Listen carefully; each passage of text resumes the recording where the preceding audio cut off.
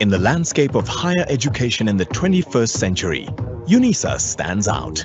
We are the largest university on the African continent with more than 300,000 students, offering a wide range of study choices of incomparable value through our distance learning mode of delivery. We draw on a unique heritage with its roots founded in 1873. Initially as an examining body, but later the first university to teach exclusively by means of distance education, and today the continental leader in open distance learning. We remember our study materials traveling to a small island, a remarkable one, Robben Island, where the likes of Nelson Mandela and many other iconic figures of the liberation struggle of our country found a lending hand to leadership and a way to define their futures and that of our country. Today, through various leading centers of African scholarship, such as the Thabo Mbeki African Leadership Institute, the African Institute of Renaissance Studies, and the Archie Mafeje Research Institute, we help to shape thought pioneers and the African leaders of tomorrow. When we look ahead, we see digital learning, online education, with technology as our ally in accelerating the socio-economic and political rejuvenation of our continent. Distance education and e-learning can reach further, faster and more efficiently. Through our core activities of teaching and learning, research and innovation, and community engagement with significant societal impact, we give shape and content to our vision of the African University shaping futures in the service of humanity. As South Africa's most productive university, we train 50% of South Africa's teachers and produce close to a third of South Africa's chartered accountants, and a growing community of researchers includes more than 10,000 master's and doctoral students with 1,850 academic staff. We are serious about science, research and innovation, and at our science campus in Johannesburg, we apply science to help solve some of society's most protracted problems. Considering the huge number of students who have passed through our doors over the past years, Unisa has graduated the rich and famous and the poor and famous, and of course, the game changers. Most of our graduates are ordinary men and women whose commitment and diligence have enabled them to go and do extraordinary things with their lives. We draw together a community of stakeholders in an irrevocable destiny to shape our country and lead our continent to strive for social justice, to foster excellence and integrity. At times, we are referred to as the University on the Hill, with its roots firmly embedded in communities. Higher education is a daunting and challenging endeavor in the 21st century, with new challenges and demands at every turn. We will continue to shape the future of our people, our country, and the continent. We are more than just a university. We define tomorrow.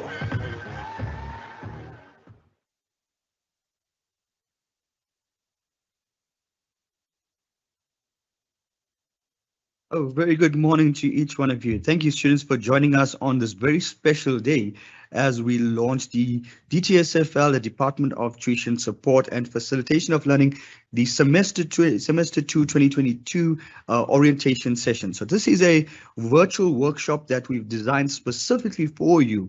And it's our pleasure at this time to actually provide this insights that will help you to ease into the next semester as you join us. For those students that are joining us for the very first time at Unisa, welcome, and to our returning students, welcome to you as well. My name is Denzel Chetty, and I'm going to serve as your program coordinator for this exciting day ahead of us. Together with me, I have my co-facilitator, Ms. Sophie Mabaza, who is also producing the sign language for us. So thank you, Sophie, for joining us and offering your services. So welcome, students, once again, and I'm hoping that you are relaxed, excited for what we have ahead of the day for you.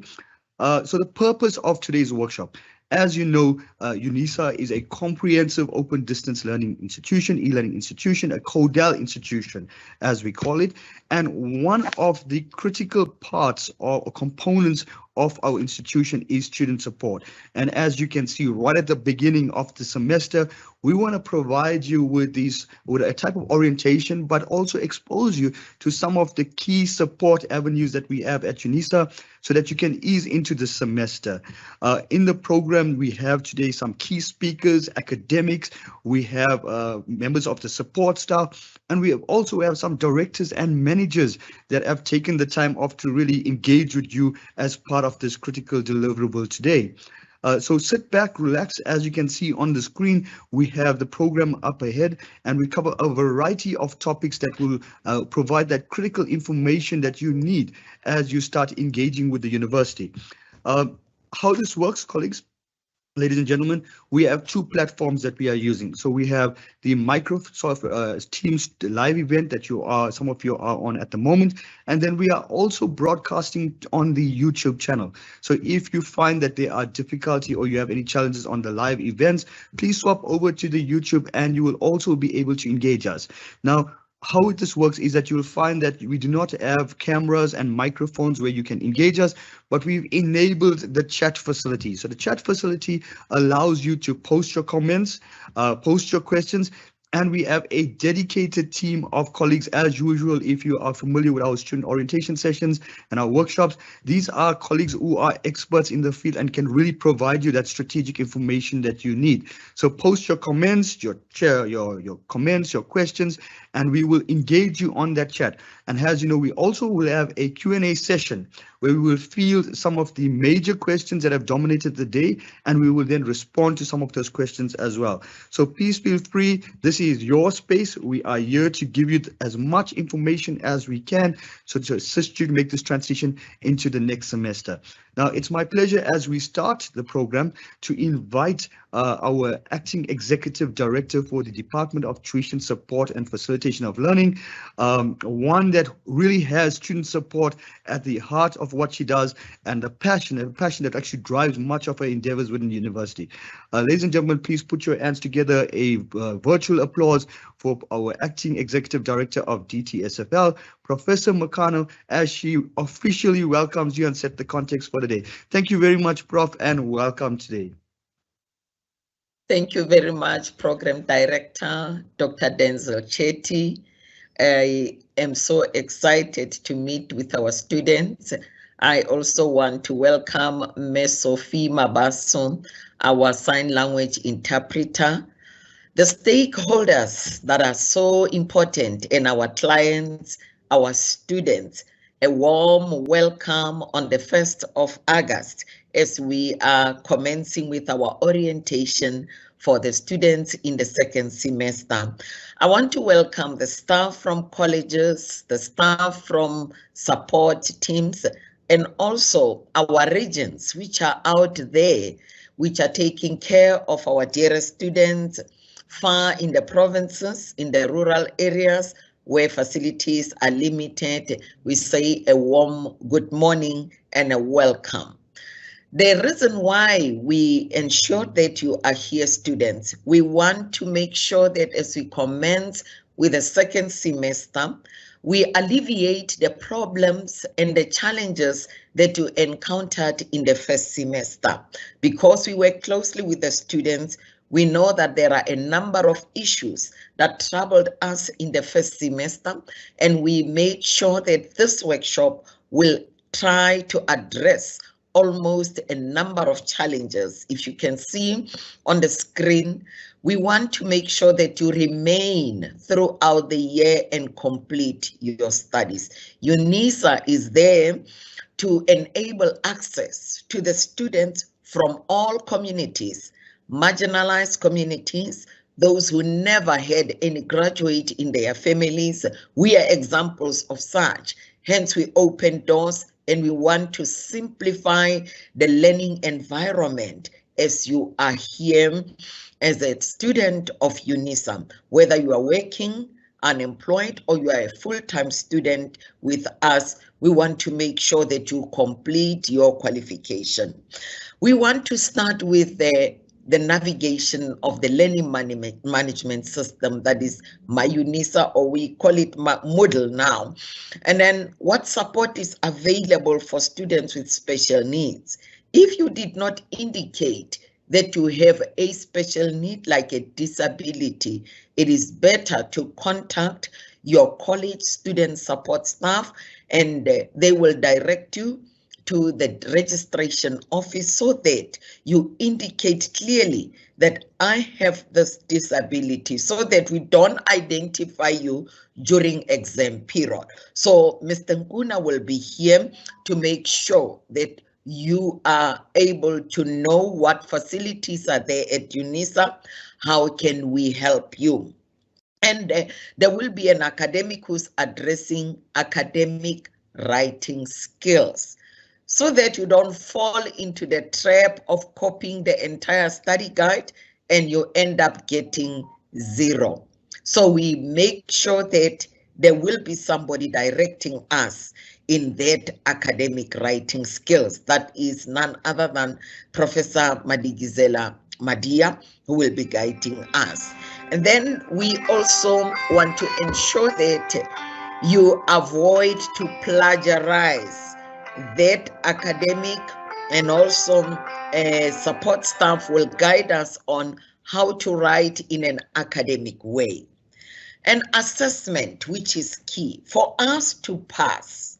There is formative assessment, that is doing assignments and also writing at the end of the year in our summative assessment. So these are important factors that we really need to work hard, whether it's a portfolio completion, it's an assignment completion. There will be an academics who are guiding us, that is Professor Scherman and Dr. Govender, who will be guiding us on how do we complete, how do we respond, what does this verb say? If it says analyze, how should you respond to those questions?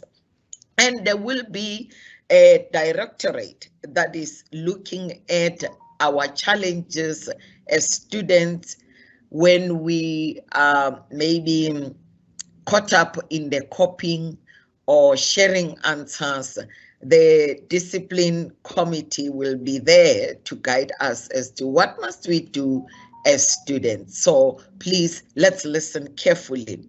And we also have the Directorate of Assessment, which is guiding the student on proctoring issues, assignment issues, examination issues. The team of Mrs. Songo will be there to guide us. And also the proctoring iris and the Invigilator App.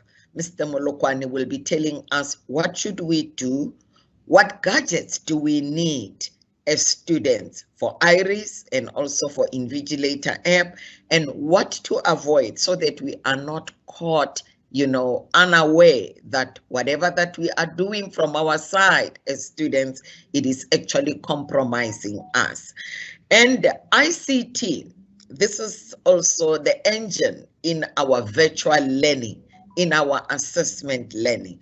So ICT is also here. We have Mr. Jason Ming soon, who will be helping us on which challenges are we having, or whether it's a logon details, etc. They will be helping us and guiding us.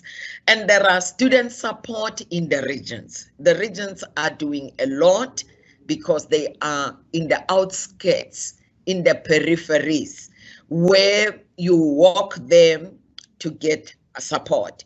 Dr. Ntuli will be here to guide us as to what services are provided in the regions.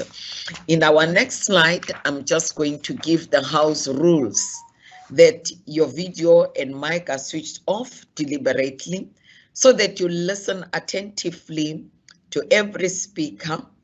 And when you are asking questions, ask questions that are related to the topic that is at hand or the topic that is being addressed. And avoid sharing your details on the chat. You never know who wants your email address and who wants your cell number and what are they going to do with it. So if you have a pressing need, address your need to the college support staff. They are here and they will guide us and lead us. The next slide. I want to close with the words of Dr. Rolihlahla Nelson Mandela, who said, "It is not beyond our power to create a world in which all children have access to a good education. A winner is a dreamer who never gives up." All of us, as the academic staff, support staff of UNISA, we wish that all our students could be winners and dreamers. That degree that you have registered, it is yours. You are going to get it. Program Director, I want to thank you as I welcome our dearest students and staff that this is a year where we are going to have many graduates. This is a year when we are going to have an increase in our pass rates and in a legitimate way. Thank you, Program Director. Over to you. Thank you very, very much, Prof, for that. I think you've captured that so nicely with those warm words of welcome, but also the way you captured in a sense that this is the year we want students graduating. This is the year we want a greater throughput. This is the year we want a greater student retention. And I think you've done so well in actually creating that warm space for our students to engage with each other. And at this time, I like the way you said, our dreams must never die. We must keep that dreams running. And I think as you've spoken as a mother to us in DTSFL as well, those warm words resonate throughout the program as we start to engage and unpack this a little bit for our students. So thank you very much for that, Prof, for the warm welcome and setting the context and the pace for the day as well. At this time, it's my pleasure to invite Mr. L Rachidi from the Student Retention Unit, who's going to talk to us about a very critical part of our student training. How do you maintain your presence in the semester, especially when you are inundated with so much of course material, so much of course work? How do you keep that successful motivation going through the semester? Welcome, Lekau. Thank you very much, Lekau, for engaging us today. And I can see that you read and you're ready for the show. So thank you very much, Lekau. And I hand over to you, Lekau. Thank you, Dr. Chetty, and thank you, Dr. Chetty, and good morning, students, ladies and gentlemen. My name is Lekau Rachidi, and I'm from the Student Retention Unit. And I'm going to be speaking on the support that is available in the institution to ensure that you have the best chance of success for the year, or rather, as you transition into the second semester. I thought I should start, ladies and gentlemen, with the an indication of exactly how much time you need to invest in your studies. Just the underlying aspect that is there does indicate that if you are doing a higher certificate course or a national diploma or degree, it does indicate the number of credits that are allocated for each module, and an indication obviously also on in terms of how much time you need to be investing. And the example that is highlighted there is that for every week you need to invest at least a minimum of 8 hours depending on the number of modules that you have enrolled for. So that's the part that I'd like to start off with, to say, much as this is a partnership, we are providing support to all of you. There's also another aspect in terms of your own responsibility as far as making time available for you to be able to engage adequately with the content of your respective modules that you have registered for. Now, one of the ways that you could be able to access some of the support services that are available. And I've given you just a few steps in terms of how to access one of the sites that is a central location for the majority of the support services in the institution. And it starts off with the first step there by indicating that you could make use of a QR code to be able to access this site. Alternatively, you could go to the website as indicated, tinyurl.com/FYE support site, and include that in the, tap that in the address bar, and you'll be able to see that it will take to the second step. My colleagues will also post this in the chat so that you are able to easily access this first step. Once you have done so, the second step will ask you to enter your student number as your username, as well as your myUnisa password. For those who were there in the first semester, who are returning students, you may already have been able to do this. But those who it will be their first time joining us this semester, these are the steps that you will need to go through in order to access the support site. Then the third step is simply to just click on Enroll Me. And once you have done that, the FYE support site will then open. You do not have to go through all of those steps each time. Once you have done that for the first time, and once you log into your usual myUnisa site, go to myModules, you'll be able to see that FYE support site will be added to your list of modules. So it will be amongst the modules that you would have registered for this particular academic year or academic semester. So by simply clicking on FYE support site, it will take you to this particular homepage where you have plenty of resources that are available, not only for first year students, but for students in general. Of course, even if you are a returning student, you might find some of these resources absolutely valuable for your academic activities. I just want to go through and unpack just a few of these to say that we have a number of student orientation versions, resources, web-based student orientation, which is online recordings that we have done before. Even those that were done earlier this year, you can still have access to those. There's also a website that also would enable you to navigate through as you orientate yourself into the new UNISA environment if you are joining us for the first time this semester. There will be a lot of talk later on, a presentation about academic literacy, reading and writing, but there are also online resources that are available for you on this particular site that you can be able to look at and be able to engage with, so that you are able to participate in your academic activities at the required level of standard. Of course, digital literacy training, myUnisa, Microsoft Office 365, Teams, a lot of digital resources that are going to be handy, that are going to be tools that you need for you to be able to participate meaningfully, optimally in the online academic activities as required by your modules. On the next slide, you will see that there's also a link to the what you call the FYE Hub, which is the Student Retention Unit website. This is another component of the hosting of a lot of other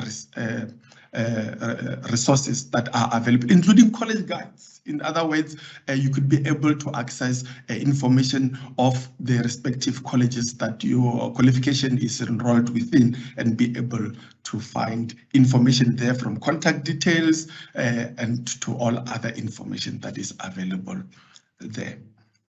Ladies and gentlemen, we also have videos And these videos are videos about a number of different topics ranging from mental health to how to navigate on Microsoft Word and be able to prepare your assignments, PowerPoint, a number of these that are important for you that have been developed and designed according to the level that is required for you to be able to engage with your academic activities. And these are just some of the examples of what I am referring to.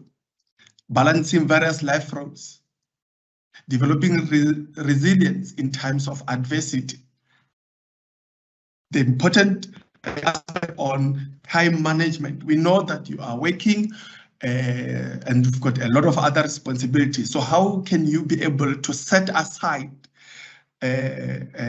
time for your academics? As I indicated before, the requirement of at least having a minimum of 8 hours in a day, or rather in a week, to be able to engage fully and meaningfully with your studies. Even if you are a full-time student, we know that there are many other responsibilities on the home front, chores and all of those that may take up your time. So this tool and this video will help you to plan on a daily basis, on a weekly basis, on a monthly basis, how you can afford yourself enough time to engage with your studies. Also, another example on how you can be able to take care of your laptops or your digital devices so that they can always operate optimally, and that when you are engaging in this kind of events, or if you are on the myUnisa doing your assignments and assessments and engaging in other support activities, that you are able to do so. Ladies and gentlemen, we also have open online courses, and these are free. And I just want to bring or draw your attention to a particular MOOC called the FYE 1500 that takes you through a number of topics, including study skills, including digital literacies, including numeracy, including student affairs services. In other words, the SRC related engagements and activities, if you'd like to form part of those, as well as the library services that are housed there. For those of you who have been with us for a while, you may already know that for you to be able to access a lot of these open online courses that we have on our open learning platform, which are all free, that you could go to mooc.unisa.ac.za, and this is not limited to you as students only. It's open to anyone within the institution and outside of the institution. And for you to be able to access this, if you have already gone through this as part of your application process, you will already have a username and a password. So you simply just put those in and log in. But if this would be your first time, there's a link on the left-hand side in terms of the steps on how to register. And if you go to new account, it will open the window that I have in the middle of the screen, where it requires you to enter your user ID, which should always be your student number, your name, last name, and you create your own passwords there. And you will be able to access a lot, over 30 different open online courses, all designed to provide you with one or other component of support that is important for you. One of the other projects that are available in the institution for students is that, especially for the first year students, that we ask students who have already traveled this journey, students who have already done their first year at Unisa, who have experienced first year at Unisa. And it is these students who are invited either to a live broadcast, to be able to engage live with you and share their experiences, and to afford you an opportunity to engage with them, so that you are able to see that despite the challenges that may lie ahead of you, that there is ways and means to navigate around those and still be able to get around those and succeed in your studies. So we do have recordings along this line, but we also have live events where you can interact with a number of senior students in inverted commas who can be able to guide you in terms of how you can also achieve success despite the challenges that are there. And then you also have a number of troubleshooting resources that can also assist you should you encounter challenges. You'll be able to navigate those. There are other support services that we also host on this particular platform. And I'm going to start with one on counseling. So if you go to the website address that I've indicated at the top of my slide, you'll be able to access this particular website that I have displayed. Ladies and gentlemen, it is very important for the university to provide this kind of services to you. And it is because we know that the challenges that you have are not only within the content that you need to study. There may be other challenges that you're facing that life would bring occasionally to your doorstep that you need to also navigate. And you have in this pool of staff in this directorate professionals, highly qualified professionals who can be able to assist you navigate all other life-related challenges. More than that, and as you can see on the left-hand side, you have a number of resources, a lot of resources. Personal development, managing your studies, planning your studies, preparing for job opportunities, exploring careers, and a number of downloads that you can do in terms of podcasts, PDF documents, materials that can help you with other non-academic related challenges, but also those that support the academic challenges. You'll also be able, if you so feel that you need to speak to a counselor, you'll be able to select a particular learning center on the site so that you are able to book yourself a session with a counselor that is based at any of the regional and learning centers that are there, and be able to engage and be able to confidently and confidentially engage with a counselor who can help you with any challenges that you may have. And be able to see that you can be able to select a particular day. If you would have already engaged with a particular counselor, you can select the specific counselor that you would like to speak to. Alternatively, the system will allocate anyone who is available to engage with you on any of those selected times. Dear students, we have tutoring in the institution. And later on, Dr. Ntuli will talk about this as one of the services that are provided in the regions, which is face-to-face tutoring. And tutoring is a service that is provided by qualified professionals who are based in industry, who some are academics themselves, to assist the academics in supporting you as students. Also, in terms of online tutoring, you would have certain modules called signature modules, which are online modules, the likes of SUS 1501, the likes of EUP 1501, SJD 1501. These are modules that have got an online tutor who we commonly refer to as a teaching assistant. And of course, in the other mainstream modules, there are other forms of tutors that we loosely refer to as e-tutors. All of these are meant to help you. So consult your tutorial letters, check on your announcements on the module sites, you'll be able to see which of your registered modules do have tutoring available.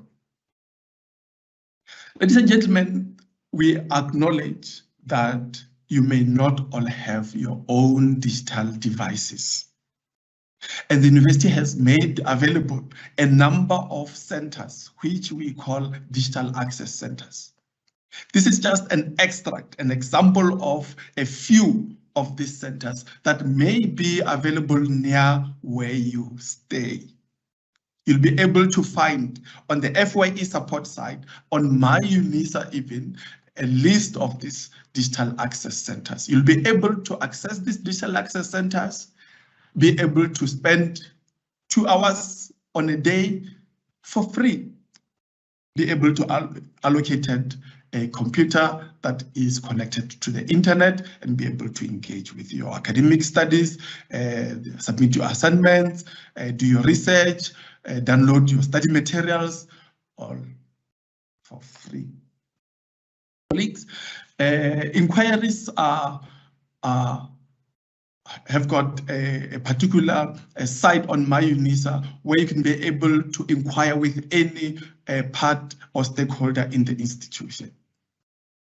By simply going on myUnisa under Contact Us, this page will appear, and you'll also see that it's a very long page of a lot of contact details for support departments, for colleges, and for different types of services. You'll be able to even contact the nearest learning center and be able to get support and assistance and responses accordingly. And you'll also be able to see at the bottom of my slide here that you can engage live with one of the student consultants and engage with them and ask questions, and they will be able to respond to you. We also have an FYE mailbox that is meant to assist first-year students, and by simply just sending us an email there using your myLife email address, using your myLife email address and no other email address. For any communication with the institution, please do make use of your myLife email address to send communication so that we can be able to assist you. Ladies and gentlemen, I conclude by saying that welcome to the second semester. Welcome to the academic semester where you will be able to engage with your academic activities and be able to enjoy, given the number of support services that are available to help you to navigate this space. It might be new for some of you, but you should be able to get through the semester because we are all here for you. Denzel, thank you very much for the opportunity. Back to you. Thank you very, very much, Lekau, for that. Before you run away, Lekau, just a quick question, Lekau. In terms of your engagements with students, you've been working, I think, almost 3-4 years now with first-year students. What is the greatest challenge that you found, especially amongst our first-year students? One of the greatest challenges I think that students face is the issue of time, because they have so many other life responsibilities that they have to deal with. And that is why we're trying our best as the institution to provide students with tools that they can be able to navigate between their social responsibilities, home responsibilities, work responsibilities, but also that students should really make an effort to engage with the university and be able to open up their study materials, the tutorial letters, where there's already information available for them so that they are able to get assistance. And lastly, Dr. Chetty, students should not be shy to make that call, especially to the career and counseling department so that they are able to get support and referrals to many other support services that are available, so that the mental state of our students, because they have to deal with so much, they need all the support that they can get. Thank you. Thank you very much, Lekau, for that. Ladies and gentlemen, since you heard it right from the manager of Student Retention Unit, of the resources that are available in the institution to make this transition for you much more easier. But also we are aware of the challenges in managing time. And as you've heard Mr. Rachidi speak about time management, it's quite critical. But also please take note of the resources that he has mentioned, the different resources on the First Year Experience website, as well as the digital access centers that are available for you if you have any challenges in terms of accessing the sites. Now, I'm seeing many questions that are coming up, and thank you very much for those questions. Keep posting those questions. You'll find that we are responding to those questions, and there are a variety of questions, from exams to assessments to submission of assignments to study material. So we want to keep this a little bit focused. So what I'm asking you to do, students, ladies and gentlemen, is as you see the presentations are coming up, so at the next session, for example, we're speaking on the learning management system. Post your questions relating to the learning management system, because you will find that some of the questions that you're asking, we will address that a little later in the presentations. So to keep it more focused, let's look at the issue that is being discussed, the presentation, and then focus your questions on that particular presentation. Now, many of you have already responded to questions on the learning management system. Where do I find my material? How do I access my material? And this is what we want to engage with you in the next session. So it's my pleasure now to invite Mr. Richard Wright, and he will be doing a presentation to us on basic skills in navigating myModules on myUnisa, an exciting topic for us. Thank you very much, Richard. Welcome, Richard, and let me hand over to you. Thanks, Richard. Thank you, Denzel. Good morning, students, and for the new students, welcome to Unisa. But so we're going to have a look at the learning management system, but most importantly, how to get started and to access your modules. So the first question I'm going to pose to you is, have you claimed your myUnisa login yet? If you are a first-time registering student, this is the first thing that you need to do, is go and claim your myUnisa login. So let's have a look, just how do you actually get started with this? But also, when you come to Unisa, you're going to hear a lot of different terms. You're going to have here myUnisa, myLife, myModules, and myAdmin. So all these portals are essentially the student portals. This is for you as a registered student. So myUnisa is the official student portal for study-related information, access to the learning management system, myModules, sometimes incorrectly referred to as Moodle. So if you hear Moodle, it's not Moodle, it's myModules. And then also the administrative portal, myAdmin. Then we also have the other side, and that's the myLife. So myLife is your official Unisa email account for all communication with Unisa and your lecturers. So once you claimed your myUnisa, you will get your password. With that, you will also get your myLife account. And once you've got your myLife account, you always should use your myLife email to communicate with your lecturers or with the university, as your emails can be ignored if it's sent from a different email account. Just also note, after you claimed your myUnisa login, it can take up to 24 hours for your myLife to activate. So once you get your password, you test it, it works on myUnisa, you can access myModules, but you still get an error on myLife. Just give it a few hours for it to get activated.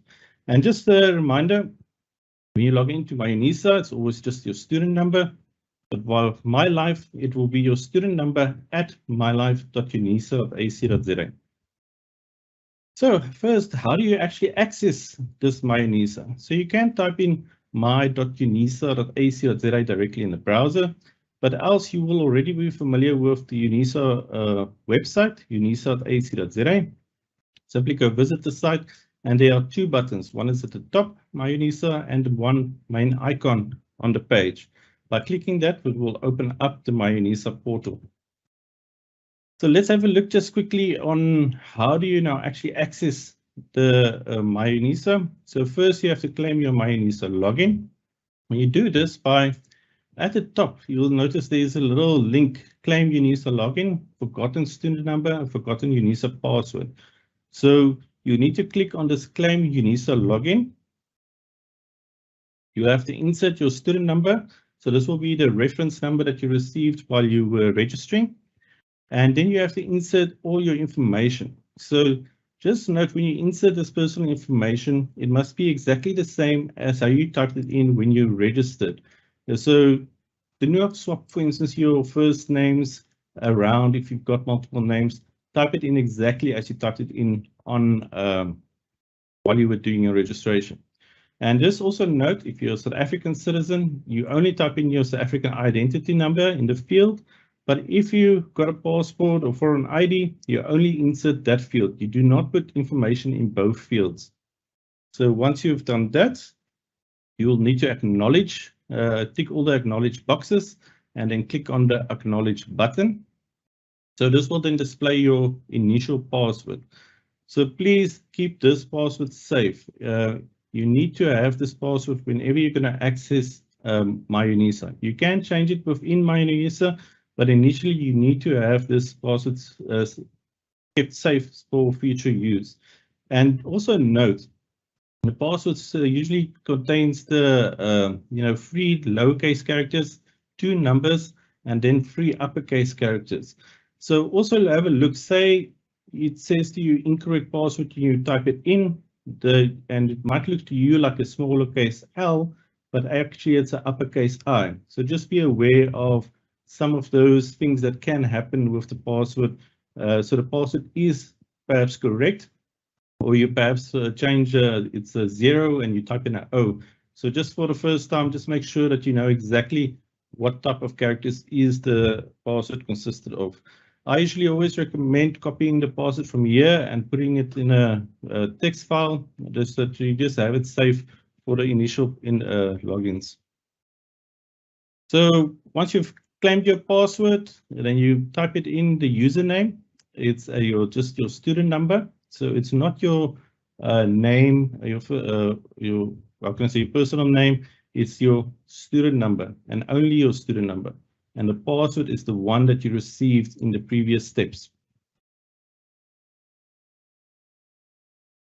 So if you have forgotten your student number, you can click on the Forgotten Unisa password, and it will take you through more or less the same steps as you did before, and then the new password will be SMS to you. So this also makes it very important that your mobile number is always updated with Unisa. If you change your mobile number or you've got a new contract, make sure that it is updated, and you do it under myModules, where you can update your biographical information. Because we get a lot of times when it comes to exams, then students perhaps use a different device, and now you need to log in. You forgot it. You try and claim the forgotten password, but it's sent to a mobile device you don't have access to. Then you will have to make a request through ICT to change, and that can take some time. So once you log in to myUnisa for the first time, you'll notice at the top header, the buttons are going to change. So there will be 3 buttons: myModules 2022, myModules 2021, and myAdmin. So these are the actual portals that you will be accessing to do various types of learning for admin. So if we look at myModules 22 and myModules 2021, myModules is the official student portal for students, where you can access your module resources, submit assignments, interact with other students, and with your e-tutor or group. So this is basically where you're going to access all your modules. You're going to have access to e-tutors that's going to support you. And this is where you submit your assignments. This is where all the learning takes place, is on myModules 2022. Now, the only difference between the two is myModules is the new upgraded version of myModules, while myModules 2021 uses an older system. So if you are now registered for this semester, you will be using myModules 2022. The other one is just for students that still need to perhaps complete portfolios from last year and will be removed in future.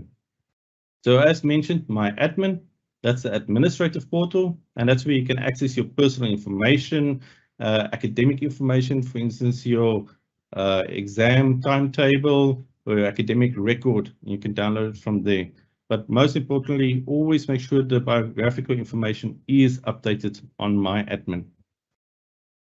So if you're going to click on the myModules 2022, so you'll go to the Learning Management System dashboard.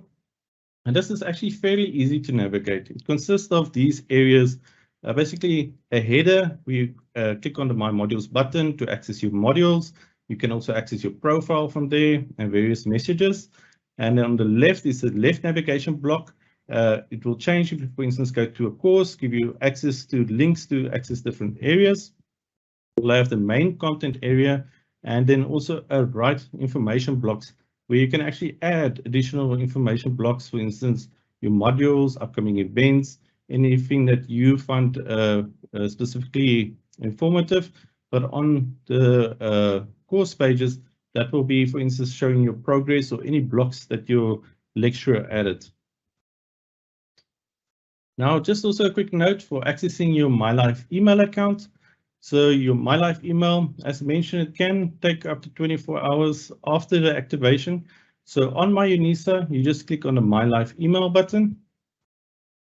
And then you sign in with your MyLife email address. So remember, this will be your student number at mylife.unisa.ac.za, not just your student number. You have to type in the whole email address.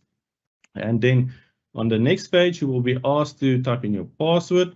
So your password for myUnisa and MyLife will always be the same. So they will always sync up. So if you change your password on myUnisa, your MyLife email address will also change. So just make sure that you always have that one password ready to log into both sites. And if you perhaps click, for login, it might ask you if this is a personal account or a work or school account. Just make sure to click work or school account. So this will open up your MyLife email, and you'll notice this is actually a Outlook email address. And Outlook you can always associate with Microsoft because this is actually a Microsoft 365 account. So you can actually log in directly from office.com. If you type it into your browser, office.com, you sign in with your MyLife email address and your myUnisa password. You can actually have access to all these various Microsoft 365 productivity apps that can help you with your studies. So you can download Word from here, access Word online. You can have OneDrive to save all your documents. So you make sure that you've always got it available wherever you are. So before we go to the next page, let's just quickly have a look at how this all works. So I'm just going to go here to myUnisa. So as mentioned, the first time you're going to log in, you're going to click on this Claim Unisa Login just to get your password. If it's your first time, from there you just type in your student number and the password that you received. And then click on the login button. Oh, wait, just update this one.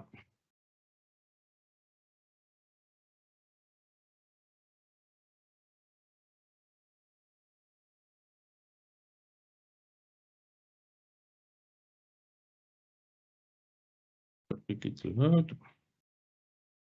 So once you log in, it will have at the top the myModules 2022, myModules 2021, and myAdmin.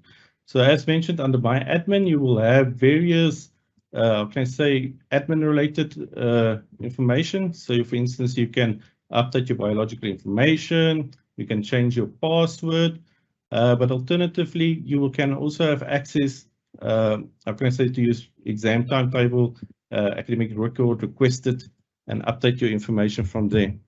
Just quickly going to reload this one.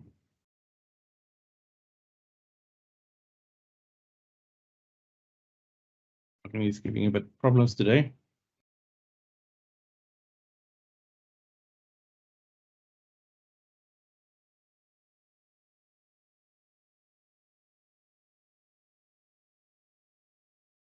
So as mentioned, myModules, so this is the learning management system.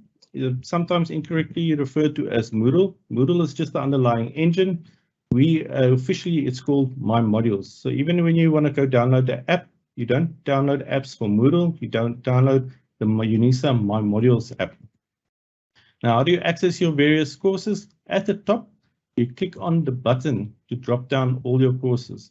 You can also customize this page to access your courses from the left side or on the main page as well. But the official way is to click on My Modules. You'll also notice here at the top, you've got access to a messaging drawer. You can get notifications if any information is sent to you. And then also your profile, where you can update your profile, view your grades, and then also access to the messages again. So a lot of questions that we get initially is, how do I know which assignments must I do?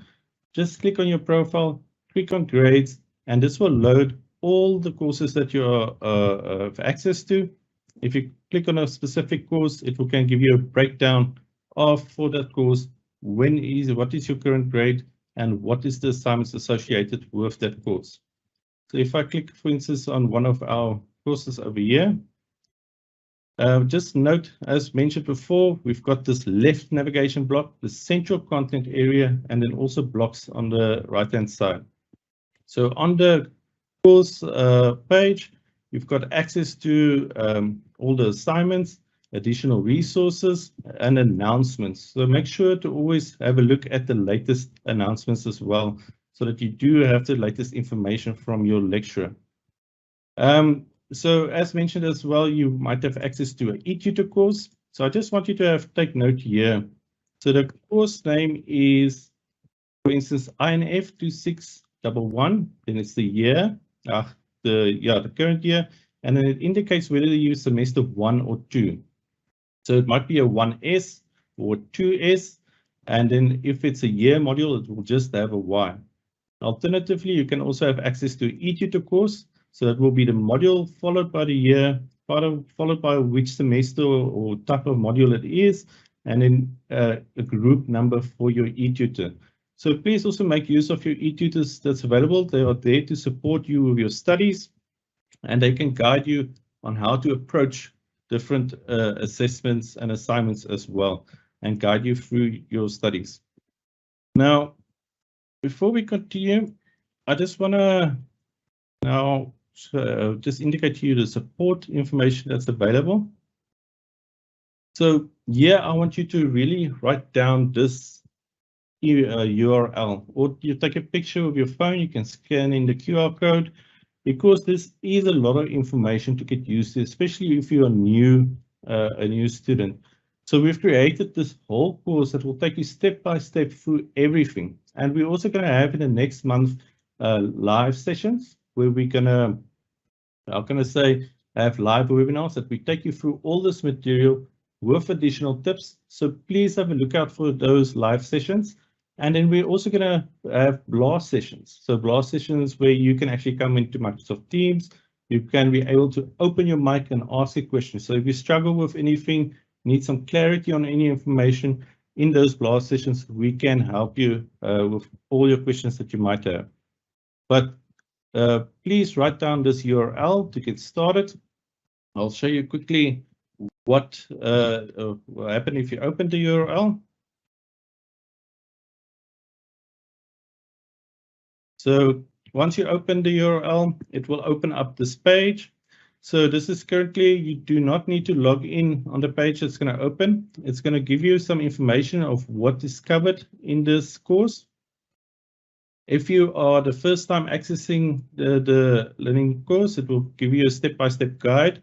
But essentially what you need to do is first claim your Unisa login. So if you have not done so, you can have a look at the lesson over here that takes you step by step through what we've covered here, how to claim your myUnisa login.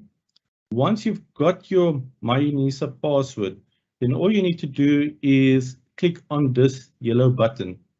Now, the first time when you're going to click on this, it's going to ask you to say enroll, self-enrollment. If you click on it, then it will enroll you into the course and the course will open.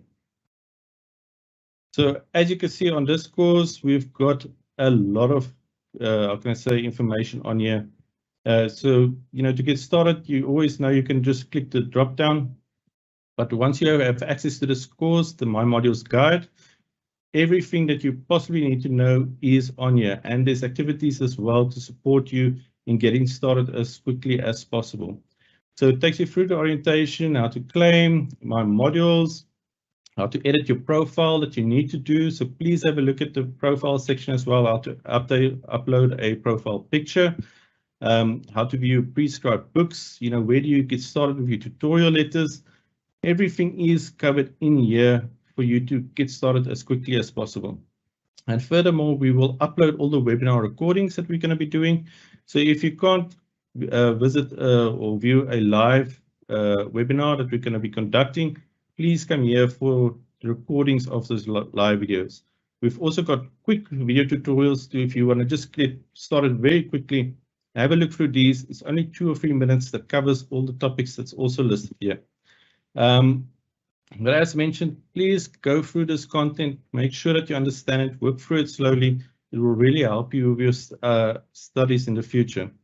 And then finally, this will also take you through to my exams. We want you to get started with the my exams as quickly as possible so that you make sure that you know exactly how the exams are going to work, different proctoring tools that's going to be used that will be covered in a later session.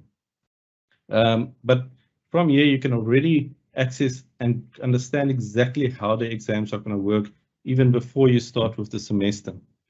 So I just quickly want to go back for the devices.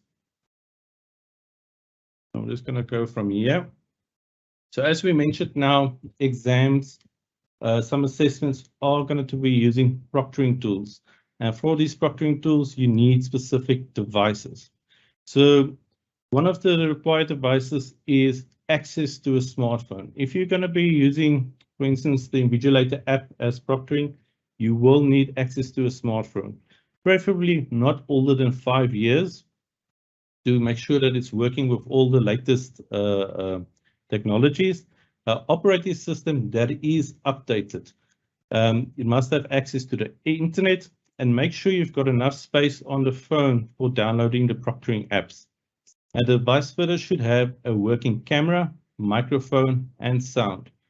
So closer to the examinations, we will let you know which proctoring tools you will be using. But if you're going to be using one that requires a mobile phone, you need to make sure you've got access to a smartphone. So you can see the access. So it doesn't necessarily that you have to own the device, as long as you've got access to the device. So you can even borrow somebody one and make sure it works before the time so that you're ready for these assessments that requires proctoring.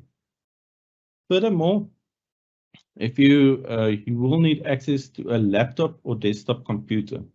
So the requirements are usually Windows 10 or later, preferably, to make sure everything works with the current website.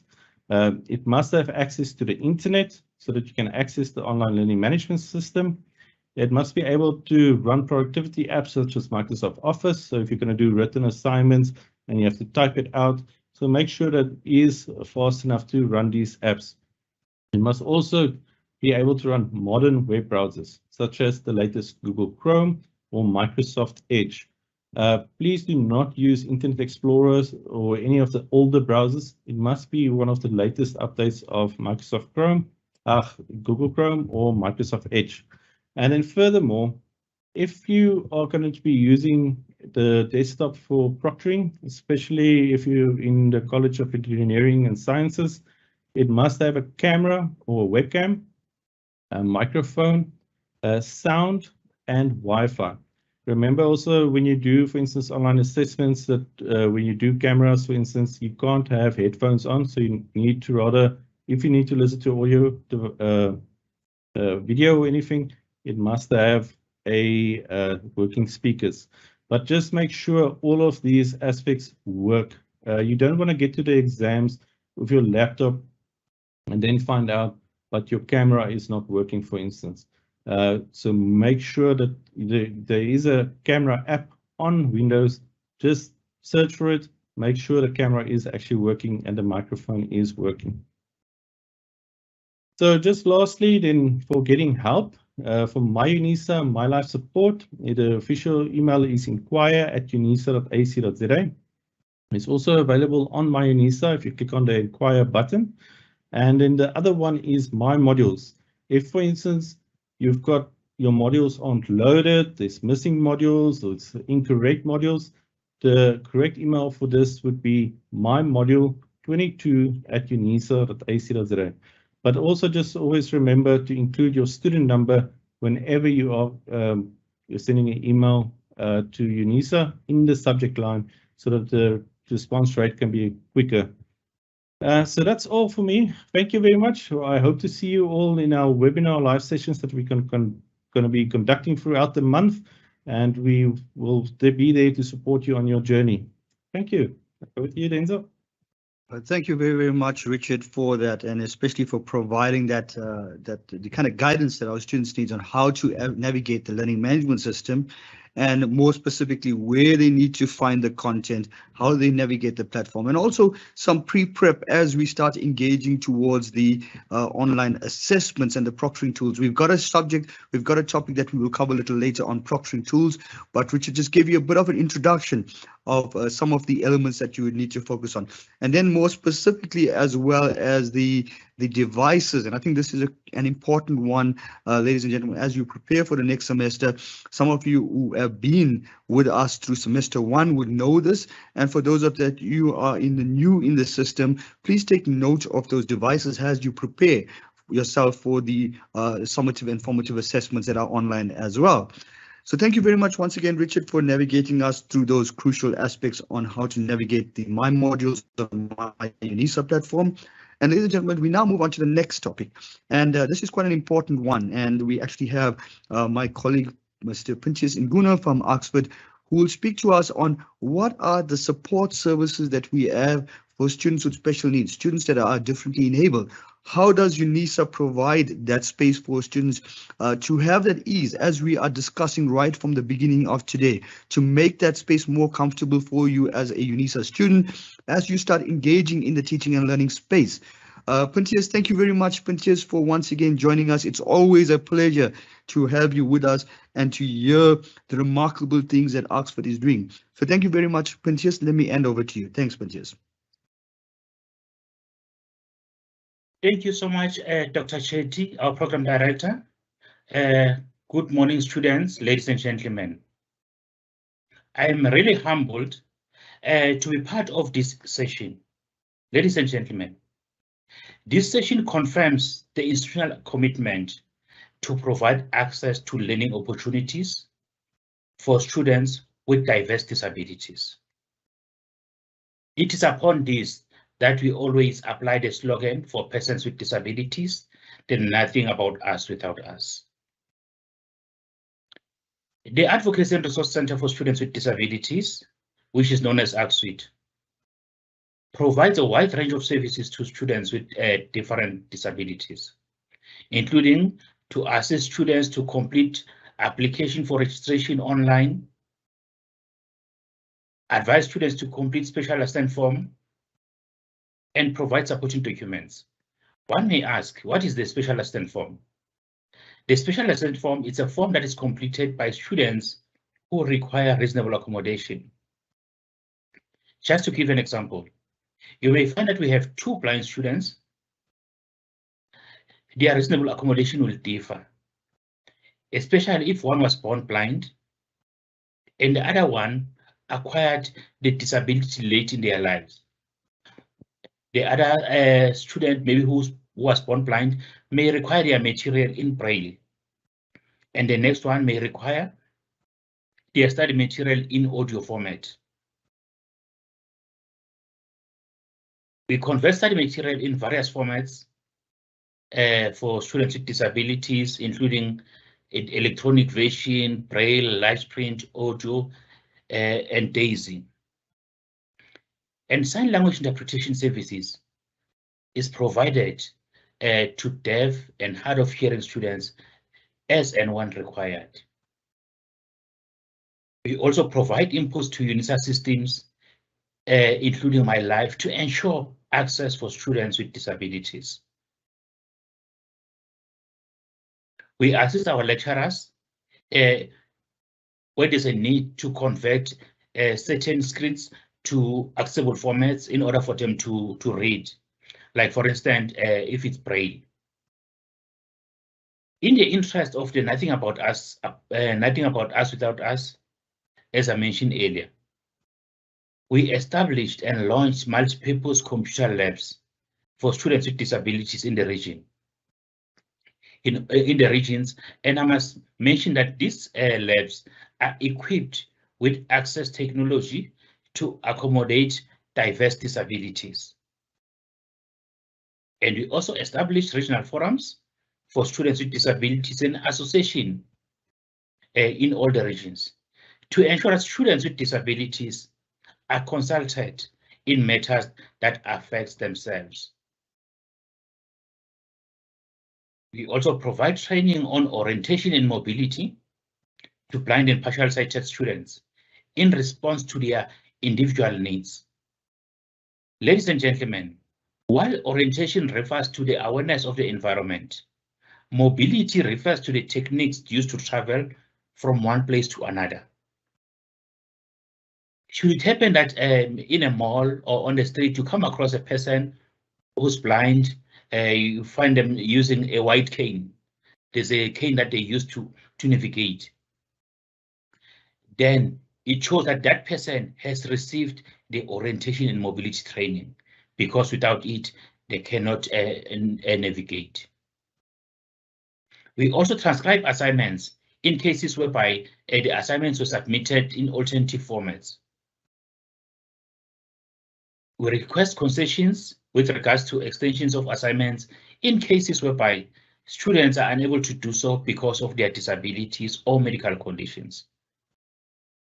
Just to give an example, in cases whereby a student develops pressure sores and the student is now bedridden for a particular period where they are supposed to write or submit assignments, we make sure that the students are not left behind.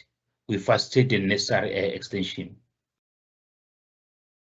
We also, in partnership with our colleagues from the examination department, we assist students to apply for special examination arrangements. One may ask, what is the special examination arrangements?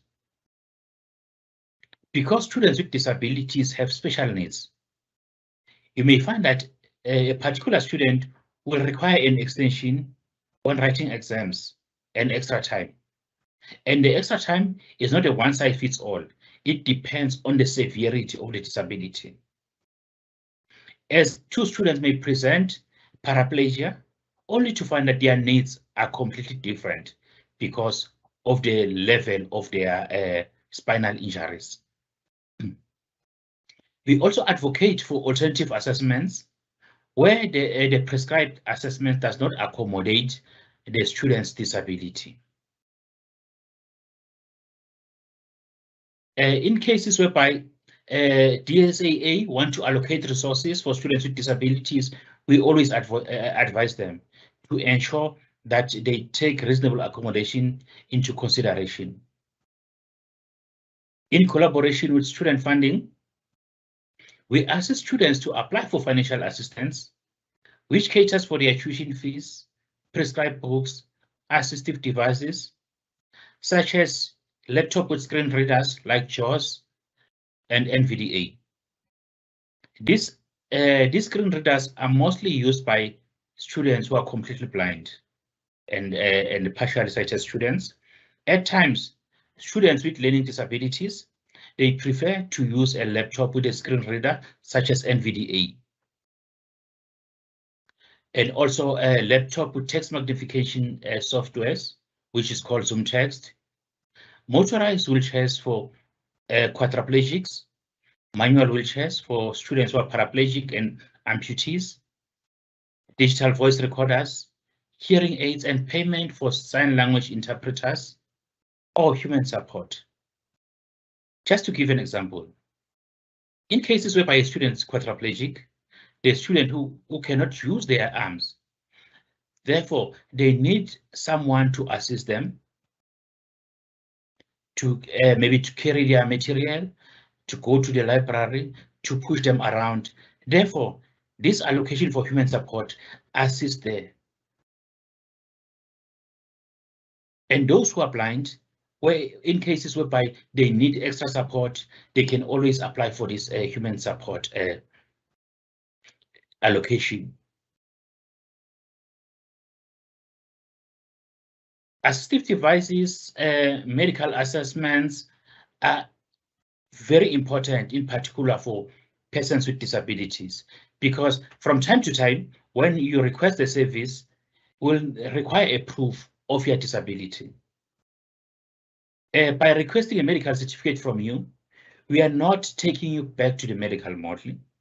It's just because Unisa is an ordained institution, we don't see our students face to face.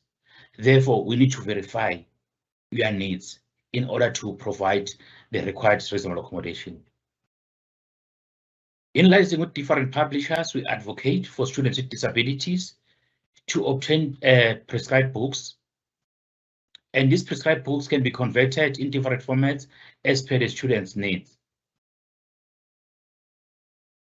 We conduct advocacy campaigns to continue raising awareness about the needs of students and services available in the institution for students with disabilities. Training and development of staff members to keep abreast of disability-related matters. Empower staff members with skills that will enable them to provide the required support to students with disabilities. We support the graduation ceremonies in collaboration with the graduations department and regions to ensure that accessible parking spaces, graduation venues, accessible programs are provided as and when required by the student, including sign language interpretation services. Just to give an example, ladies and gentlemen, just imagine it's your graduation ceremony, and then only to find that because you are blind, the program that is provided there is only available in sighted. How painful will be that for you after working very hard to complete your qualification? And again, just imagine being deaf in that hall. When your name is called, you don't hear because there's no sign language interpreter. This is a clear indication that Unisa embrace disability. I urge all students to join hands against the prejudice that constitute the biggest barrier against students with disabilities. In terms of disclosure, ACSWIT encourages students not to conceal their disability. Because while we respect your right to disclose or not to disclose your disability, please note that students who does not disclose their disabilities may not receive or demand reasonable accommodation from the university because will not be aware of your needs. Even if your disability is visible, you are paraplegic, quadriplegic, please disclose your disability. And ladies and gentlemen, I must emphasize that disabilities are not always visible. We have disabilities that are not visible. We also accommodate those disabilities like dyslexia. And we have two forms of persons with disabilities, those who are born with and those who acquire disabilities. And I must also emphasize that disability can be acquired by anyone. Today, you may be a person without a disability, but tomorrow it may acquire a disability. We travel every day, we drive, we dive in swimming pools. There are diseases out there that can cause a disability to you. Therefore, let's treat persons with disabilities with respect and dignity that they richly deserve. And for those students who acquire their disability during their studies, please disclose so that we can create a nurturing environment for you. And I must also mention that the information provided by you will be kept confidential. It will only be used to provide the reasonable accommodation that you require. Ladies and gentlemen, I feel it's important that I mention that ACSWIT staff members comprises of persons who were born with disabilities and those who acquired disabilities in their lifetime. Therefore, when you disclose your disability to us, or when you contact us for an advice, you should know that we have first-hand experience of disability. And again, we are aware of students who are reluctant to disclose their status due to the fear of stigma and victimization, especially students who are new in the world of disability. I must say that when you disclose your disability, you won't be stigmatized, you won't be victimized. You'll receive support from the university to ensure that you enjoy your studies. In terms of the terminology, ladies and gentlemen, it is always important to see the person before the disability. From time to time, you'll hear people coming and say, disabled person, which means they see the disability before you. That's incorrect. It's a person with a disability. Like for instance, if a person is sitting behind a desk and the person is on a wheelchair, you won't see the wheelchair first, you'll see the person. And if the person is deaf, is seated there in the lecture hall, you won't see the disability, but you'll see the person first until you are made aware that the person has a disability. Let's refrain from using handicapped, crippled, living with disabilities. Disability is not a disease. We are not living with a disability. We are persons with disabilities. And again, you find people saying, this particular student is wheelchair bound. Immediately say the person is wheelchair bound. Are you implying that the person sleeps on the wheelchair, baths on the wheelchair, does everything on the wheelchair? Think about that. And if you come across a blind person, that person is blind. He's not a blind. It's a person who's blind. And again, from time to time, you'll hear students in corridors saying, you know, normal students, they have a specific queue for them when they go for registration. No, we are all normal in a different way. Let's refrain from using the word normal, because immediately you say, because you don't have a disability, you are normal. We are implying that persons with disabilities are abnormal. The etiquette. Do not push someone a wheelchair without asking if the person requires assistance. Ladies and gentlemen, persons who are using wheelchairs, they use their upper body to balance. Whenever they are pushing themselves, they lean a little bit forward so that they can maintain the weight. But if they are being pushed, they lean back. But if you come and find your fellow student pushing themselves and just grab the wheelchair and push, they may fall from the wheelchair, and of which it's not your intention to hurt them.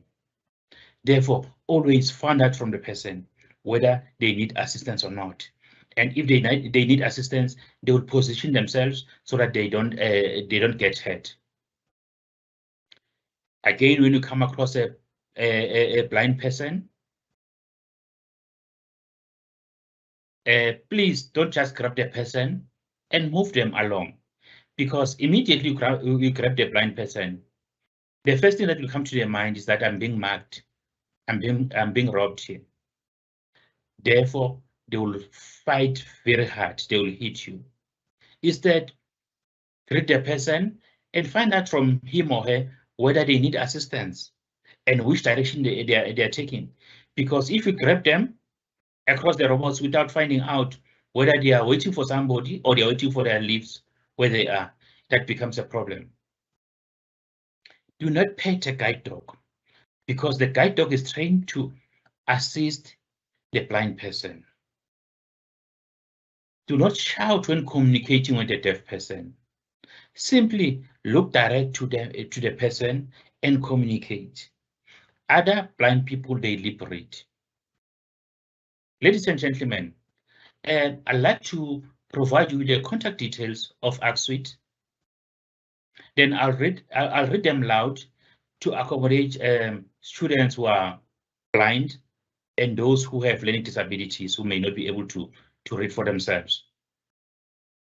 The academic support officer can be contacted at nkuna@unisa.ac.za. For study material in alternative formats, including braille, large print, and audio, can contact Mr. Moodle at moodld@unisa.ac.za. For sign language interpretation services, you can contact our sign language interpreter, whom you can see on the screen. Those who can see, Ms. Mavaso at mavasrs@unisa.ac.za. For those who require orientation and mobility, can contact Ms. Mngadi at zikacg@unisa.ac.za. And regarding bursaries and assistive devices, you can send an email to mashwmm@unisa.ac.za or nkunapj@unisa.ac.za. And for general inquiries regarding relating to disability, you can send to the ArcSuite inbox, which is arcsuite@unisa.ac.za. In conclusion, I'd like to leave you with a quote by Thomas Edison. Our greatest weakness lies in giving up. The most certain way to succeed is always to try just one more time. I thank you. Thank you very, very much, Prinsloo, for that engaging presentation. And ladies and gentlemen, students, as you have seen from the presentation by Mr. Nkuna, Unisa really wants to advance that inclusive approach to how we approach teaching and learning. It's not we separate students, but we create that inclusive environment, whether it's to teaching and learning, to the technologies that we use, or the way we approach teaching and learning in terms of the pedagogies. The idea of inclusivity is foregrounded. It's something that we stress as part of our approach as Unisa. Mr. Nkuna has also stressed the support avenues that you can use as you engage the university, and he's actually run a very strong point on as a campaign for disclosure. Disclose your special needs so that we can provide the type of support that is needed at Unisa. And lastly, and I like the way he packed that up, he actually gave us some good ideas of how we should engage students that are differently enabled so that we embrace students as part of this environment. And that was quite important, Prinsloo. So thank you very much for that, Prinsloo, and for the way that you presented that as a knowledgeable piece of information that we can actually take in. So thank you once again, Prinsloo, for the time and for your excellent presentation as always. Now, ladies and gentlemen, we move on to the next part of our presentation. And this part is quite an important part for us because it is something that we find is emerging as a challenge in our space. And we really want to look at how do you avoid the issue of plagiarism? What are the academic skills that are needed so that you don't get caught in the in the target of plagiarism? And as mentioned earlier, we have academics as part of our panel, and it is really our pleasure today to invite Prof. Madikizele-Madiya from the College of Education to unpack what are the skills that are needed in academic writing. How can we negotiate this space so that we don't fall into that trap of plagiarism? And as I mentioned earlier, we know that this is a challenge for many of you coming from a schooling system as well, where you weren't where you find that this is something new to many of you. So let's look at this as Prof. Madikizele-Madiya unpacks this for us, and it's really coming from an academic space as well, and she brings that academic voice. Thank you, Prof, for taking the time for joining us today this morning, early session. I know that you're busy as well, but we really appreciate the time that you're taking to unpack this critical niche area for our students. So let me hand over to you, Prof, as you take us to the space. Thank you. Thank you, Program Director, and good morning to you all, our dear students, ladies and gentlemen. It is my pleasure to share with you this morning some strategies that you will need to improve your writing and to avoid plagiarism during your study at Unisa. And I want to first thank the previous speaker, Mr Nkuna, for the education that we got from him about disabilities. As Prof Magano indicated in her opening remarks, we are doing all this to support you, our dear students, so that you have a wonderful experience at Unisa, the university of your choice.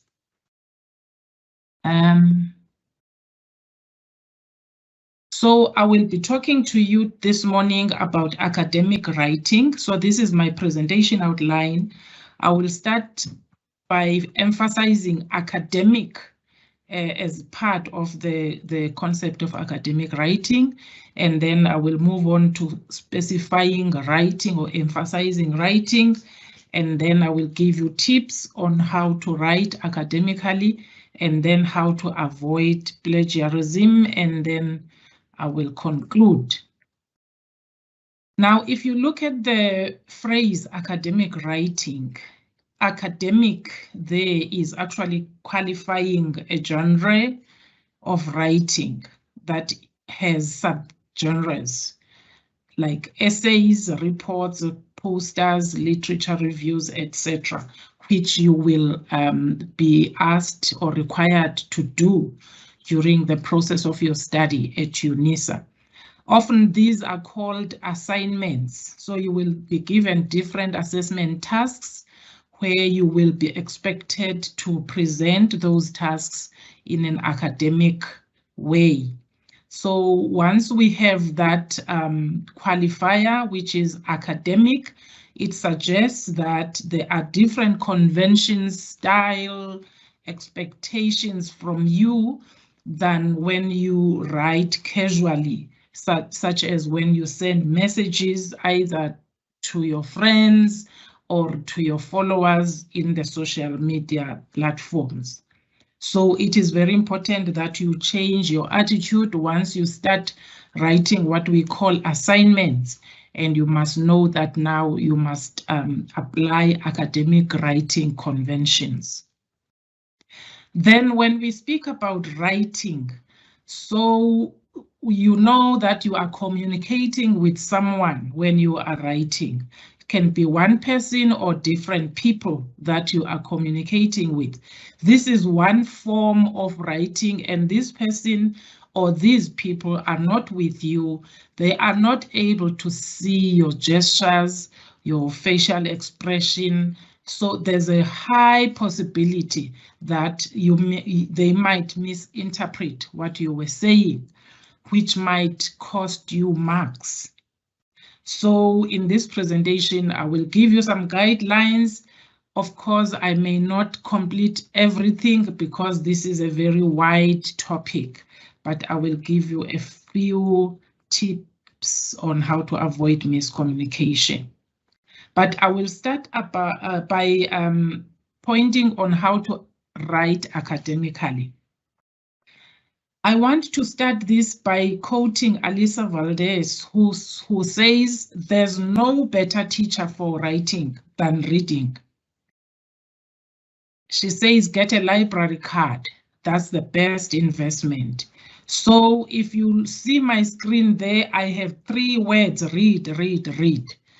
And you might ask yourself, why am I talking about reading when this talk is about writing? It's because I agree with what Alisa is saying, that the only way for you to learn to write is to read. So you will be given texts, you will be given prescribed books or recommended texts.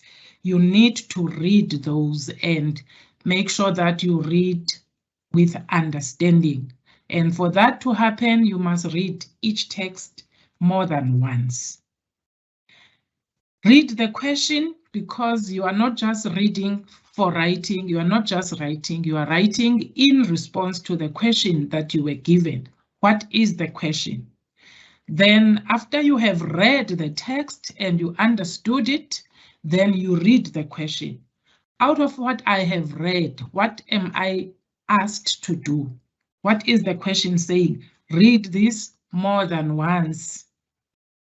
Then read the text with the question together so that you can understand clearly, so that you don't lose focus in your writing. Then, as I said, remember you are writing for someone who is not here, you are communicating with someone who is not in front of you, so avoid miscommunication. Pay attention to the question that you are addressing and make sure that your response is concise and it is relevant to the question that you are addressing. Very important. Make sure that the punctuation marks are not changing the meaning of what you are saying. The spellings are correct and they also convey your meaning. So I just picked some few pictures here from the internet, and you see the source there of some of the words that you might misspell, and then they will not convey the message that you are trying to convey. Look at the misunderstanding, for example. It's not what you wanted to say. You wanted to say misunderstanding, but now it is misunderstanding. And also, are you asking a question or are you exclaiming? There's an exclamation mark, there's a question. Which one did you intend to say? It's very important that you are concise and you are specific. Did you mean muscle as the arm muscle there, or did you mean muscle as what you see there?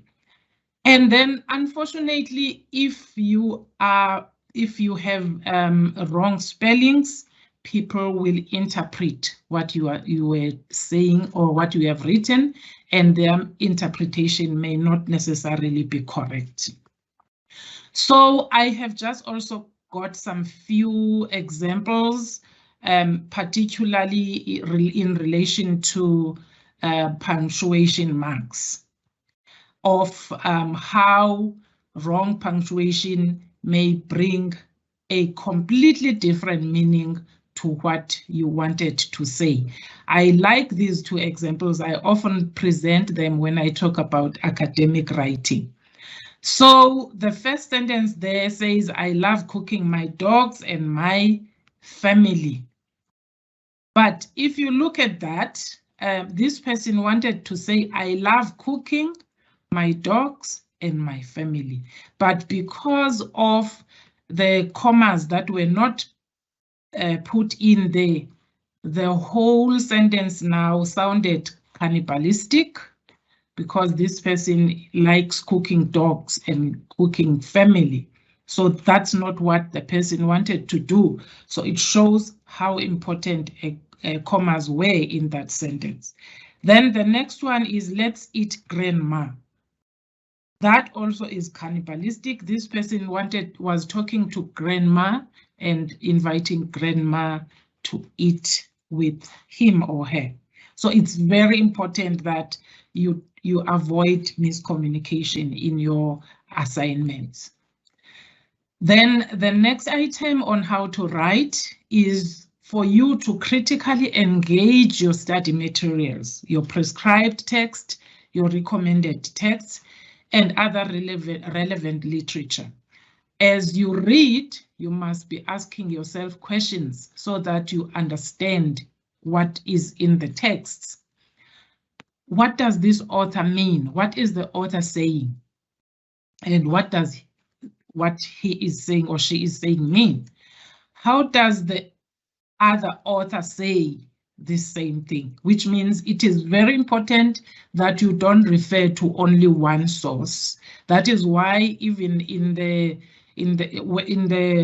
modules where there are recommended books or recommended articles, the lecturers will also give you recommended. I mean, there are prescribed ones, but the lecturers will also give you recommended ones because they want you to read extensively so that you learn as much as possible in your module. So how does the other author say the same thing?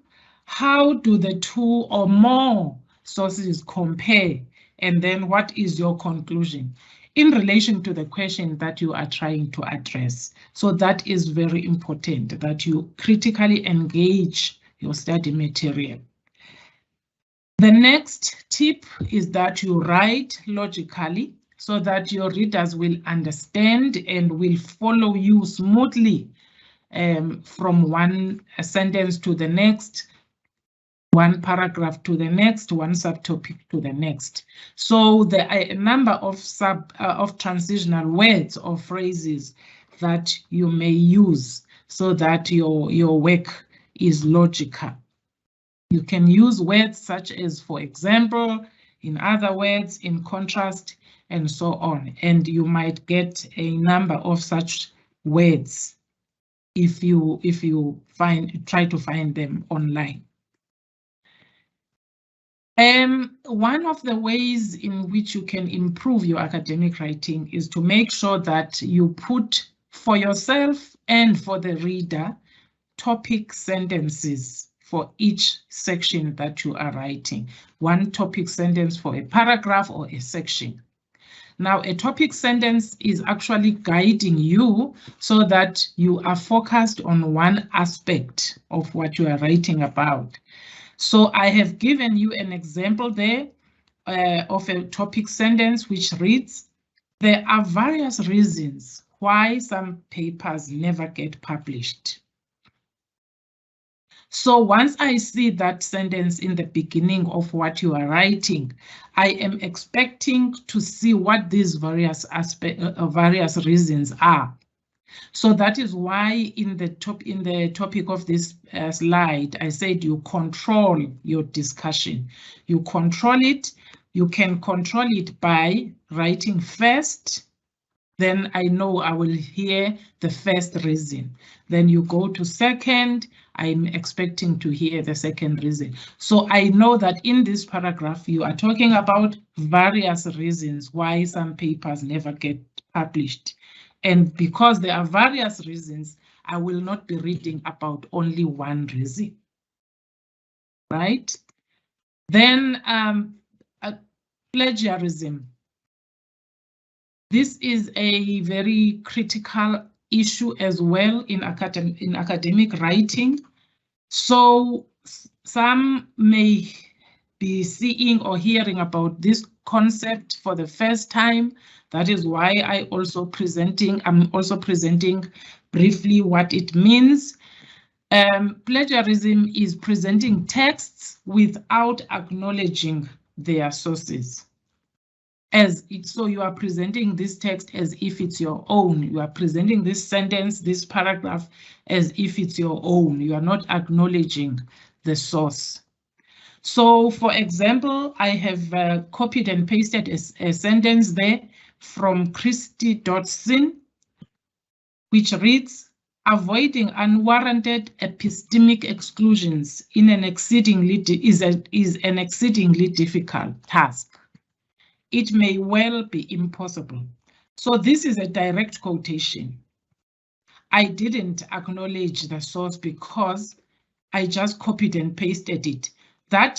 Those words in brackets, I just put them there for you to know that this is a direct quotation that I took from that person. I didn't acknowledge the source, right? So how do I avoid plagiarism in academic writing? You use quotation marks to indicate the direct words from the words that you took from the text. And when you do that, you must also write the author's surname, only the surname, not the first name, not the initials, the surname, the year of publication, and the page number from which you took that quotation. So for example, the sentence that I took from Dotson, it's now acknowledging that it is from Dotson.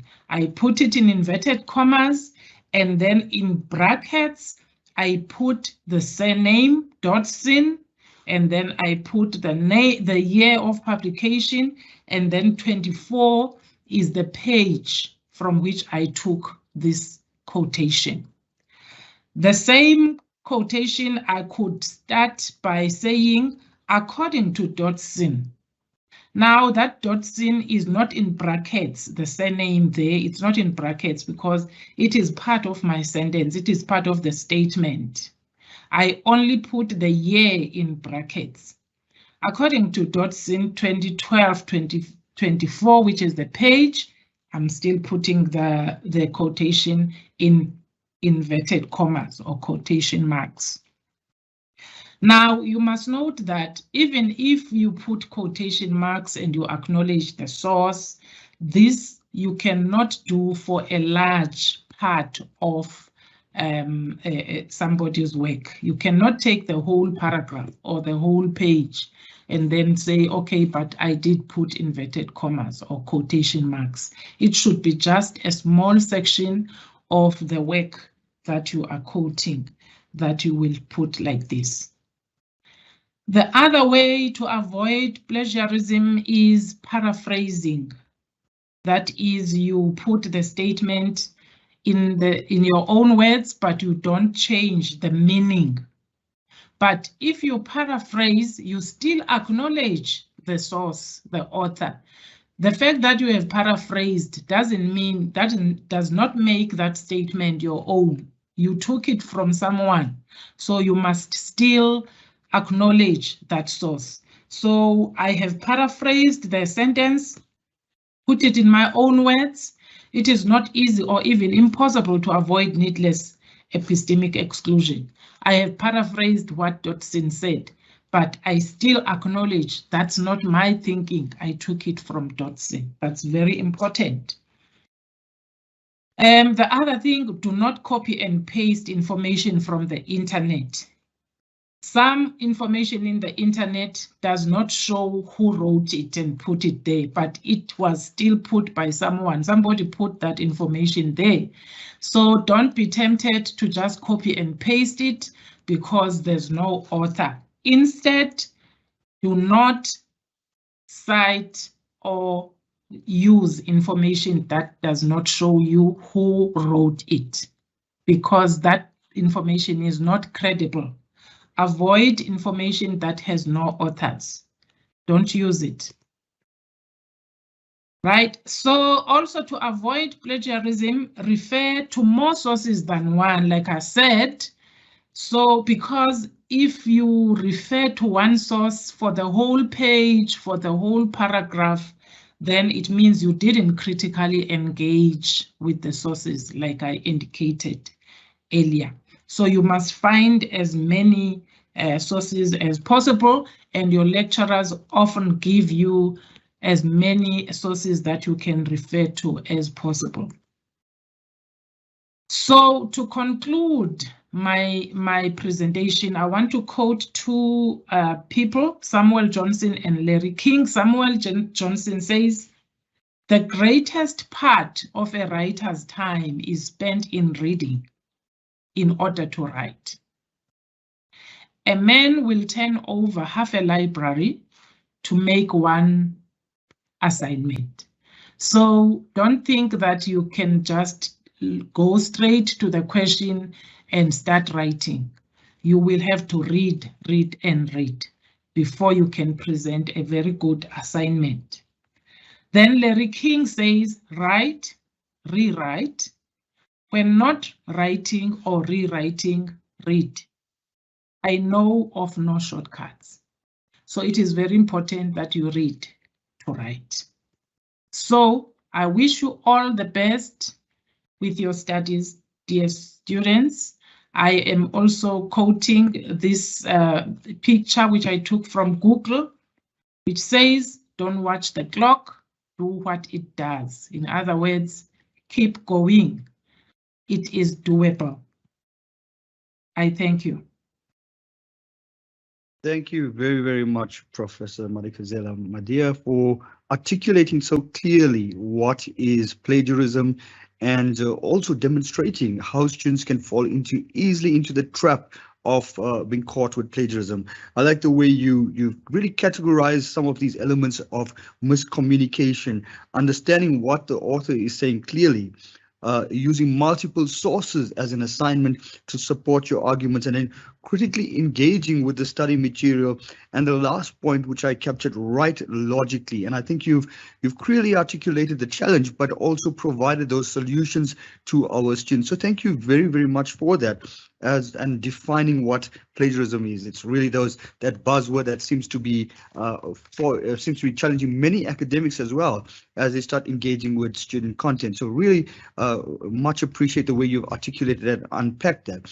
So, ladies and gentlemen, students, colleagues, you've now heard from Prof what is plagiarism. We wanted to move on to the next theme now, which is really if you get caught in plagiarism, what are the disciplinary challenges, or what are the disciplinary processes within Unisa and the issues that you may face if you are caught in that.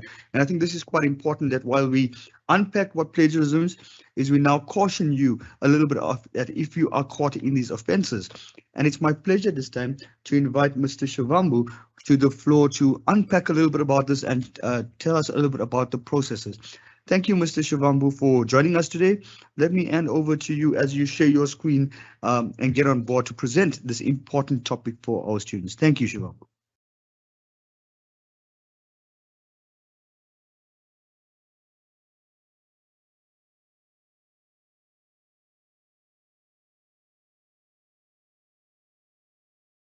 Thanks. I think you can just unmute Nduma, please. Thanks. Oh, sorry. Morning, Perfect, colleagues. Thanks, Mr. Chetty. Morning to our biggest stakeholders, which is our students, and morning to fellow colleagues. I just switched on my camera for students to see who's behind the camera. I'll start my presentation by highlighting a few things, if I may be allowed to share, Chairperson. So this is what will be our focus for today. You have heard all the latter speakers who are speaking from academic writing, from communicating with the university. All those links they do tally with what we're about to do. So in a nutshell, colleagues and students, what our office is responsible for is mainly discipline within the university. We are being guided by the Student Disciplinary Code, and one of the 4 fundamental rules of the Student Disciplinary Code is what it seeks, to achieve and what is aimed at. Number 1, it's aimed at upholding the name and reputation of the university. Number 2, maintaining order, discipline, safety, and security at the university. Number 3, which is, the main, point which we need to discuss for the better part of today and for this workshop, ensuring the integrity of the academic process of the university. And lastly, number 4, assuring the quality of the assessment process at the university. So, colleagues and students, what I'm going to talk about today is these points that you see here. Already, one of the speakers has already touched on plagiarism. We're going to expand and touch more on cheating and copyright infringement, because the consequences of plagiarism, they too trigger other legislations in the form of the Copyright Infringement Act, the general examples of misconduct that we might have, the procedures for reporting such particular misconduct, the relevant evidence that's needed. What is it that you need to do as a student if you are being summoned for a disciplinary hearing or you are being invited for disciplinary hearing? The policies and procedures that drive, the student disciplinary code within the university. What is it that we can do in order to, mitigate against, plagiarism? What is it that we can do in order to mitigate against students not being subjected to disciplinary hearing in terms of prevention? And then we're going to touch on third parties, ghostwritings, and the SMSs that students do get from third parties offering assistance time to time. So what is plagiarism, students? Plagiarism, according to the Merriam-Webster Online Dictionary, describe as to steal and pass off. It might be ideas, it might be words from one's own, resources and passing it on as your own thoughts and ideas. It's an act which on its own, like I've already touched on the copyright infringement, that it's a fraudulent act because it involves both stealing someone else's work and lying about it afterwards in order to deceive the marker or whoever might be doing your assessments in terms of, marking and so forth. So All in all, it has to do with ethics. You'll be well aware that once you become a UNISA student, when you go for registration, you click on a particular button at the end of selecting which particular modules you want to enroll for this semester. There is a little button that you click, and then it says, do you agree to be bound by the policies and rules of the university? As soon as you click that policy, we infer that you have read the policies of the university, and we require of you to display the highest ethical behavior when conducting yourself during your period of study. What is cheating? Cheating is depriving someone of something valuable by the use of deceit or fraud, or violating rules dishonestly. Cheating can be seen as an attempt by deceptive or fraudulent means to represent oneself as possessing knowledge. If I were to give you an example, there's a particular website called Stuvia where you just go in and you punch UNISA's module code, you subscribe, you get already prepared questions and answers for assignments, and then you come back and then you pass those as your own. That constitute another form of cheating. So copyright infringement, like I've already alluded, simply it's an infringement of the rights of a copyright holder. Those who've been studying with the university will know that you are required from time to time to visit your library to read extra sources in order to prepare for your assessments, be it summative or formative assessments. So once you have read those sources, then you need to do what we call proper referencing in line with the college requirements, because each and every college, it's got its own different types of referencing, and that information is contained in a tutorial 1-on-1, which I will advise each and every student to read and understand carefully before attempting any assessments responses. So what type of examples misconduct do we have in terms of the student disciplinary code? There are many, but for now we'll stick to what we are dealing with today, which is plagiarism. But just to give you an overview, we've got harassment, which is assault, discrimination, threatening behavior.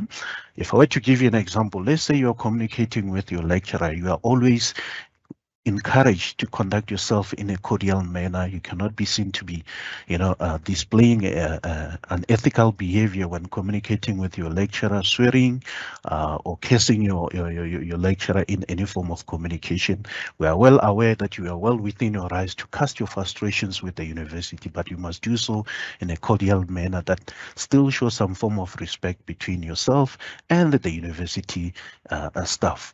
Another misrepresentation comes in the form of examination irregularities. You'll be well aware that during venue-based, before the genesis of online examination, you'll present yourself in an examination venue where you'll be required to behave in a particular way. For instance, you wouldn't be allowed to have any notes on part of your body, any unauthorized material on you, or writing any form of rough work at the back of your examination timetable. Another form of misconduct is property damage on unauthorized entry, fraud, which is the unlawful and intentional making of misrepresentation which causes actual prejudice or which is potentially prejudicial to another. If I were to give an example of this fraud, it might happen that you've got a bursary and then you come to UNISA under registration, particularly finance. You say you want your statement of expenses. They give it to you. You go and use any form of unorthodox method just to change that statement to reflect higher amounts, and then you submit to your employer. They pay you that money, but then you only pay a portion of it. That constitutes as a fraud. We have dealt with cases of similar nature. The property damage, you're well aware that UNISA has got campuses all over the country. We once had a case where students were fighting in the lab, and that resulted in damage to property. So we do deal with those type of conduct as well. So colleagues, when it comes to the procedure for reporting plagiarism, this is on the part of your lecturer. So what will happen is that you as a student, you'll be flagged for disciplinary or for any form of academic misconduct that might flow when you are busy submitting your assessments. So what's going to happen is that the lecturer, upon flagging your script, they need to be guided by the policies of the university. One of the policies that guides them is the policy on academic integrity, which by now you should should have had read and understood what it stands for. So the policy on academic integrity, it talks of different kind of academic misconduct, but then again it goes and prescribes certain remedial actions depending on the level of study of that particular student. Just to give you an example, there's a way in which we treat someone who's a first-year student compared to a third-year student. The way in which we treat someone who's a second-year student and someone who's a master's and someone who's a doctorate student. So all of those policies, they are more in line with what the university stands for in relation to protecting the quality and the integrity of our assessments. So like I said earlier, that the way in which we treat a first-year student, because the rationale of administering discipline is not to be punitive in our nature, but to instill some form of discipline and require that students, they display certain ethical behavior or traces of maturity when it comes to handling and conducting themselves during their period of study. So what's going to happen is that once you are flagged for plagiarism or any form of cheating, what we need to look at is to what is it that the policy on academic integrity say? Are you a first-time offender? And when we say are you a first-time offender, we look at the degree of the seriousness of that particular conduct that you might have had. You might find that you are a first-time offender, you are doing your second year, you've never been flagged, but when you are making your or writing your examination portfolio, you find that you did not follow the rules of the university in relation to academic integrity. You have failed to comply with one of those example, and then you are flagged. So what will matter is that, are you a first-time offender? The seriousness of the charge, is it a minor offense, is it moderate, or is it something which can have a reputation damage on the part of the institution? So depending on the gravity of that particular academic dishonesty, your lecturers will have to determine as to whether you'll be given a warning and a mark of 0 if you're a first-time offender, or whether your conduct it's of such a nature that you should be referred to the student disciplinary hearing for formal charges to be drafted, and you'll be invited to give your side of the story and respond to the allegations.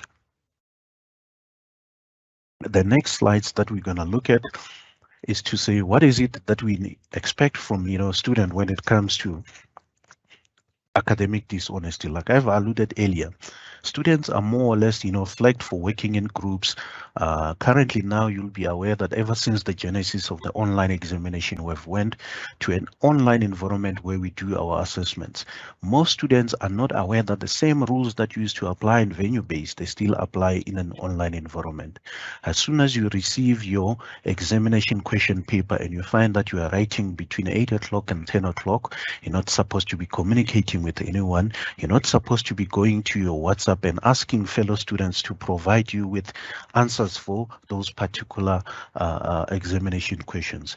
In the past, we have caught students who were communicating via online, using your Telegram, using your WhatsApp. They were exchanging assignments or examination answers in a Telegram groups. And I need to make you aware that students, you need to be very careful, because some of your academics or some of your lecturers that are part of those Telegram group, and they're there just to check your conduct in terms of how you behave and how you handle yourself during those online examinations.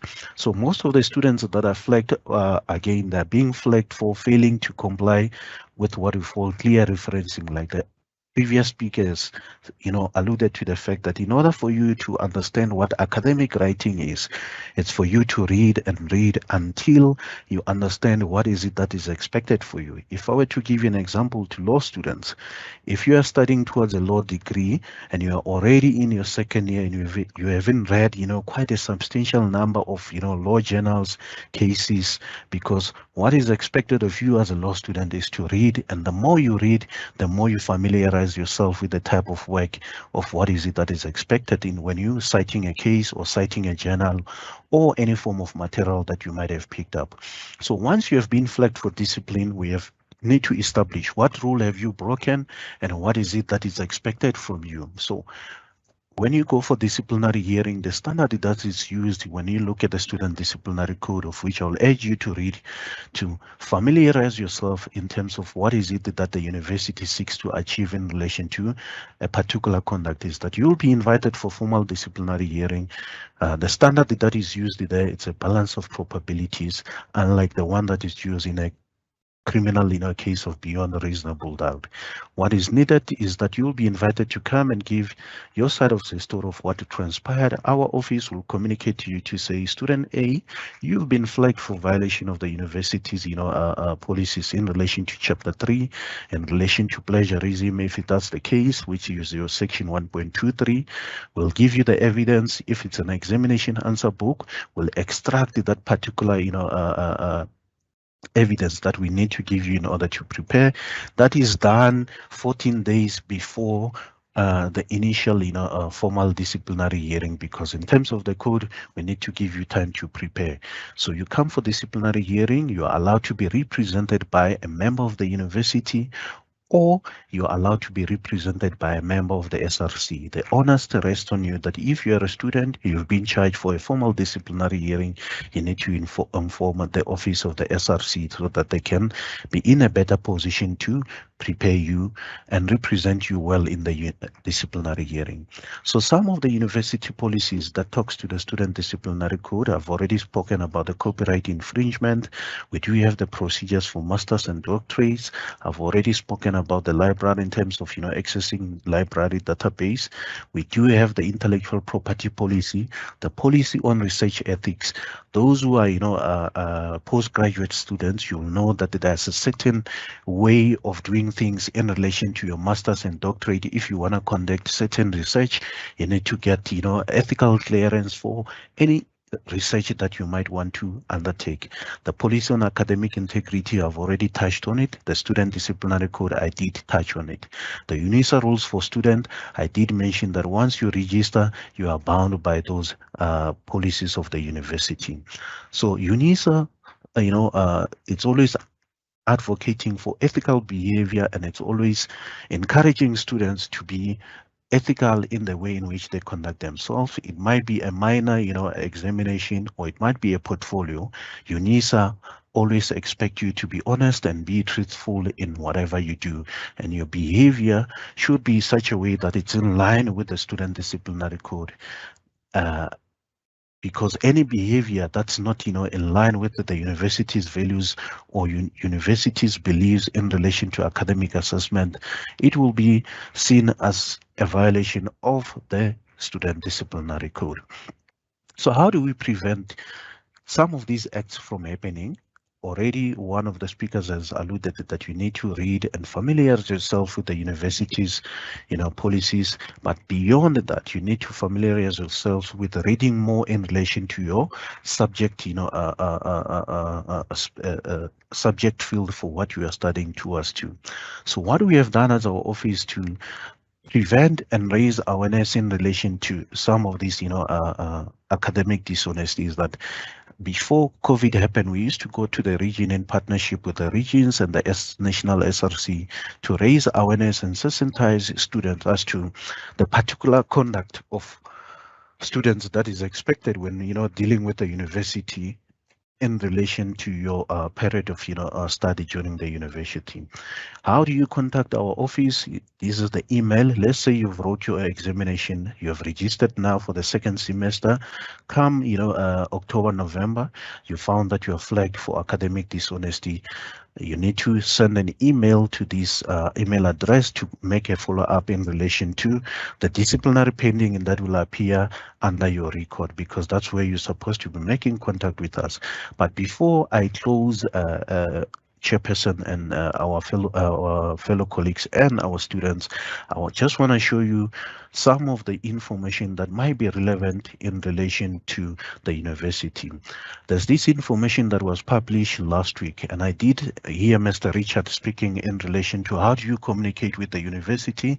You need to use your official MyLife email address, because we will not be responding to any queries or any emails that will be coming from your private email, your Gmail, your Yahoo, and so forth and everything. The university does not allow us to respond to those particular emails. In relation to you, using and communicating with the university, only you yourself, no one, your parents, your extended family members, they cannot contact the university on your behalf. It has to be you who needs to do that. One thing that I like to warn students and always be extra careful, it's in relation to your myUnisa logins. I've had cases where we've taken students for formal disciplinary hearing to the effect that you find that student A and B submitted the same examination portfolio. This happens in the sense that one student will trust another fellow student with their Unisa logins to say, kindly submit my assignment or kindly submit my exam for me. And then because I'm in an area where I cannot access myUnisa or I'm having challenges, I will appreciate if you can submit my portfolio. I will strongly urge you as students to always keep your myUnisa login safe. Do not share them with anyone else, because that's the violation of the university student disciplinary code as well.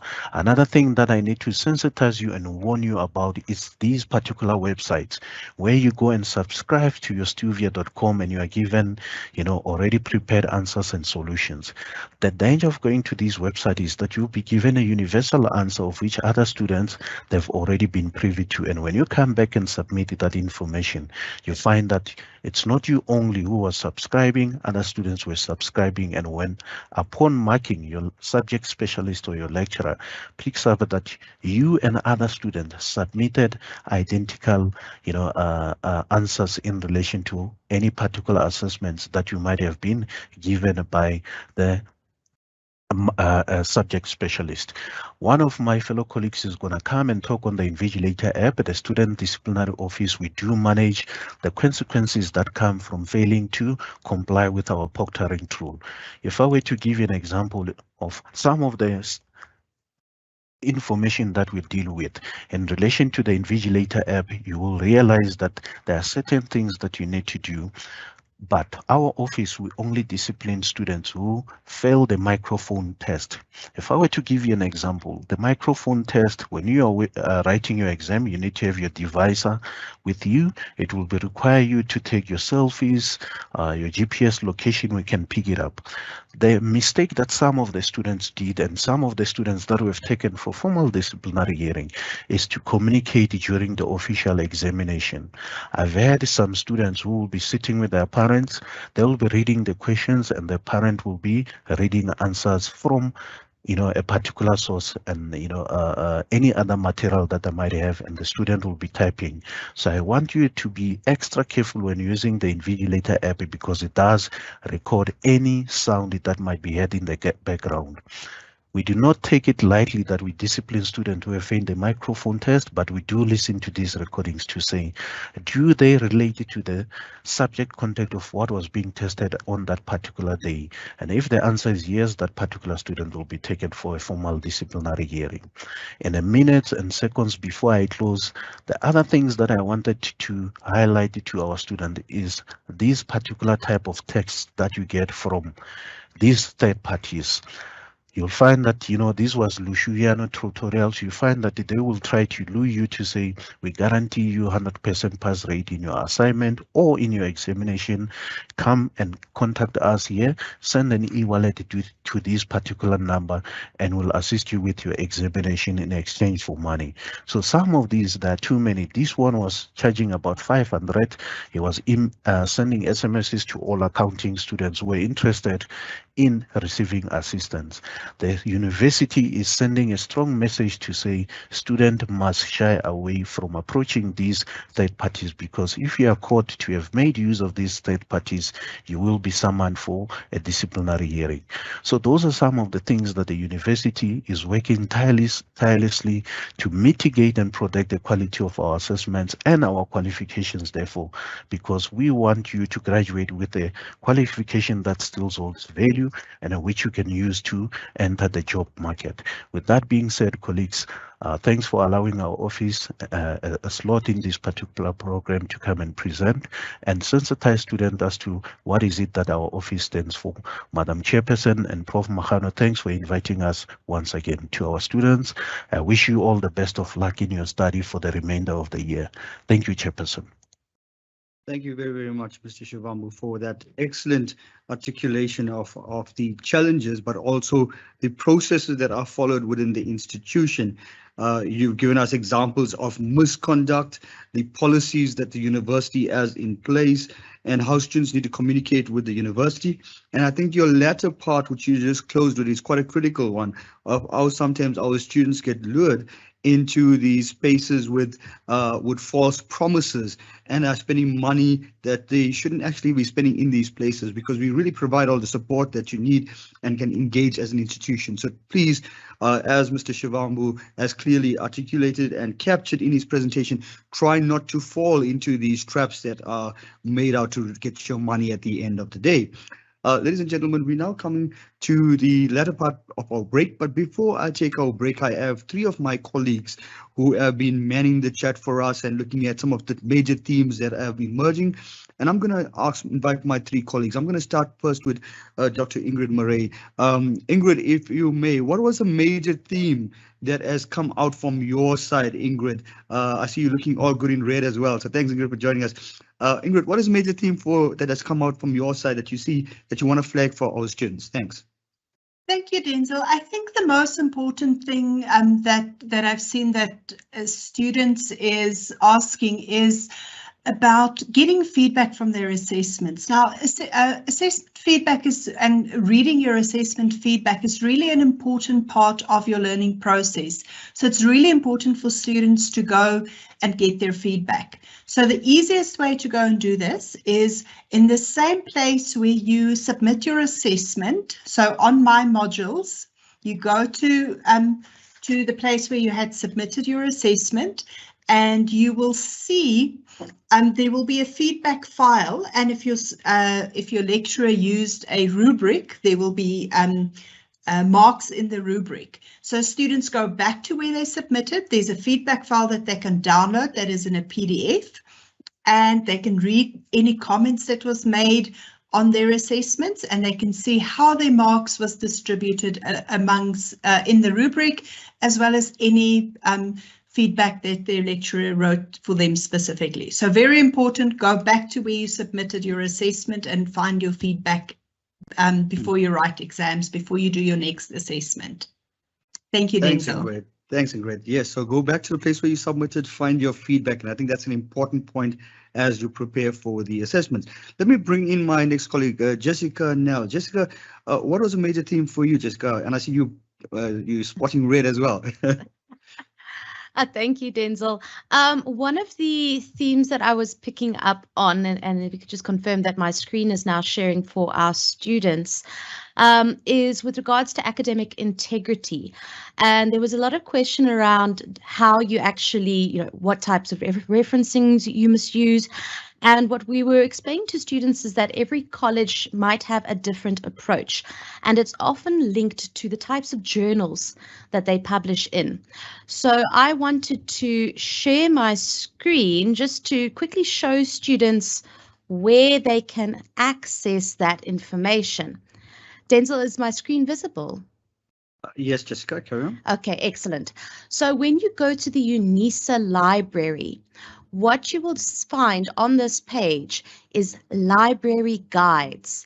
And if you click there, it's going to give you a list of various departments and colleges and their associated library guides. Let's just give it a moment to come up. You'll see that the guides are busy loading. Bit of a little bit slow today, but we have our librarians supporting us, and you'll see there's 140 guides available at the moment. If we look at something like business management, for example, we click on that guide. We have a number of sources to assist us when it comes to academic writing. And there is one of the guides, referencing and plagiarism. So if you click on that guide, for example, it tells you what type of referencing is typically used at the College of Economic and Management Sciences, in this case, Harvard referencing. They also provide you some referencing management tools and information on plagiarism and Turnitin.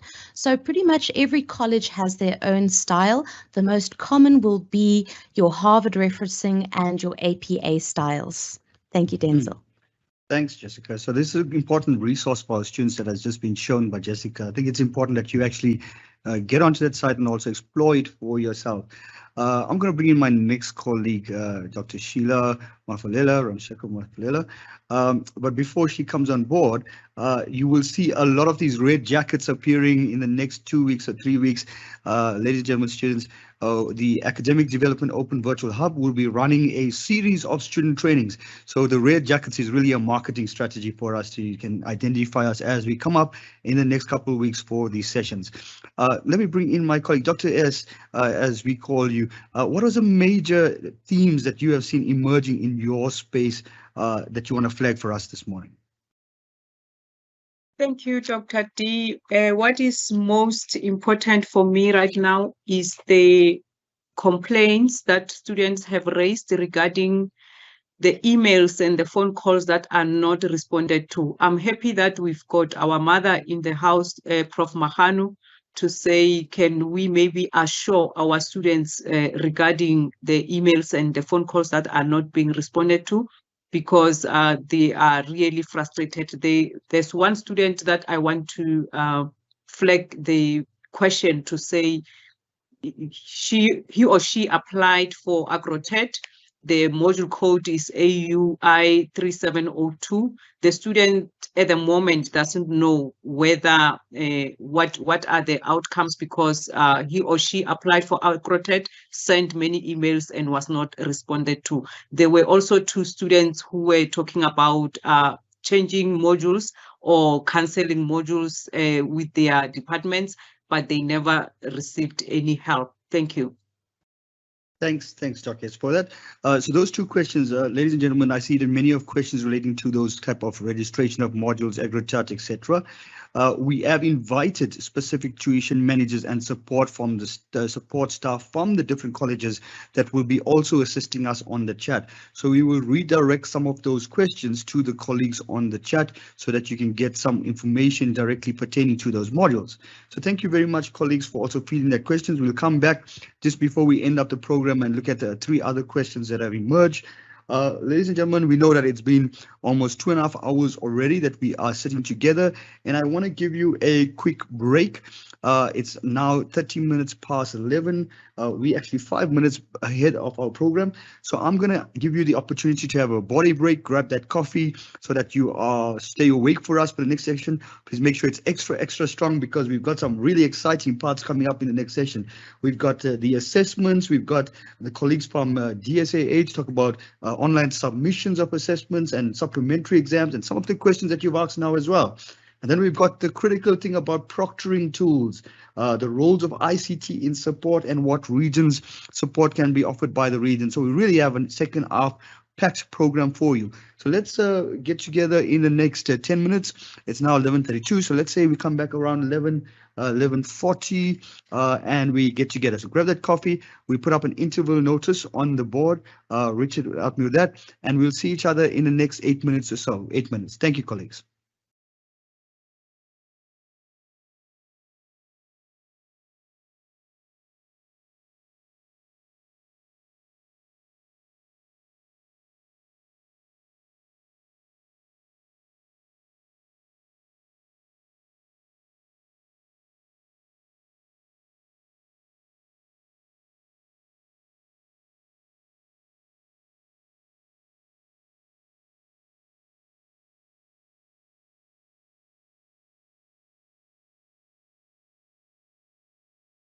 Thank you, colleagues. I see it's now 11:40, Richard, you can queue us up. I hope you managed to grab your cup of coffee. We want to keep the momentum so that we don't lose the momentum, but we're also able to make maximum advantage of the time that we have. So So let us continue. If you grab me a coffee, quickly get to the screen so that we can continue. It's my pleasure now to invite two of my fellow colleagues who are also members of the Academic Development Open Virtual Hub, and I've had the opportunity of engaging with them in several platforms. We have Dr. Salosh Govender, who is formerly an academic but brings together also a curriculum specialist. And then we have Professor Vanessa Scherman from the College of Education, who also brings together that strong academic voice that we need. So today's session, we're going to talk about skills for completing online assessments. Welcome back, Sophie. Skills for completing online assessments. And we're going to look at the formative, summative, and what you need to focus on as a student to be that ideal digital learner as you complete your assessments. So let me welcome my colleagues, Salosh and Vanessa. Thank you very much for taking the time to provide this type of information to our students, and we really value your input at this time. Salosh, let me hand over to you. I think you're starting off for us, so Salosh, let me hand over to you.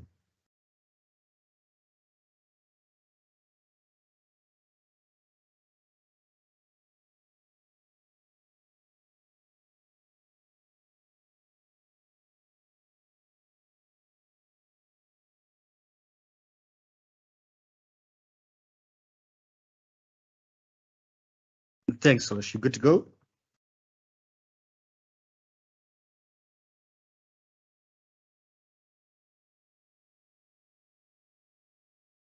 Good morning, colleagues. A very warm welcome to you once again. Colleagues, I, Salosh Govender, together with Professor Vanessa Scherman, will guide you on how to approach your online assessment. You will notice that we are referring to assessment, and it's for a specific reason, because we find that assessment is all-inclusive. It will include both your assignments as well as your examination. When we talk of assessment, we are also referring to both the non-formal assessment as well as the formal assessments. Okay. Colleagues, have you ever felt frustrated, anxious, thinking about preparing for your examination? How did you feel knowing that you spent a lot of time studying but didn't get much out of it? Have you ever thought, where do I start with when I think of my exams or when I think of my assignments? Have you ever reflected and thought that the amount of work and effort you put in didn't really yield you the mark that you deserve? Does it feel like you can only remember a small section of the work that you have studied, and yet you cannot recall whatever you have studied? Okay, if you have answered yes to any of these questions that are posed to you now, right, you will definitely benefit from this presentation. And colleagues, I also want to remind you that these feelings, the feelings of anxiousness, is not uncommon. It's very common amongst everyone who is preparing for their assessments or even thinking of examination, right? So we are here to help you and to guide you by providing you with some practical skills on how you can prepare and approach your online assessments. Okay. So in this presentation, we want to orientate you to different types of online assessments, right? Here we are looking at types of assessments such as your short questions, case-based questions, multiple choice questions, essays, and portfolios. When we talk about short questions, we are actually referring to your short questions in your assignments. We are also referring to short questions in your discussion forums and so forth. Right.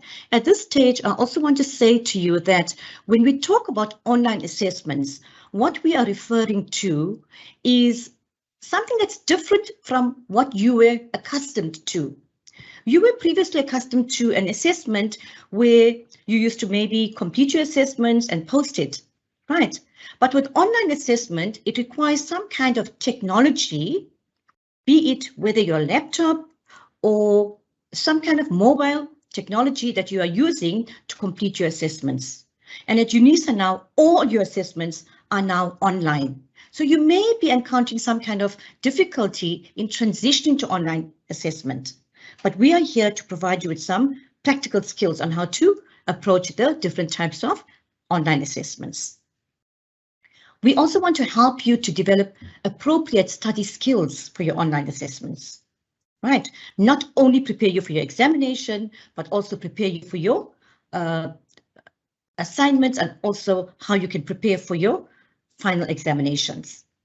We want to provide you with strategies on how to approach different types of assessment, as I mentioned previously, and you will see that there is no one-size-fits-all strategy to different types of assessment.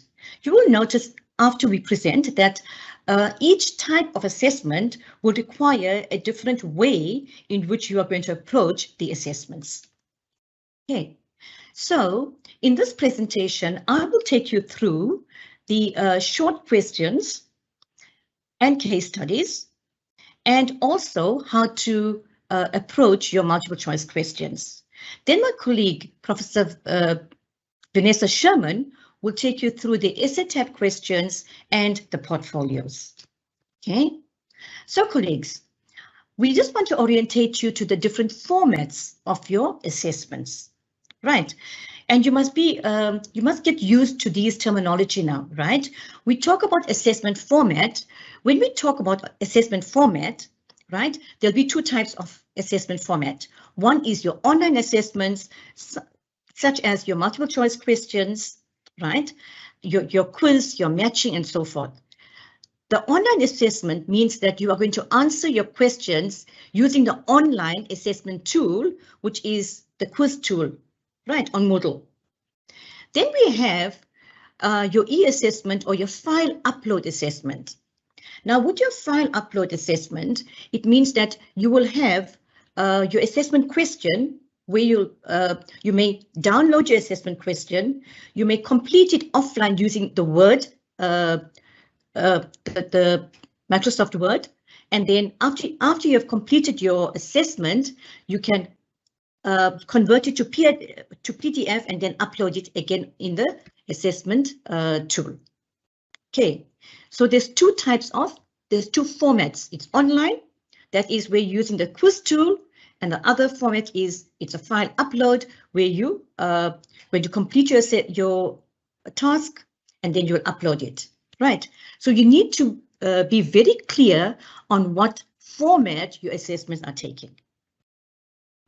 Then when we talk about your question types, with question types, we are referring to short question types, essay questions, case-based questions or scenarios, your randomized MCQs, and your portfolios. Okay. Now, colleagues, we also want to introduce you to an assessment strategy. One of the strategies is continuous assessment. You may find that in your module, the assessment strategy may be a continuous assessment strategy. To some of you, this strategy may be something new. You're not familiar with it, but we just want to orientate you to what it means. With continuous assessment, right, it refers to an assessment strategy which includes a series of graded and non-graded assessments throughout the learning period, right? But what will contribute to your year mark is the graded assessments. So, for example, in a semester module, you may have between 4 to 6 assessment tasks throughout the year, starting right from the beginning of the year till the end of the year, right? But you will not have an examination at the end of the year because you've got a series of smaller assessment tasks that contribute towards your final year mark, your final mark, right?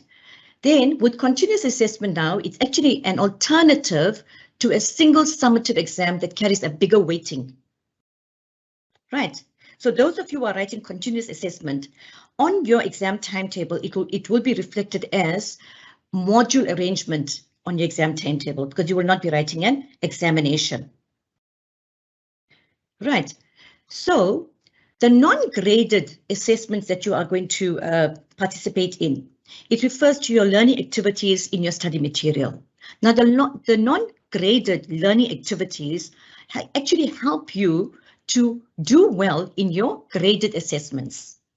Right, so the purpose of continuous assessment is because we want to use assessment to improve your learning. We don't want you just to pass and to get your qualification, but we want you to learn in a meaningful way so that you can achieve graduateness. All right, continuous assessment. So with continuous assessment, you complete your task early in the year. There's a number of tasks throughout the learning process up until the semester closes. Right. Then the other assessment strategy. If you're not following continuous assessment, then you're following the alternative assessment strategy, which means that you have assignments to complete and you will have an examination at the end of the year.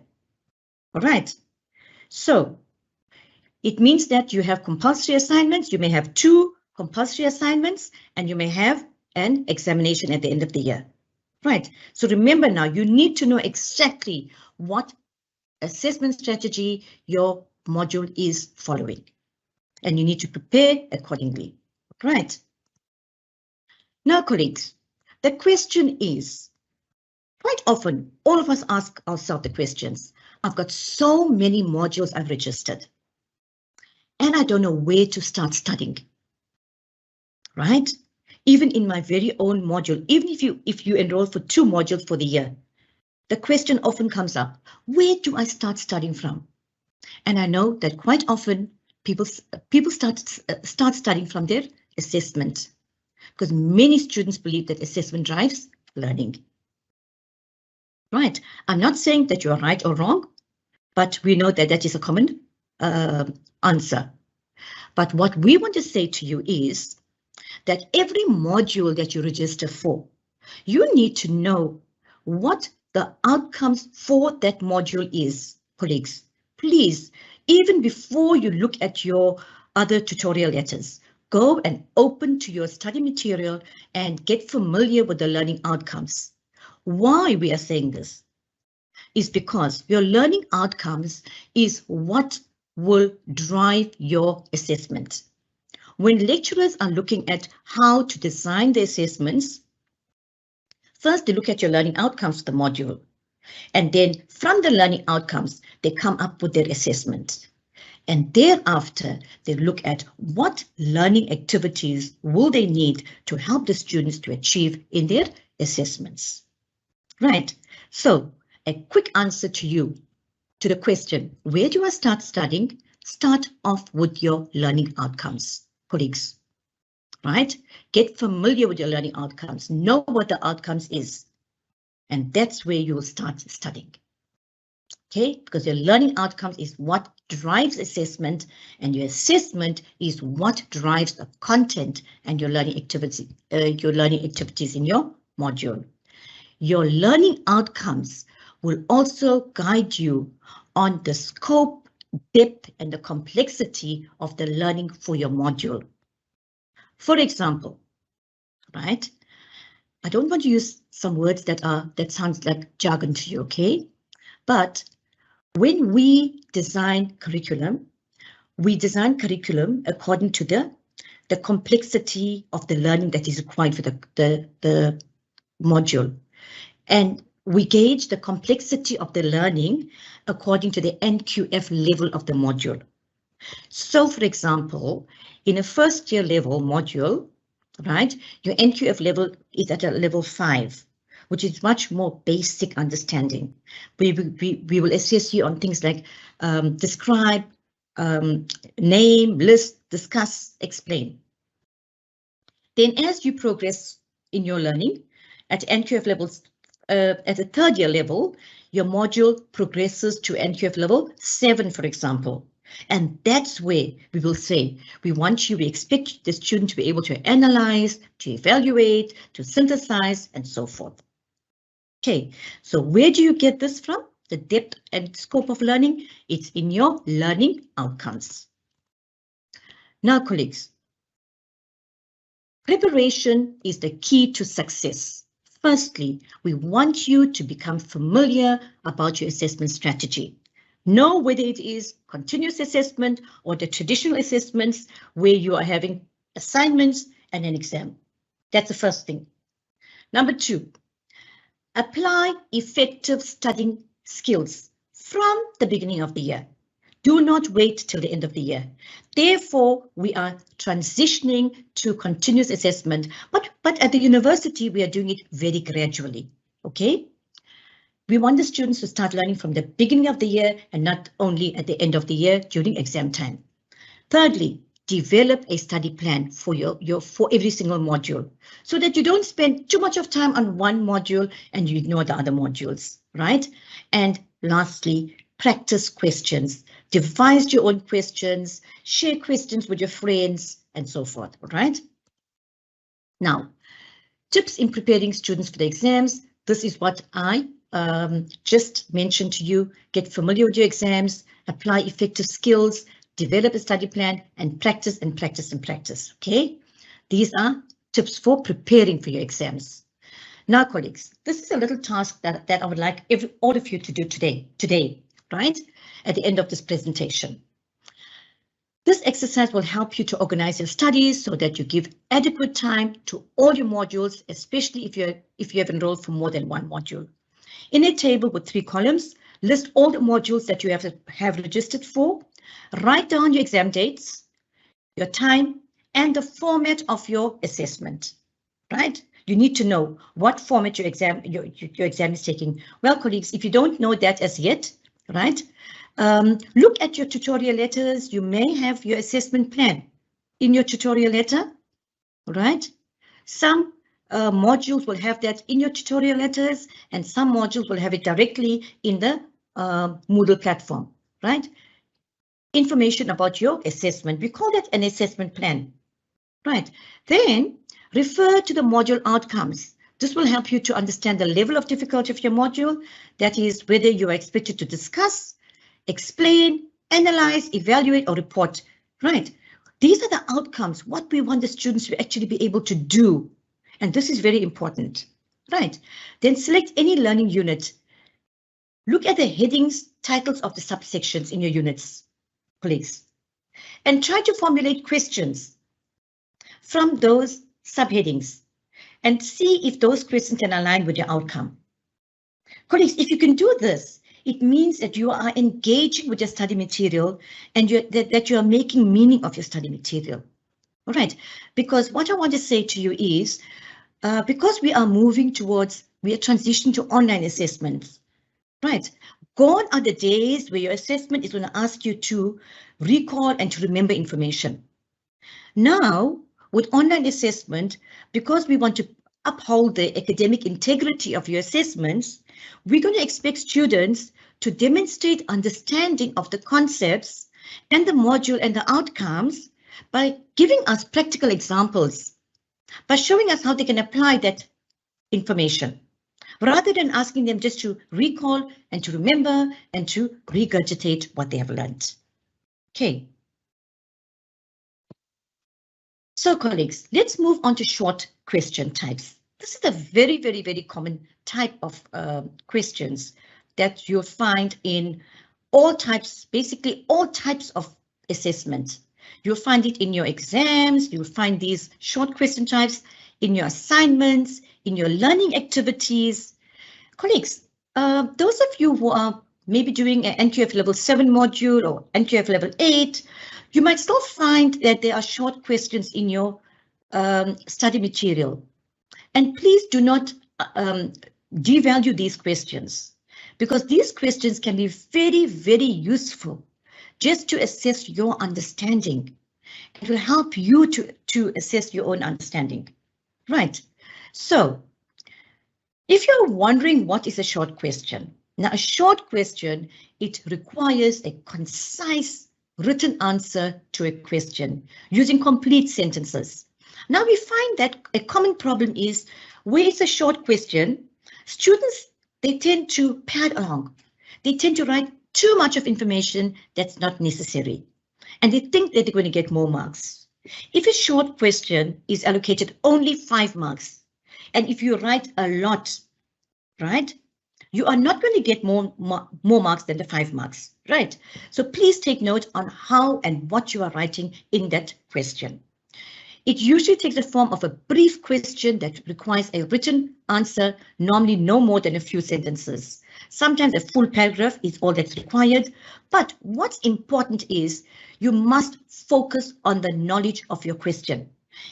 Look at your question. In your first sentence, you must show the examiner that you know what is asked in the question and that you are responding directly to the first question, to the question itself. Thereafter, you will give maybe examples and you will start elaborating, right? Do not elaborate first and then the end, the examiner must find your answer. It doesn't work like that. Your first answer must give the answer. Okay, now this is a strategy for preparing for short questions, colleagues. Right, here's a template for preparing for your short answer questions. Break the unit notes into these categories as you are revising. It will help you to recall information and explain it thoroughly in the exam. Now, colleagues, this is a very good strategy that I want you to use when you are preparing for your, even your MCQs, your short questions and so forth. Because every module, right, one of your outcomes is it expects you to understand key concepts, terminologies, theories, processes, procedures, and so forth. Every module, whatever NQF level it is. So when you are studying now, your first unit that you are studying, identify the key concepts from your unit. Where do you get your key concepts from? One guide is from your unit outcomes. Look at your unit outcomes, extract the key concepts, make a list of your key concepts. Next, try to understand what these key concepts actually mean. And after you study them, write the meaning of these key concepts in your own words. Right, maybe for each unit you get 5 key concepts. Write the meaning of these concepts, even theories, even processes, even procedures in your own words. Next, the issues that need to be explained or clarified. Right, with each concept now, you will see, okay, what more do I need with regard to this particular concept? What more do I need to look at? And then that will give you a tip. And the last column is, can I get some practical examples to illustrate my understanding of this concept? And you'll think of practical examples based on your own workplace or work environment or your own experience. Right. Try to get an example. Colleagues, I tell you, if you do this here, you are well on your way to answering any type of short question or even multiple choice question. Okay, this is a very good strategy to help you to study. Now, look at this here, right? This is an example of a question, right? Suppose you were given a case study. And in the case study now, the question is, what is meant by the term foreign direct investment? Describe the difference between the flow of foreign direct investment and the stock of foreign direct investment. So when you get a question like this here, there are a number of things that's expected of you to do in this question. So you need to make meaning of this question. The first step that you will do is you will divide the question if needed, right? And this is what I mean when I say divide the question if needed. Now, in this question, now there's 2 parts. First part is what is meant by the term foreign direct investment. The second part is describe the difference between the flow of foreign direct. So you know now I've got 2 questions that I need to respond to in the short question. Then B is underline the keywords. The same question, what? Now you underline the keywords, foreign direct investment, flow of foreign direct investment, stock of foreign direct investment. So there's 3 key concepts. And now you are going to try to visualize the table that you have done earlier on. And you're going to try to formulate an answer. Now you got the concepts on one hand. Now what must you do with the concepts? Then step 3 is your task words. Highlight or circle the task words. The task words are what we call verbs. What do we want you to do with those key concepts? Task word. For example, here, what is meant by the term? And describe, we want you to describe the difference between. We don't want you to describe the flow of foreign direct investment. What is the difference between? Describe and what is meant. So these are the task words. Then you will answer the question. A good short answer in an exam, specifically answering the question in the first sentence, right? And then the rest of the paragraph is used to explain your answer. So this is a strategy, colleagues, that you will use when you are answering a short question. Now, let us look at what is a case study, case-based study, right? So you will encounter case-based studies not only as short questions or in essays, but we are also integrating case-based studies and scenarios in MCQs, multiple choice questions. Right. There was a misconception amongst many students, lecturers, right, that multiple choice questions was only suitable for low order thinking, but it's not true. Now at Unisa, we are using multiple choice questions to even assess high order thinking, where we are including scenarios, case studies, problem-based learning, and so forth. Right. You'll find that you may even get one lengthy case study, and you might get maybe 5 or 6 different types of questions on this one specific case study. So what is a case study? A scenario in a particular professional context. Colleagues, at Unisa, not only at Unisa, in fact, all higher education institutions, we are asked to integrate work-integrated learning in our modules. We do not only want to focus on the theoretical knowledge. We want to bring in practical experiences, practical knowledge into the modules. So how do we do this here? One way in which we can do it without sending our students out into the field is through case studies. So we know what or where the student with this qualification is going to work at. If it's a teacher education qualification, the students are going to work in a school situation. If it's in applied management, the student is going to work in a business sector. If it's accounting science, the student is going to work in an accounting firm, right? So we know where our students are going to go to. So what we do is that we think of scenarios from the work experience and we bring it in as a case study, right? It requires students to analyze it, and then we guide the students' analytical thinking through relevant questions related to a situation. So every situation, every case study or scenario, there will be a problem or there will be a scenario that you've got to analyze. Normally, generally, there's a problem that you as a student will have to identify what is the problem in the case study. Then we want students to demonstrate their theory. Once the student identifies the problem in that scenario, then the student makes a linkage with that problem in the scenario with what they have studied in their study material. So this is what we call theory. When you talk about theory, we're not only talking about theories of Vygotsky and Piaget. We're talking about theoretical knowledge of the books, right? It could be any kind of theory. So they make a link between the problem identified in the case study with the theory in the study material. And it relates, we want to see how the student is able to relate the theoretical knowledge with a practical problem from the professional workplace. We want to see if the student is able to understand the professional policies, right, to solve the problem. And then we'll say, okay, you identify the problem. Let us see if you can suggest possible strategies using appropriate legislations from your own professional practice. All right. Then, these are some strategies that you will use when you're approaching case studies. You must identify the problem and the issue in the case study.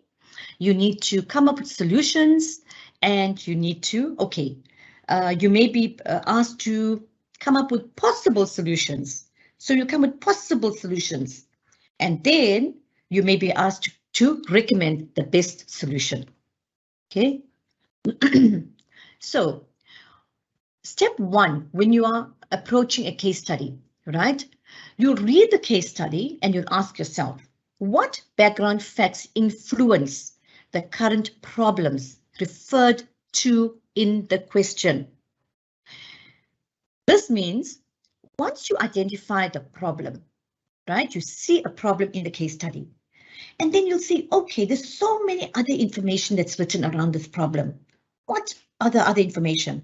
All the other information that's there is actually giving you a context within which the problem is taking place. And then you will try to identify basically, the basic context within which this problem is taking place. What are the constraints or obstacles of the situation? Say, okay, this is a problem. The next question is, why is there a problem? What is the problem a result of? Okay, then you will reread the case study again. You will summarize and you'll list the issues and the problems in your own words, right?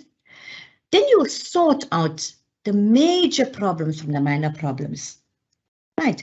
You will see that there's minor problems as well as major problems. And then you'll say, okay, these are the bigger problems.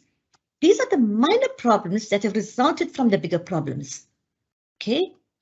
Then you will identify what evidence in that whole scenario it relates to the problem, right? You'll try to identify the cause of the problem, and then the useful strategy. It's good to draw a mind map, right? Colleagues, when you have case study, draw a mind map. What is the problem? What is the smaller problems? What is the cause of the problem? What are the recommendations, right? Draw a mind map that makes meaning to you. Okay. Then step 4. Once you identify the problem, now you go and make a link between the problem and the theory in your study material, right? Match the appropriate theory to the problem and explain how the theory relates to the problem. Identify possible solutions to the problem. There could be 10 possible solutions, but in your question now, you are only going to be marked, you're only going to be allocated maybe 3 marks. So in that case, I would suggest that you identify maybe the best recommendation and provide reasons why that is the best recommendations. But then again, that is subjective to the mark, right? When you say that, in my view, this is the best recommendation. If you said something is best, you got to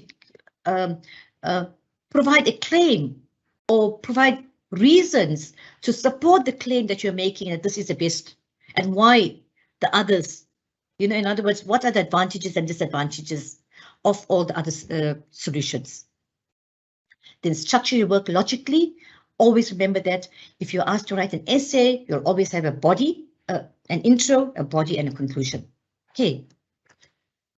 So colleagues, that was the case study. Now, let us look at multiple choice question, right?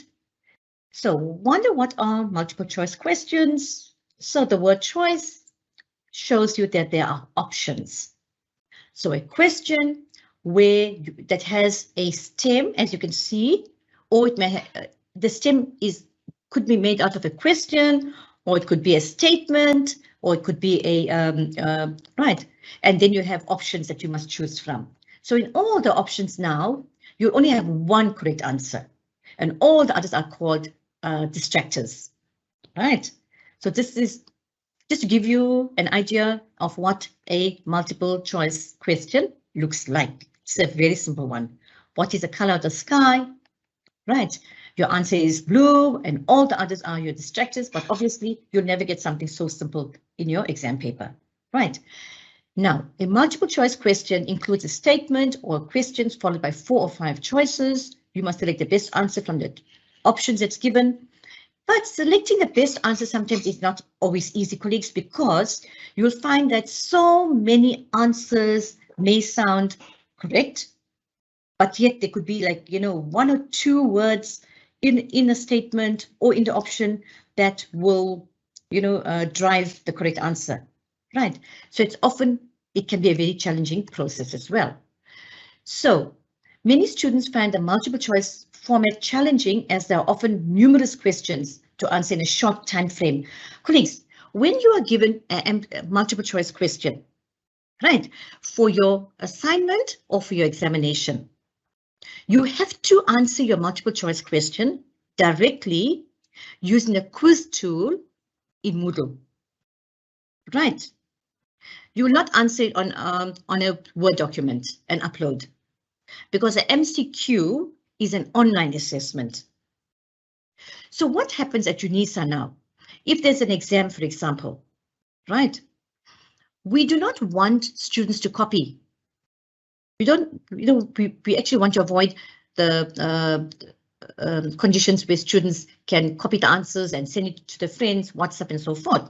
So what we do is that we randomize the questions. So we set your lecturer will set a lot of questions, and then your assessment may be out of 30 or your exam may be out of 30, and then it will be randomized, which means each student will get their own set of questions for that module, right? So that you cannot complete your answers and send it to your next, your peer or compare your answers or whatever. We want to always uphold the academic integrity of your assessments. Another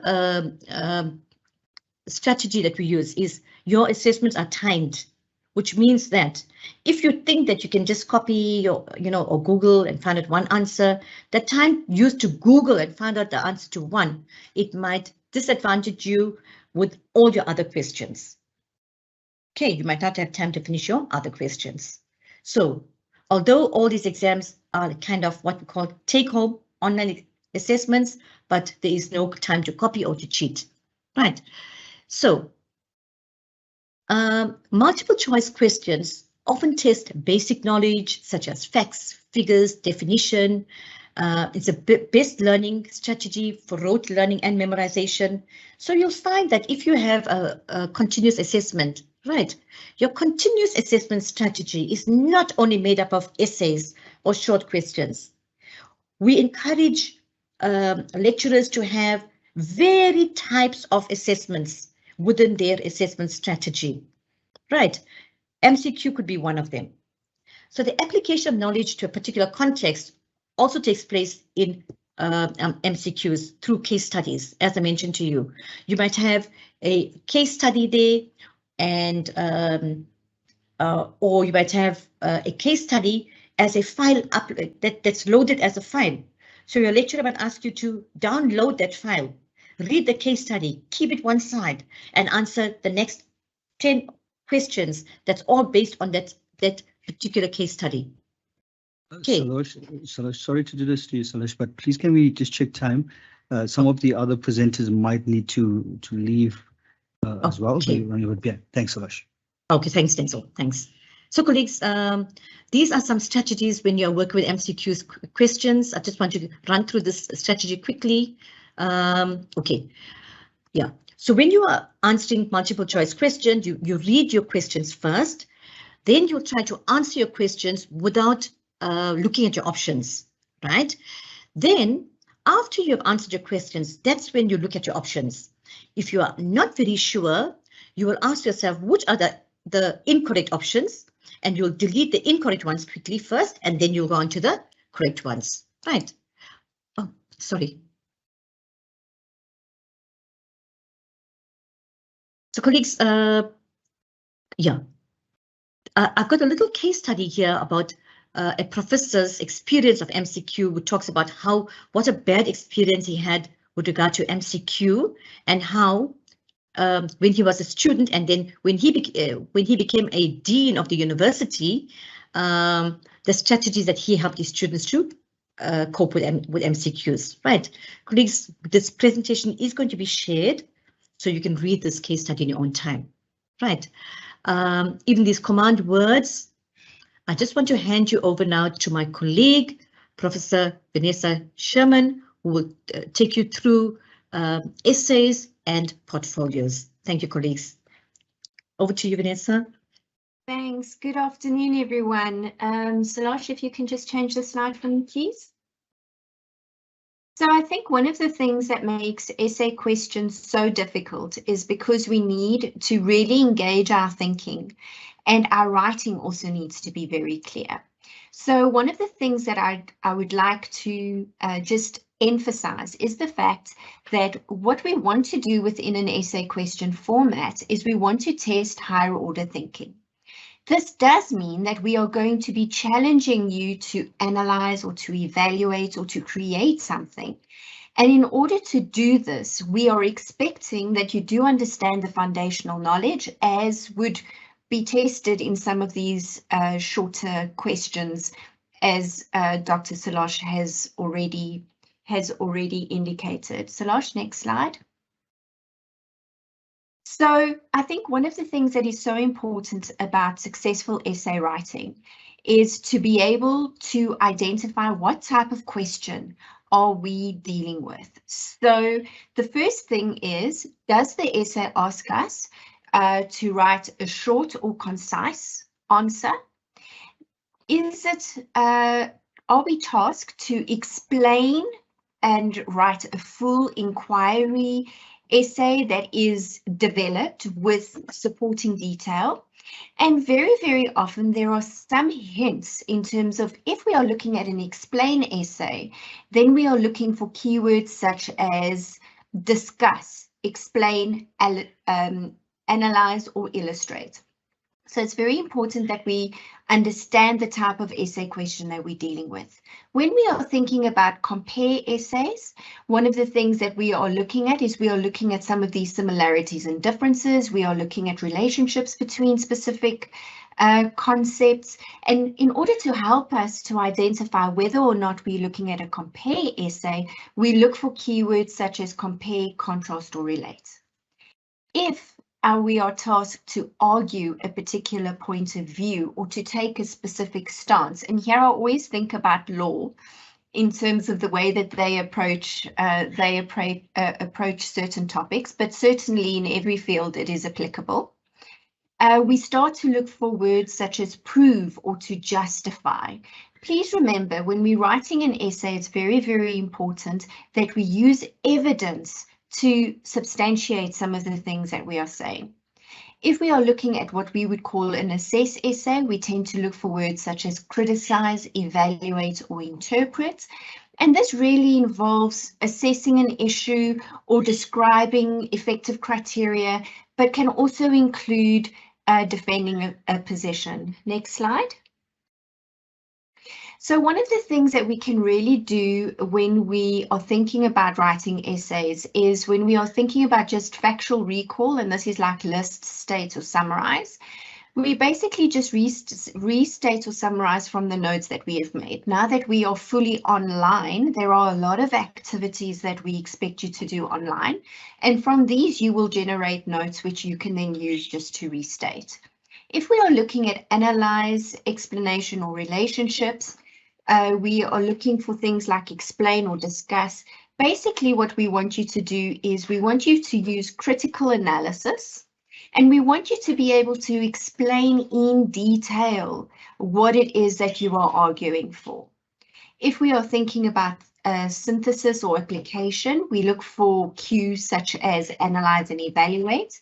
This is where we transfer the principles or materials learned online to a specific situation. So think about the case studies that Dr. Salosh has indicated. We could very well give you a case study and ask you to write an essay based on that. If it's about opinion, it's about what you think. So yes, it's about saying what you think, but it's also about substantiating what you think and using what we have spoken about a little bit earlier in terms of academic integrity. referencing your sources properly, integrating the information in a meaningful way. Next slide. So I think it's very, very important that when we think about essay questions, that we are expecting you to display depth of knowledge. We are expecting you to be able to reason in terms of why certain things are the way they are according to you. In terms of examinations, it's very, very important that we think about the formats, but as well, if we are thinking about assignments, it's so important that we organize our ideas in a logical, reasonable way and flow. And for this, as Dr. Salosh has previously said, she made use of mind maps. Well, concept maps and mind maps can be very, very useful, even in essay writing, to start to help you to organize some of these ideas and to ensure that you don't miss an idea. We also suggest that before you sit down and officially write, that you do a little bit of free writing. We're doing a little bit of brain gym, we're just loosening up all of our muscles. That helps us in terms of just getting into the flow of writing and thinking. Next slide. So if you are thinking about during the assessment, one of the things that we like to provide or to suggest is that you do a memory dump. So write down everything that you know about the topic. It is also important that we circle the keywords. Why? Because we want to be able to identify what type of essay we are writing.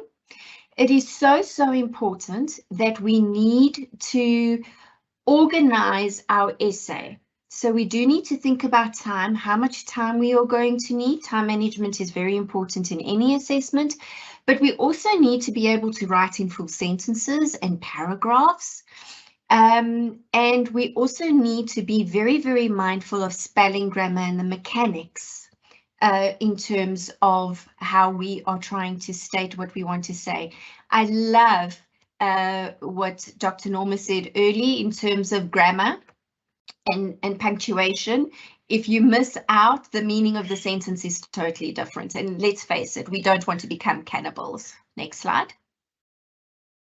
So general comments, just going over this again, thinking very carefully, reading the questions 2 or 3 times is very, very important. It's very, very important that we understand what our action words are, and circling the keywords, identifying whether or not that this is just a one paragraph or a multi-paragraph answer. So normally if it's a topic sentence, it's a 1 paragraph answer.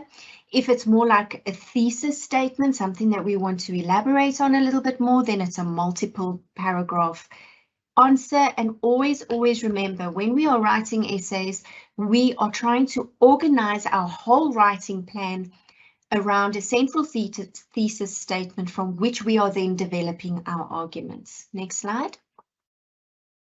So it's also very important that you write a brief outline. Don't just sit down and write. The creative writing and the mind dump that we were talking about is just for us to start to get our ideas free. But it is important that we have some kind of outline so that we make sure that we don't miss some of the things that we feel are really, really important to include. It's very important to be as logical as possible. So remember, we are not in your heads. So I often have this conversation, especially with colleagues, when we start to talk about academic writing. We are very inclined to write from a space in our heads where we know things that other people actually don't. So it's very important that we are logical, that we include easy transitions, that our argument flows, that there's this general golden thread throughout our writing. Very, very important. Your essay does need to be structured. So you do need to have an introduction, you do need to have a body, and you do need to have a conclusion. Salosh, I think we can skip the video. I'll just include it in the notes. Thank you. Okay, so moving swiftly along to portfolios. And as Salasha said, you'll get a full set of our slides, so some of the things you can work through on your own, and please feel free to contact us if you have any questions. So the nature of a portfolio is that it's always a work in progress.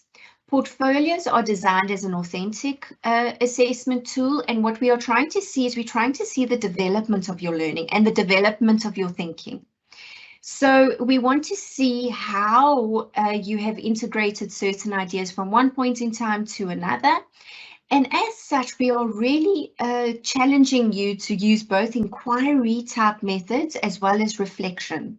So a lot of reflection in terms of metacognition, a lot of, I think I learned this for this particular reason. I think that I can apply it in this particular way. Next slide. So we have different types of portfolios that you will encounter during your time with us at Unisa. So if it's a showcase portfolio, it contains products that demonstrate how capable you are at any given moment. So think about it as a one shot. It's the best pieces that you can put together. If it's an assessment portfolio, we are trying to assess certain competencies, and we'll be very specific about what it is that we would like you to include in your portfolio. If it's a development portfolio, it shows how you've developed over a period of time. So very, very often what we would want you to do is we would want you to include tasks that you initially handed in and was marked, and then a revised version of that where you reflect on that and start to tell us what it is that you've learned, how it is that the feedback assisted you. It's very important that, remember, when we are thinking about portfolio assessment, we are thinking about competencies. So we are thinking about competencies in terms of your cognitive learning domain, in terms of what you have learned. We are thinking about psychomotor learning domain in terms of the actual application of skills and abilities. And then, of course, affective learning domain, we are looking at beliefs and values, because we do bring that to everything that we do. Next slide.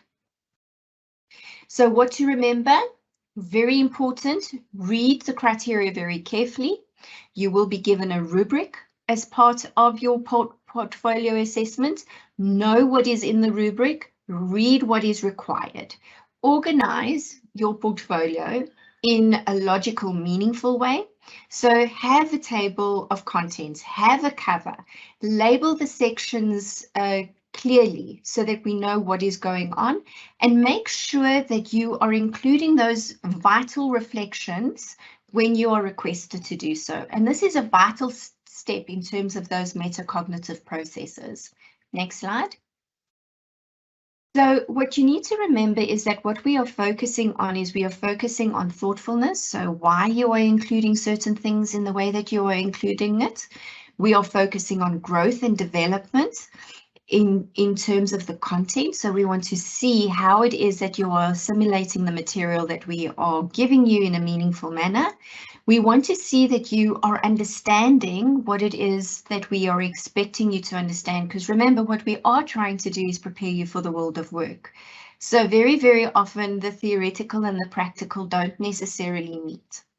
So in terms of diverse inclusions, think carefully about what it is that you want to display and what it is that you want to convey. So while portfolio assessment sounds very easy, we're just putting stuff together, it is a very, very careful, mindful process based on the criteria in terms of what is required. Next slide.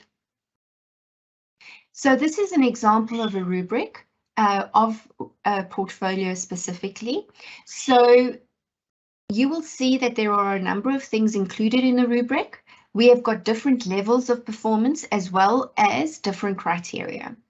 So if you are aiming for poor, impossible to follow and the organization of the portfolio. So if your portfolio is not well organized, then you will get a poor result, which in this case would be ranked from 1 to 4. So you need to think very, very carefully about how it is that you want to include your artifacts so that you can show meaningful learning. Next slide. So very, very important when we start to think about all of our assessments, We need to use our assignments as a type of guide. So we use our activities that we are giving you online because these are vital in terms of learning how we are asking the questions, so that when you do come to any particular assessment that you are not baffled. Make sure that you read your necessary tutorial letters, which is very, very important. Always remember that we are looking for the major concepts as well as the details. It's so, so important that when we are thinking about higher order thinking skills, that we are thinking about relationships, similarities, as well as differences. And it's very, very important that you need to be able to apply these in your own words. So we don't want a textbook definition. We want to hear your voice using the evidence that you have. Next slide. So what I always like to suggest to my students is that we find practice questions. So sometimes you would have access to previous exams, but what I also strongly encourage my students to do, especially because we know that students have got Telegram groups, WhatsApp groups, use those communities to come up with sample questions and practice questions to help you to think about concepts in a very, very different way. It is very, very important that you are conveying clear understanding and knowledge, not only of the terminologies, but how these can be applied. So when you are thinking about your practice questions, remember to include these types of questions. And it also is important to integrate your materials from different parts, because remember, when we start to think about higher order thinking skills, which is what we are expecting of you at this particular stage, then we do expect you to be able to integrate and create something new in terms of what you already know. Next slide.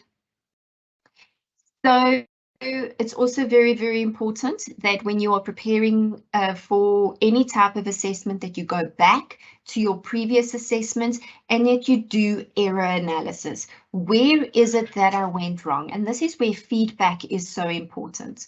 So we are looking for patterns where we got things wrong. Are we leaving things out by mistake? Are we making careless errors because we are rushing?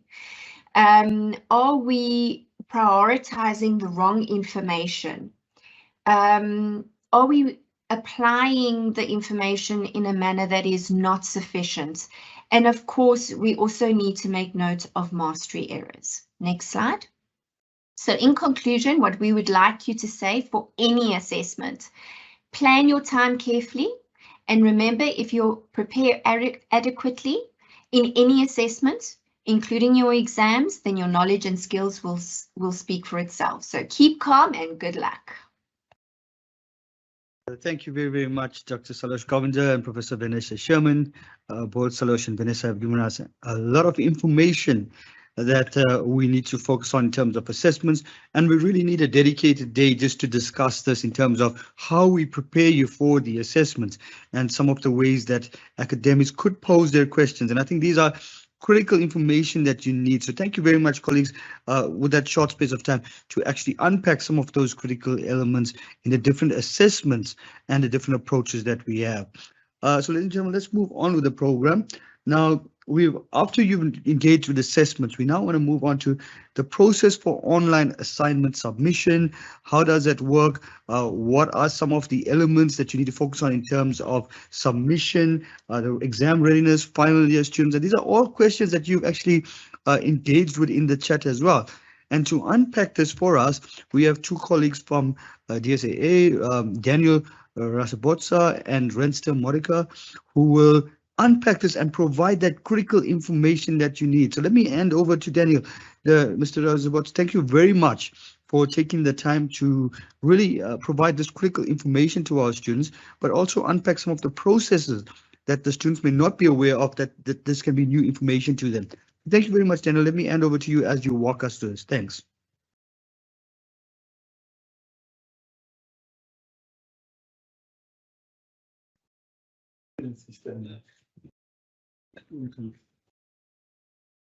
Greetings to all, and thank you, Denzel. let me indicate that I'll focus on the formative assessment, and my colleague, Mr. Modiga, will focus on the summative assessment. Then we start by emphasizing one of our role as Directorate Student Assessment Administration is to support the administrative part of assessment in partnership with ICT to set up the necessary and processes.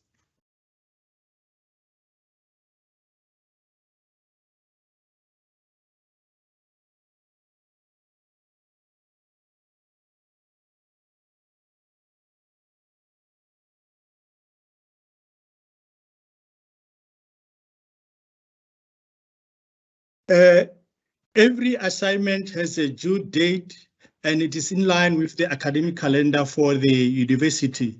And this information is available on myModules. Assignment is important to assist with achievement of learning and learning outcomes as emphasized by Professor Govender. And each assignment has a weight which contributes to your year mark. While we are saying the weight of the assignment, remember in each and every module, there are a number of assignments allocated for that academic year. So you might find that for a specific module, there are 3 assignments for that module. The primary lecturer might decide that assignment 1 carries 20%, assignment 2 carries 30%, assignment 3 carries 50% towards the year mark. So it will depend each and every on every module, the weight regarding on the assessment and the weight of each and every assignment towards the year mark. So year mark contributes towards the module, the final mark of that module code. While for continuous assessment modules, year mark is the final mark. Assignment submission enables students to get exam admission. So it is important that students should submit assignment for them to be granted admission. Or remember that all assignments are submitted online and no hard copy will be accepted and marked. Professor Govender also emphasized on the types of assessment. We've got single file upload, we've got quizzes, we've got forums, under discussion forums, we've got workshop activities which allow for limited peer assessment. And the information is available on the module site for quizzes and forums.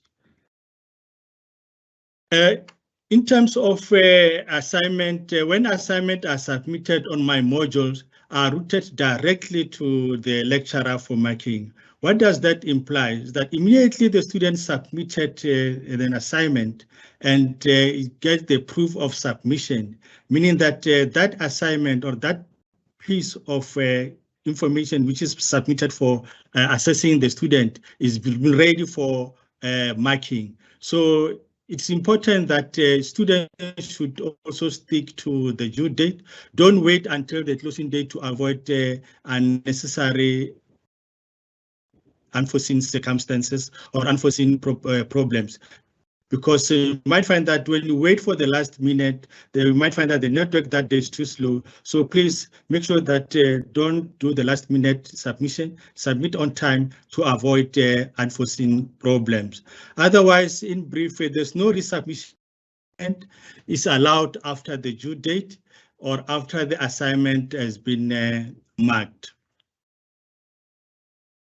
Just to emphasize that before submitting your assignment, make sure that the content is correct and keep proof of submission safe.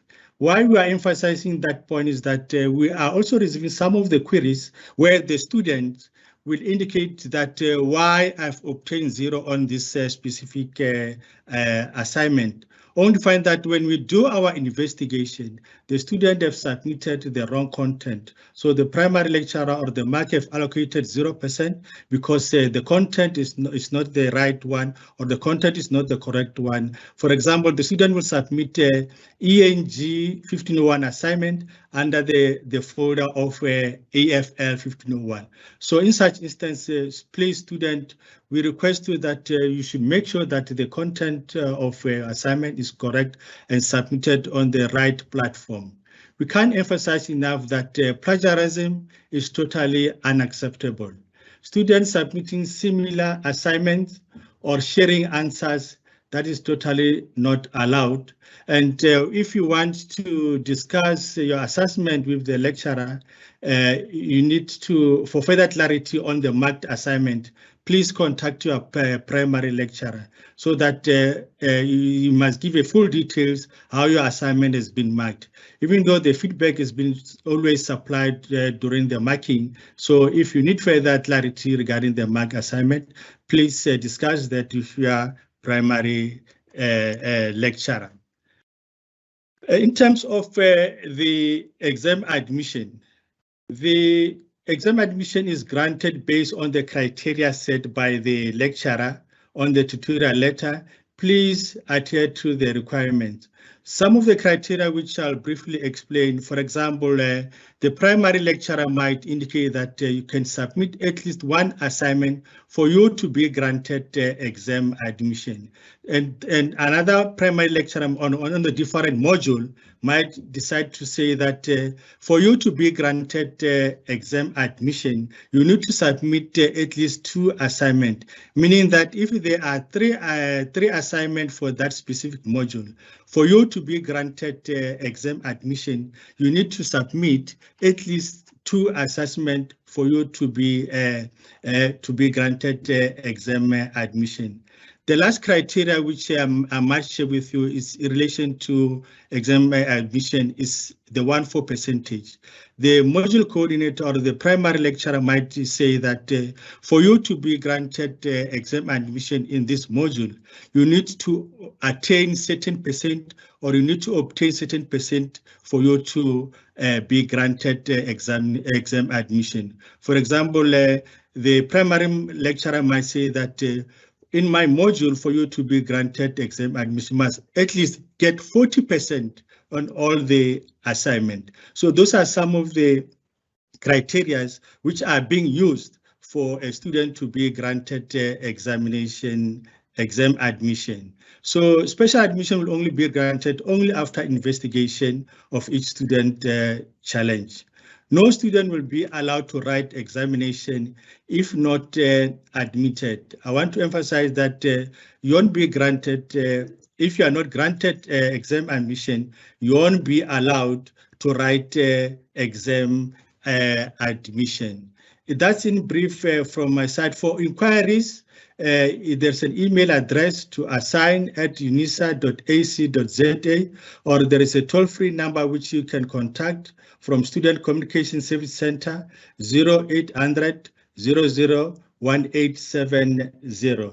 Lastly, just to know that a big mistake made by many students at the onset of their studies is to underestimate the volume and the pace of academic work. So it is important that students should start engaging with the work from the beginning, and so that they shouldn't have challenges in terms of preparing or submitting their work or assignment at the last date. On that score, we wish you all the best on your journey and good luck. I thank you, Denzel. I'll hand over to Mr. Modiga to come up with the summative assessment. Thank you. Thank you very much, Daniel. Those were some good insights while waiting for Mr. Modiga. Come on, those are some good insights, some practical as well in terms of really positioning yourself and preparing yourself for the processes of the institution. Let's see. Wait for Mr. Modiga to feel good.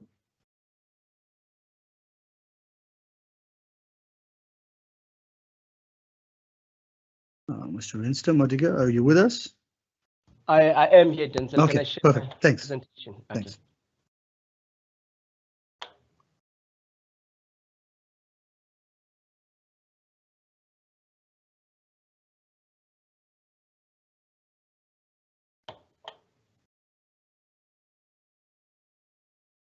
Hold on, it's taking some time. It's coming.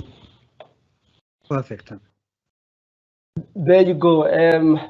Let me take this opportunity to thank the Deanery of SEDU, led by Magano, Prof Magano, Dr. Chetty as the program director of today, colleagues, and our lovely students. I say welcome and a very good day to them.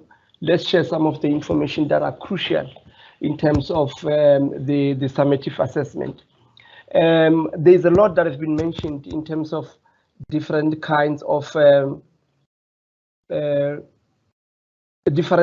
assessments that has been shared by our two presenters that have since actually engaged us on in terms of what is an MCQ, what is a portfolio, and then how those portfolios and how those different kinds of exams has to be approached.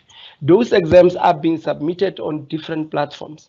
You've got my exams, which is Moodle based, and then you also have take home file uploads. You've got the randomized MCQs that are done on Moodle, and at times like this year that we've been having a couple of students that were coming from other years for some odd reasons and for some challenges that we might have actually had. We've also accommodated set opportunity students to be able to use this to submit their assessments for different reasons. And on daily basis, should there be a problem, a general problem by the university to say that systems were not up on time, perhaps in one or the other question paper was not clear or was not uploaded, the university will either give students extra time for their submission of their assessments, or they will send a contingency link that will be used to submit the TUS examination assessments or those assessments. And we've also used the all-Sakai based year modules and supplementary students, also using same postgraduate student, and all of those are being marked on JRouter. Right, these different kinds of examinations or of different kinds of assessment, they appear differently on the examination timetable. The portfolios will appear as module arrangement. But what is key to you students is that you should know that each saying module arrangement on the timetable, it then means and warrants you to go on the module arrangements to be able to see and get to know in as to when that particular module is going to open, if it's a portfolio, and when it's going to close. I'm going to repeat this. Module arrangement on the timetable, it means that a timetable or the date and time in as to when that particular examination is going to open will be communicated to you on the announcement, and should be able to go and read that and be able to be ready on time. The MCQs, we are having modules that are having a lot of students, 10,000 plus, and it is then incumbent that students should, in this regard, also be very careful. That the exams was said that it will start at 9 o'clock and close at 11 o'clock. It might not mean that you are going to write from 9 to 11. It could be that you are going to have a lot of students. Therefore, we have actually, put you in groups, and then it's very pertinent to always look at the information sent to you in as to on what group are you, at what time are you scheduled to write, for you to be able to access the system. Because failure, which you might actually encounter problems because you might have not been scheduled to write on that particular time slot. And remember that you are writing on that day doesn't necessarily mean that you can write at any slots. If there were 3 slots and then you are scheduled to write on a second slot, then you should actually go and write on a second slot. That is on MCQs, colleagues. Continuous assessment as part of one of the assessments that we are using. We know here a lecturer could choose 1 to 6, and then they will be writing, the one with the bigger percentage as the last one, at times called a portfolio. Right, there are 2 things that have changed in terms of our rules and regulations or our assessment procedural manual. The FI concession has changed drastically. The old undergraduate FI concession was saying students that are left with 1 or 2 modules to complete their qualification will qualify if they've written and failed the examination in their last examination for FI concession. And that was there was no attachment of a percentage. But now what we have since changed is that you will only qualify when you have 30%. But how will we know that you are an FI concession student? It is incumbent that as in when you are registering your last modules, that you tick on the registration form for them to know and be able to update their records that you are an FI concession student, meaning if you have written the 5 that you are registering now and you have written and passed them all, you are going to graduate. If you fail to, then the policy will kick in and see in as to whether you qualify for this criterion and be able to accommodate you to be part of the FI concession students that will be assisted in one or the other. The FI concession doesn't apply for continuous assessment, research, portfolios, practicals, research modules, signature modules, modules registered for NDP. Outstanding module is required to complete a SLP. Students may not be granted FI concession more than once the same academic period, and students may not be granted FI concession after he or she has failed a supplementary examination. The communication thereon will be sent to students 6 weeks after the release of the results, meaning we have only managed to finalize majority of our results last week Friday, and then we'll soon be getting in touch with those students that qualifies for this concession given the new criteria for them to be invited for that examination. Oh yes, sorry. The other rule that have changed is the supplementary examination. Let me take you 1 or 2 steps back. That you know that the supplementary rule or the supplementary mark was 40% to 46 or to 47. You know that students that couldn't write the examination due to unforeseen circumstances were given another opportunity by applying to the university, using the documentary proof of the reasons why they couldn't write the examination for them to be given another opportunity. Now, we've since moved from that, colleagues, and all that we are saying is that a student registered for an undergraduate module is entitled to use 2 consecutive opportunities per module to take the examination, except if the college rules provide otherwise. Students may write the examination during either the first or the second. What do we mean by this? We mean that students that are absent from examination in their first opportunity, or students that have failed examination, will get another opportunity to write in October, as that will be their last opportunity. Now, the other thing that is very key that I want to overemphasize here is that it is always important to try your luck in the first examination. The reason being, remember in October, if that is your second and last opportunity, you are not, should you have any other unforeseen circumstance, you will not be able to apply for an accredited, nor to apply for a supplementary, to be retained in the 3rd academic period. Because a university can only allow you to write in 2 examination periods, which is the first attempt will be in May, June this time around for newly registered students, and October, November will be the last one. In conclusion, students, Mr. Rasebotsa has mentioned something very key and pivotal in terms of submissions and preparing your desktop before the examination. Please make sure that you always mark your attachments correctly.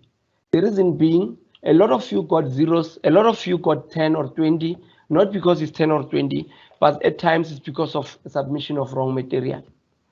And the other thing is that if you are not happy with the mark that you got as a final mark, you are welcomed to either apply for to purchase your script or to apply for an for a remark if you qualify for that. Remember, remark you have to have something from 46 to 49 and 72 to 74 for you to be able to apply for those. But we are having those as in when you are not happy, and please make a very nice appointment with your primary lecturer after we have gone through the material, the work material that you have submitted. And please don't go there and say you should have given me 2 here.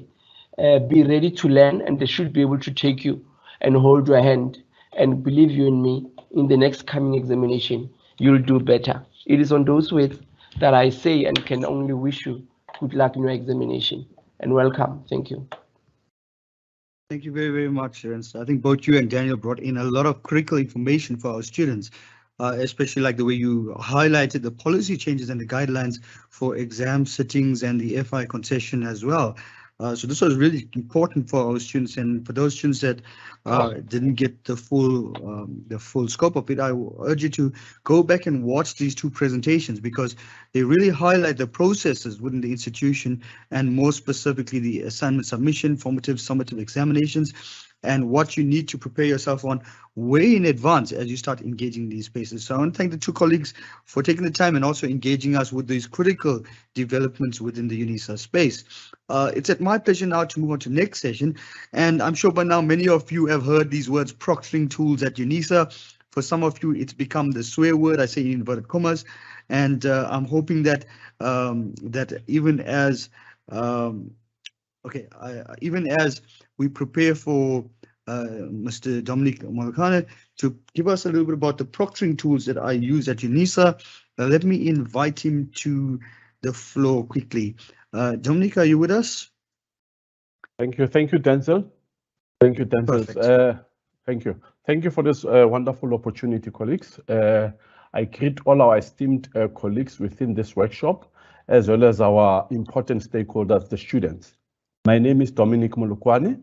I'll be taking you through the proctoring tools that UNISA applies for their various examinations that are conducted online.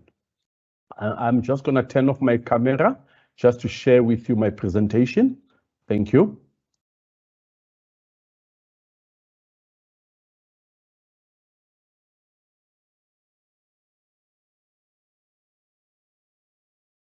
All of us have known that UNISA has migrated to online platform since 2020 with the advent of COVID-19.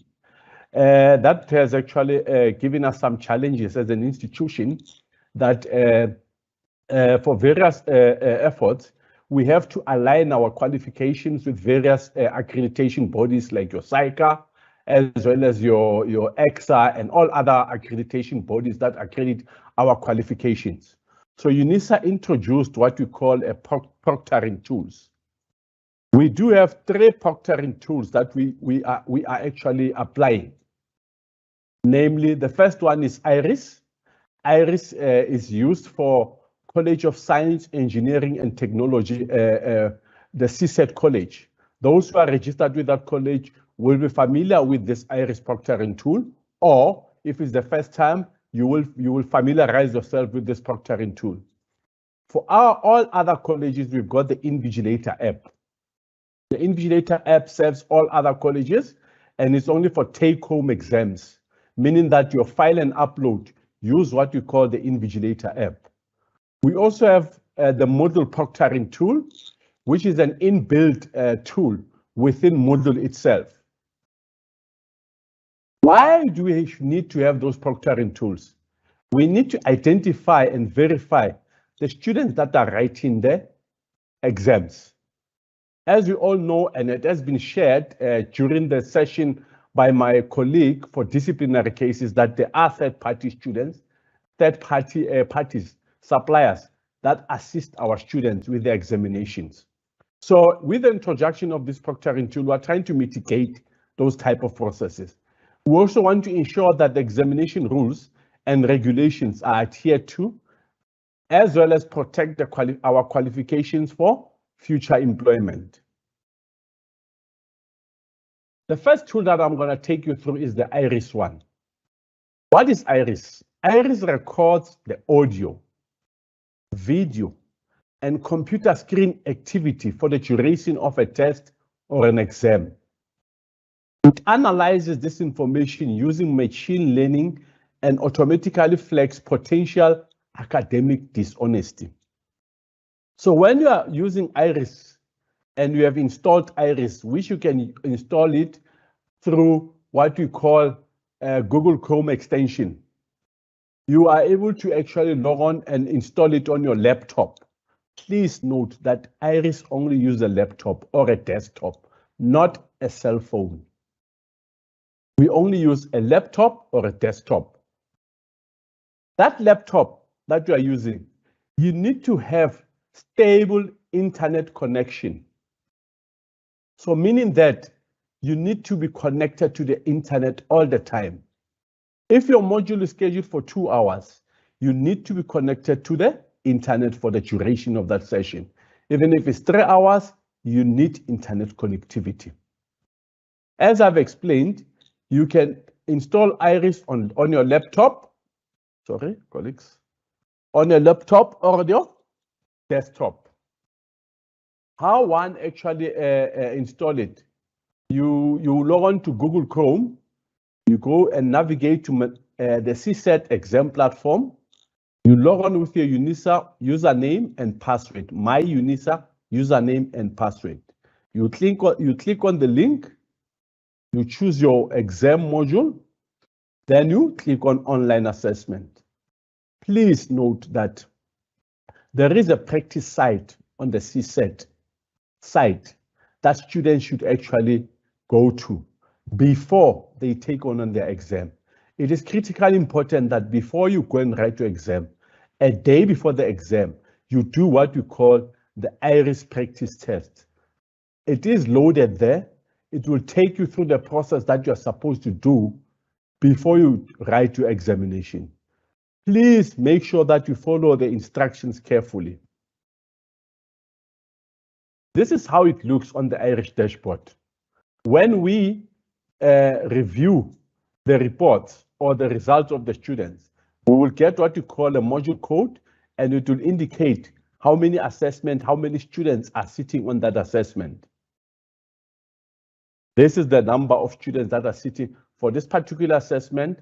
When it was the date it was created, it was on the 21st of June, 2022.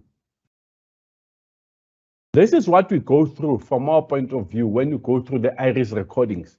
It will give us what you call your face. It will match your face because you would have taken a photo. It will give us a report on the activities that you were involved in during the session. If you look here, there is a percentage differentiations here. These are different students. It will show you a deviation in terms of from less to highest. To highest, yes, 34%. We are concerned with those that are more than 10%, which is 34%. So we will go to that recording and view it and check what activities that were done.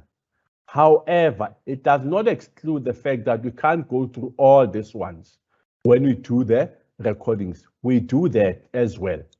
But these ones that are with higher percentage, it means that there was some form of activity that was occurring. So we are very interested in finding out what was the activity. This is what we view on Iris. This is your face. It will record your surroundings. If you are sitting with people that are assisting you, it will actually indicate that you are assisted. If you are speaking to anybody else during the session, it will also indicate that you are talking to somebody else. So it is critical that students, when they write exams, what we have found to be disturbing is that when you go through the video recordings, there's a lot of disturbance, even though there's no suspicious activity that students is engaged in. However, there's some disturbances that are occurring in the background. What we found very peculiar is that when students are writing at the venue, they often encourage us that they want to write in a less invasive environment where there's no noise, there's no music, and so forth and so forth. But when we go through this dashboard of the Iris, we find a lot of characters moving around in the room that the student is specifically using for Iris. So we normally encourage students to say that when you use Iris or you write an exam, please make sure that you are in a quiet place, a well-ventilated place, and with some light in that room or wherever that you'll be writing, so that you are not disturbed or distracted. So that is one of the tools that is being used for Iris, which is, as I've explained, that it is one of the tools that we use for invigilation. The second one that I'm going to take you through is what we call the Invigilator. The Invigilator has got a logo like an owl, sort of like, which means that students, be careful, we're watching you. Doesn't mean that when you write online exams, no one is watching you. This tool, it's a cell phone-based application. It is designed for smart entry-level smartphones, not even the expensive ones, but entry-level smartphones. You can use it on a laptop. If, as a student, you are writing an exam and you are using it as you are writing on your laptop, please ensure that your cell phone is next to your laptop, because that is the only way that you'll be able to scan the QR code that is provided to you so that you can access or you can activate the Invigilator app. It preserves academic integrity. Students can download the Invigilator app from Google Play Store, Apple iStore, or Huawei Gallery. Very important, as with Iris, please ensure that you do the demo exercise before you write the exam. What does the app do? During the session, the app will stop and ask a student, instruct the student to take a selfie, like a photo of themselves. What it does also, it does what you call random microphone checks, meaning that once you have scanned the QR code and you start the assessment, once you start the assessment, you will be prompted to do various actions during the session, like taking a photo of yourself, taking a selfie, photo of your answer sheet, and instruct you to take photo of your ID document. And towards the end, it will upload the answer script at the end of a session. I want to stay on this one, especially the uploading of the answer script of the session. We have discovered that Unisa currently is working in a way that we are saying that students, if a module is scheduled for 3 hours, the app will only invigilate you for that 3 hours. But remember, Unisa has also said that after 3 hours has lapsed, you are given an extra hour to do the upload of your answer script. What we have found most disturbing is that although you use the app, one of the settings that we put on the app is to say that upload your answer scripts at the end of a session. So the app will actually indicate a timer at the bottom of the cell phone, wherein it will actually say, give you 8 minutes to upload all the activities that you were doing. The prompting that we're asking you to take your selfies, your photo of your ID, photo of your answer sheet will be uploaded, including your answer script at the end of the session, not in addition of the hour that one is giving. However, even if you don't complete your answer script upload on the Invigilator app, you are not penalized because you still have an extra hour to do that on myExams or any of the platforms that are offered by Unisa. That is myExams as well as the contingency link. But preferably for safety, also for yourself as well, because what we have found out is that once the student upload the answer script on the Invigilator app, sometimes if they can't pick up the script on the contingency link, we resort to actually mark the one that is uploaded on the Invigilator app. When you register on the app, please do not use any personal email address. Only use my live email address. Because if you are going to register with any other email address, you will get an error message that says that your university does not recognize this email. So we've often found that students, once you register with using their personal email addresses, and that practice has been emphasized to students that even when you communicate with the university, please ensure that you communicate with the university using my live email address. Get used to that because we are using it as well to register on the Invigilator app. The good thing about the Invigilator app is that you don't need internet connectivity for the duration of the session. You only need connectivity at the starting point when you register, when you scan the QR code, and towards the end of the exam session, not the extra upload hour that is granted to students. So most often what we have discovered is that students, they make use of that extra hours for submissions to finalize their examination. That's when you will get students say the Invigilator app does not work. It will totally close you down after the session has expired. It won't continually invigilate you because the duration is set in line with the exam session. You need to scan the QR code as provided by your lecture. The lecturer will share the QR code and the instructions with you prior to the day of the examination. They either put them on my announcements on the platform, the Moodle platform, or it is embedded on the question paper itself. You can either scan the QR code manually. You can either scan it or enter the QR code manually.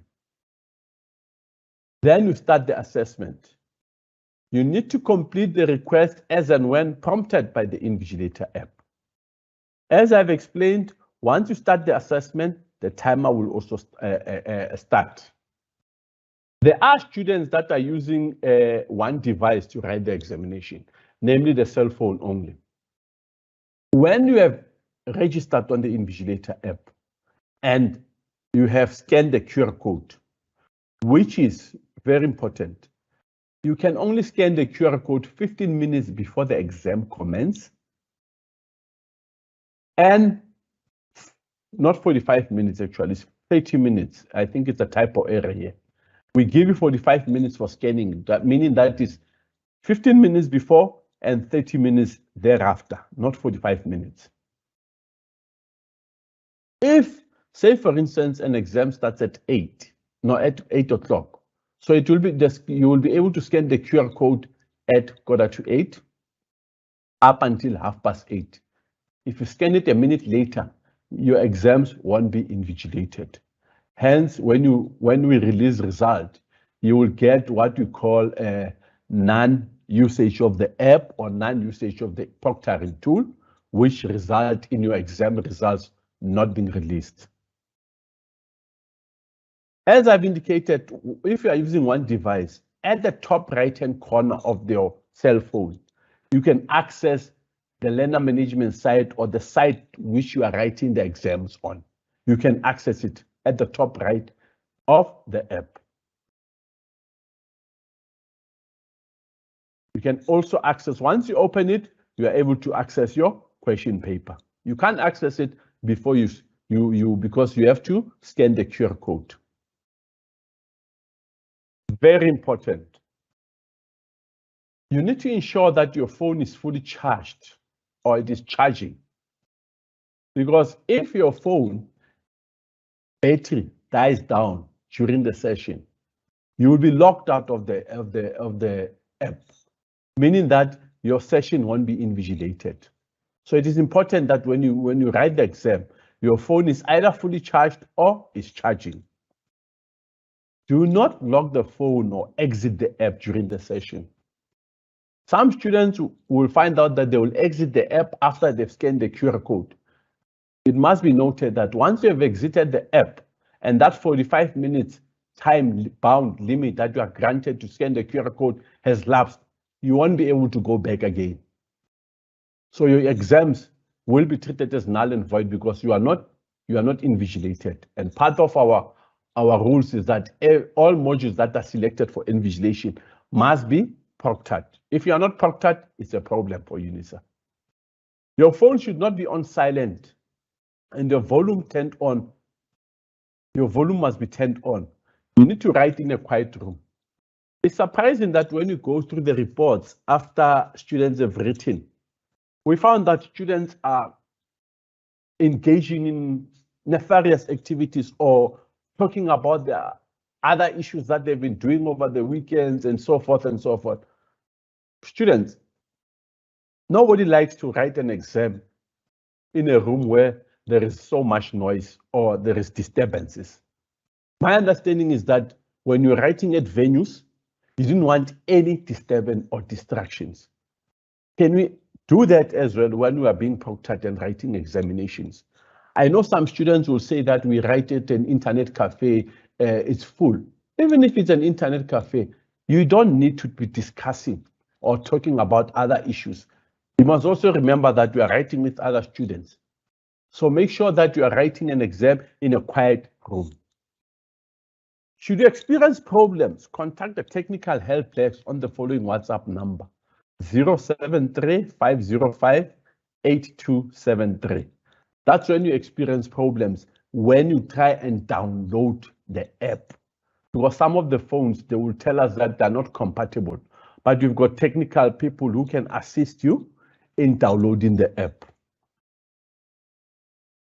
During this, there was a comment to say that the Invigilator app is not working.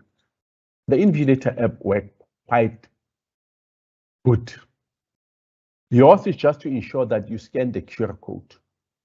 Yours is just to ensure that you register on the app using my live email address, not any other email address. Please note, students, that because we are talking to students who are preparing for October, November, some of you might have been registered now in May, June. Please note that we will only share the information of your registration with the supplier, I think towards the end of August. So don't bother to go and register on the app now. Wait up until the end of August, where your information will be shared with the supplier so that we can create licenses for you, so that you can also register on the app. However, there are other students who are retaining students. Yours, you need not worry. The Invigilator app is already on your cell phones. Yours is just to scan the QR code on the day of the examination and write the exam. There is a training videos that is that goes along with this presentation. During your time, because I believe that this presentation will be shared, you can play that video and it will take you through the process on how to do the registration and on what to do, which is critically important for you to be proctored for the exam. Before I conclude, colleagues, Denzel and the team, I just want to indicate that I did indicate earlier on to say that one of the proctoring tools that we also use is the Moodle Proctoring tool. That Moodle Proctoring tool is not a difficult one. It is built in within Moodle itself. So students need to have a camera, a laptop with camera, or a cell phone with a camera, so that they can write the quiz.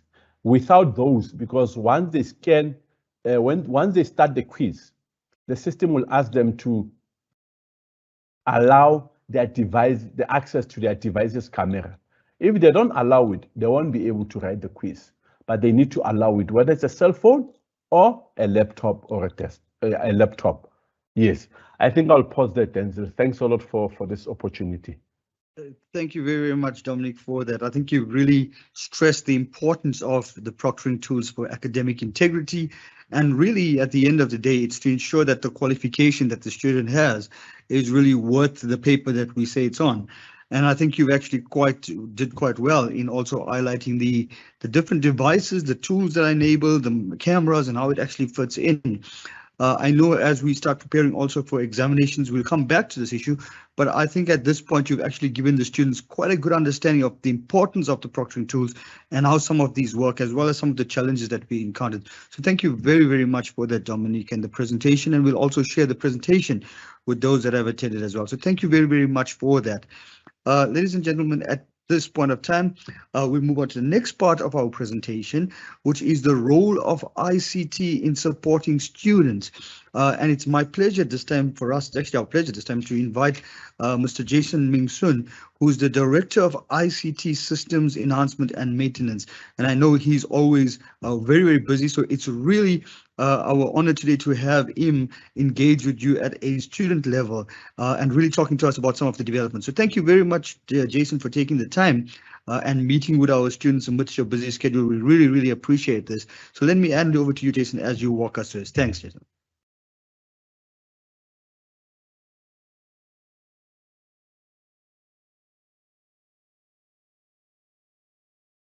Thanks, Jason. We can see you.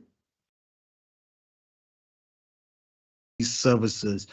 Okay, I think Dr. Ntuli has some problems. So let me try to see if Jason, are you back with us? Jason, connected? Good afternoon. Can you hear me now? Perfect, Jason. Yes, perfect. Thanks, Jason. Okay, let me introduce you quickly once again. Colleagues, ladies and gentlemen, once again, let me introduce Mr. Jason Ming. He's the Director of ICT Systems Enhancement and Maintenance at Unisa, and it is truly our pleasure today to have Jason with us, especially as I mentioned earlier, amidst his busy schedule. So thank you once again, Jason, for joining us and sharing these insights of ICT support with our students. We really appreciate it. So let me hand over to you, Jason. Thanks. Thank you very much. Thanks for the opportunity. Welcome to you, our students. Very warm welcome to you. My name is Jason. I work in the ICT portfolio at Unisa. I work with a wonderful team that supports all of those colleagues actually who have shared with you today. Those are our academics, our service departments. We provide the technology that they need to serve you. And in so doing, we serve you to our students. So our goal then is to ensure that our lecturers, our tutors and administrative team members can serve you with the efficiency that they need. So we think, we connect and we share in a digitalized world. And central to the enablement of Unisa's comprehensive open distance e-learning offering is the ICT portfolio. So what exactly is our role and what do we do that contributes to service to you? As the ICT portfolio, we recognize opportunities afforded by further digitalization in Unisa. And it is really about incremental innovation that improves your experience, which advances your success and realizes growth in research output.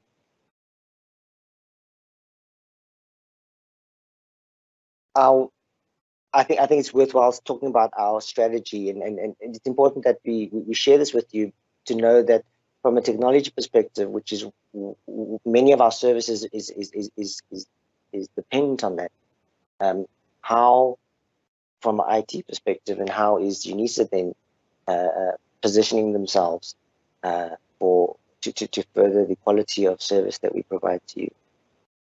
So the 5 key elements of our strategy is really, firstly, student centricity and academic focus. It is composability. It's a service culture. It's about delivering secure teaching and learning and research platforms and capabilities and results. It's about offering a secure digital workplace and innovation in general. And it starts with you, our student. With you at the center, ICT's portfolio delivers technology solutions which support you in our journey with us. We enable those digital processes that support you in our progression as an applicant, student, and graduate. So from the time that you explored our offerings on our corporate website, your application for a chosen qualification, your acceptance of that offer, your registration, and your interaction with our lecturers and e-tutors on our digital teaching and learning platforms, through to your assessment, your participation in such activities, right through to your graduation, we provide the technology which enables that. So, these are the core focus areas in terms of composability in teaching and learning and research. And so we really are driving business process mapping and optimization. The idea is that we optimize processes that we can be more efficient in serving you. In ICT, we continue to develop and mature the technology solution lifecycle. We've identified mapped processes which are ready for AI-assisted automation, and we enable predictive and prescriptive analytics by providing storage, data, security, and related tools.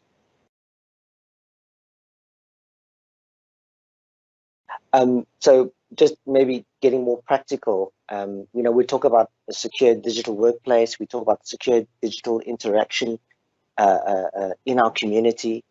It's important that we talk about aspects that pertain to our security online.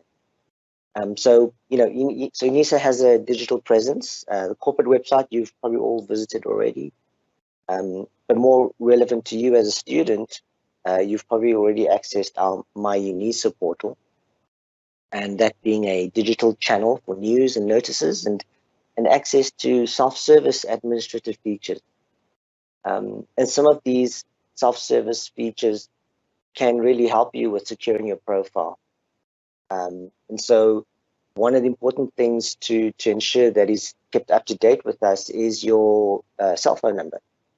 So to ensure that your cell phone number is correct and up to date, you can use the biographical details service. You'll find that on the myUnisa website. And once logged in, navigate to the My Admin tab. And so your cell phone number is obviously needed if you've forgotten your myUnisa password. You can use a self-service feature. It'll send you an SMS, which will facilitate that process of you resetting your password. But also, what's important to note, the accuracy of your cell phone number is important, because if or when you are eligible for mobile data allocation, the cellular number that we have on record is the number to which data will be allocated. So when you register with us, you do capture 3 numbers, I think: home, work, and cellular number. So the important thing is to keep that cell number up to date, so that when data is provisioned, you'll get it onto the right SIM. So just look out on myUnisa for any announcements that may pertain to mobile data allocation. And once any provisioning process starts, typically for the next exam cycle, if you are eligible and you expect to have had your data loaded already, you can inquire via the email channel, dataqueries@unisa.ac.za. What's also important to keep safe, as colleagues have mentioned earlier, is your password. We do recommend that you change your password as frequently as you can. Once a month is considered best practice. And of course, you all know that it's best to keep your password private and not to share with anyone else. What's also important to enable within your digital profile is multi-factor authentication. This you can set up on your My Life profile. What that does is ensure that any changes to your account require a second factor of authentication. So there's a online site, myaccount.microsoft.com. If you log into there with your My Life credentials, if you haven't done so yet, do that and navigate to the security info section and choose any of the following methods to manage multi-factor authentication. It could be SMS text-based, email, or the Authenticator app, which you can download and install on your smartphone. So yeah, regarding your My Life account, you know that it's an Office 365 account, and it provides you access to Office 365 online productivity tools that you can use to prepare your assignment submissions or research work. We recommend that you use OneDrive to store your work so that you can access your last saved work from any computer that you might have access to wherever you are. We, of course, support you as a lifelong learner, and as you graduate and advance as an educator, a lawyer, perhaps an accountant, an engineer, an author, or an economist, or an environmentalist, your My Life profile remains with you for life.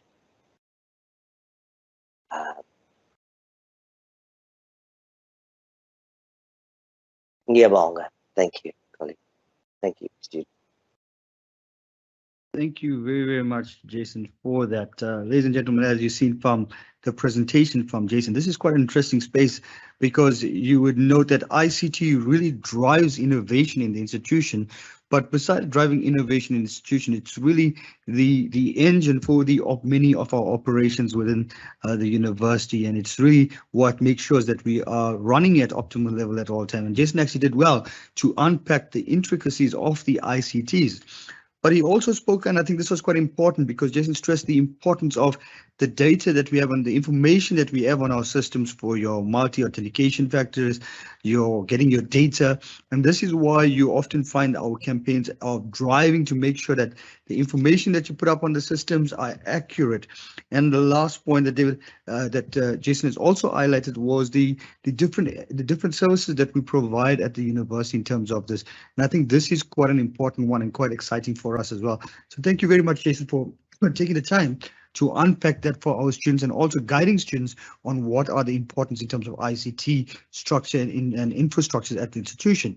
Let's cross over to the regions while Mr. Jason Mingsun sorts the audio out. We'll come back to Jason now because I think it's quite a critical session on the role of ICT. Let's move on to, I'm sorry to do this to you, Dr. Ntuli. Can we bring you on, Dr. Ntuli, to speak to us a little bit about the regions and the support that the regions have in place for students? Dr. Ntuli? Good afternoon, colleagues. Can you hear me? Loud and clear, Dr. Can you hear me? Loud and clear. Loud and clear. Okay, great. Let me greet you all students, all our staff members present. Mine is just to give you, are you going to project from that side? Or do I need to project? We can do that for you if you're comfortable with it. Can I ask Richard to project for us, Richard? Okay, let me project. Okay, perfect. Thanks, Dr. Ntuli. It will be easy. It will be easier that way. So that I can control this from my side. Okay, thank you, colleagues. Mine is just to give you the what needs to happen, the type of support that you will be expecting from the regions, because you will know that UNISA is not only in Makhalniak, it's throughout the country. Just to give you a bit of a background.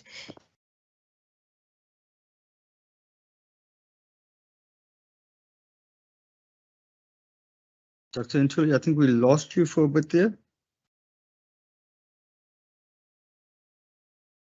Okay, it seems as though we're having some network challenges today. Dr. Ntuli, are you with us?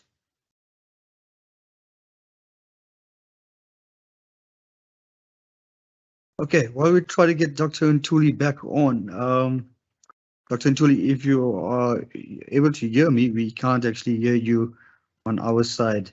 I think it's a network issue on your side. That's probably connecting. Can I ask my colleagues quickly, Dr. Ingrid Murray, sorry to bring you in so early. Any of the questions emerging on the floor that you can pick up that we need to address?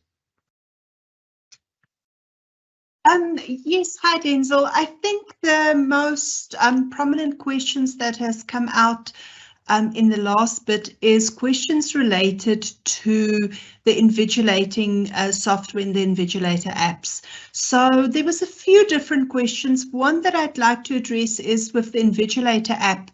If you are, so also let me start at a slightly different place. There's 3 invigilation softwares that the university use: Iris, the Invigilator app, and an app built into the myModules platform for when you are doing multiple choice questions. And it's really important that students are really clear from the beginning what their exam is going to be needing.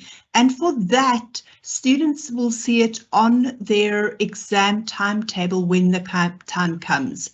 The general rule, I think, is if you're in CSET, you're going to be using the IRIS app. If you are if you're doing a multiple choice exam, it will most probably be myModules. And if you are using, if you're writing a take-home written exam, it's most probably going to be the Invigilator app. So just be clear right from the beginning about which one you're going to be used. As always, there's always questions on, what to do when there's electricity outage. And we know that this is a problem.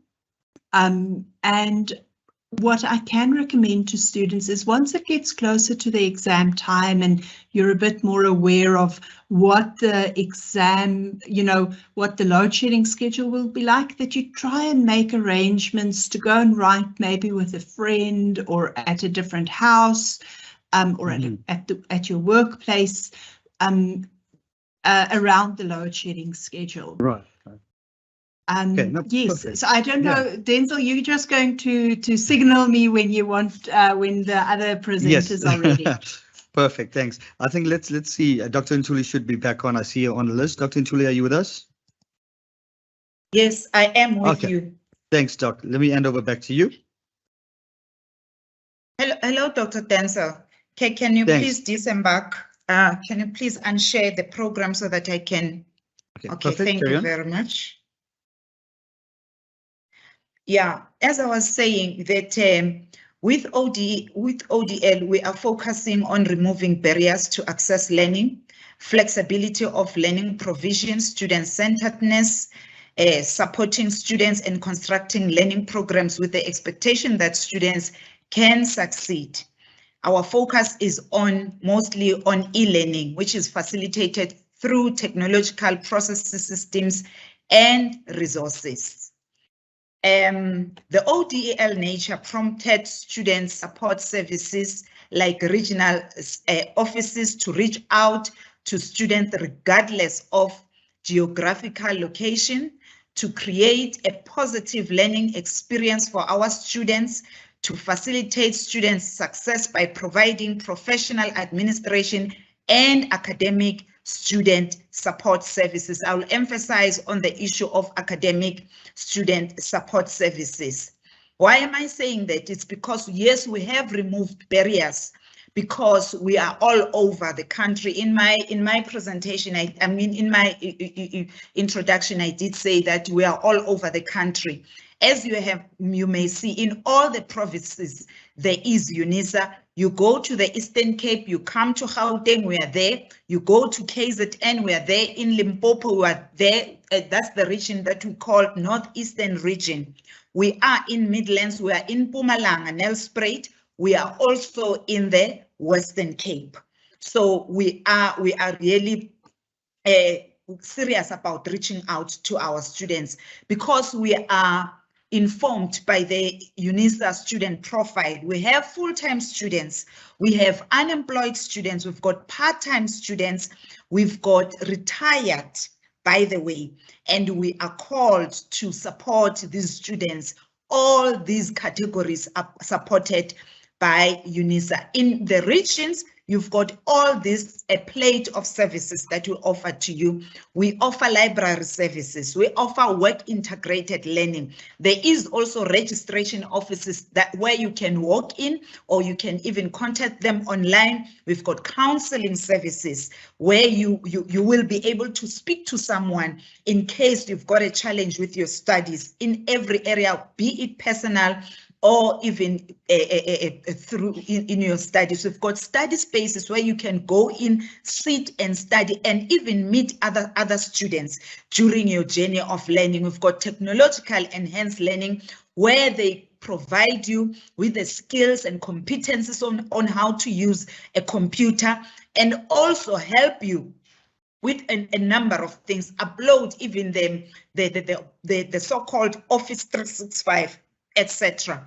And that's how we support. But with it, I just want, under facilitation of learning, we facilitate learning by providing you with tutorial classes. Pre-COVID, we used to have face-to-face tutorials. Unfortunately, when COVID hit, we had to change the way we do business. And in supporting our students, we therefore support you by providing classes that are virtual in nature through MS Teams. You need to enroll for those classes. I will give you details as I continue to present. We also have academic literacies where we understand the background of our students, that some of them have been to school and they've never been into the institution of higher learning where they are expected to write academically. And that's the skill that we impart to you as you go to the workshops, etc. And then we have got technology enhanced learning. As it says, we provide you with technological skills. Then focusing on tutorials, we appoint qualified tutors approved by module lecturers. They are not on their own. They are not doing things just by themselves. They work together with the lecturers. That is why, while I'm still on that point, stop going out to people who lure you to go to them for tutorials, because at the end of the day, you will provide one answer and then you will fail, as the previous speaker has already said. So come to the Unisa platforms to support for support in terms of your modules. We only provide high risk.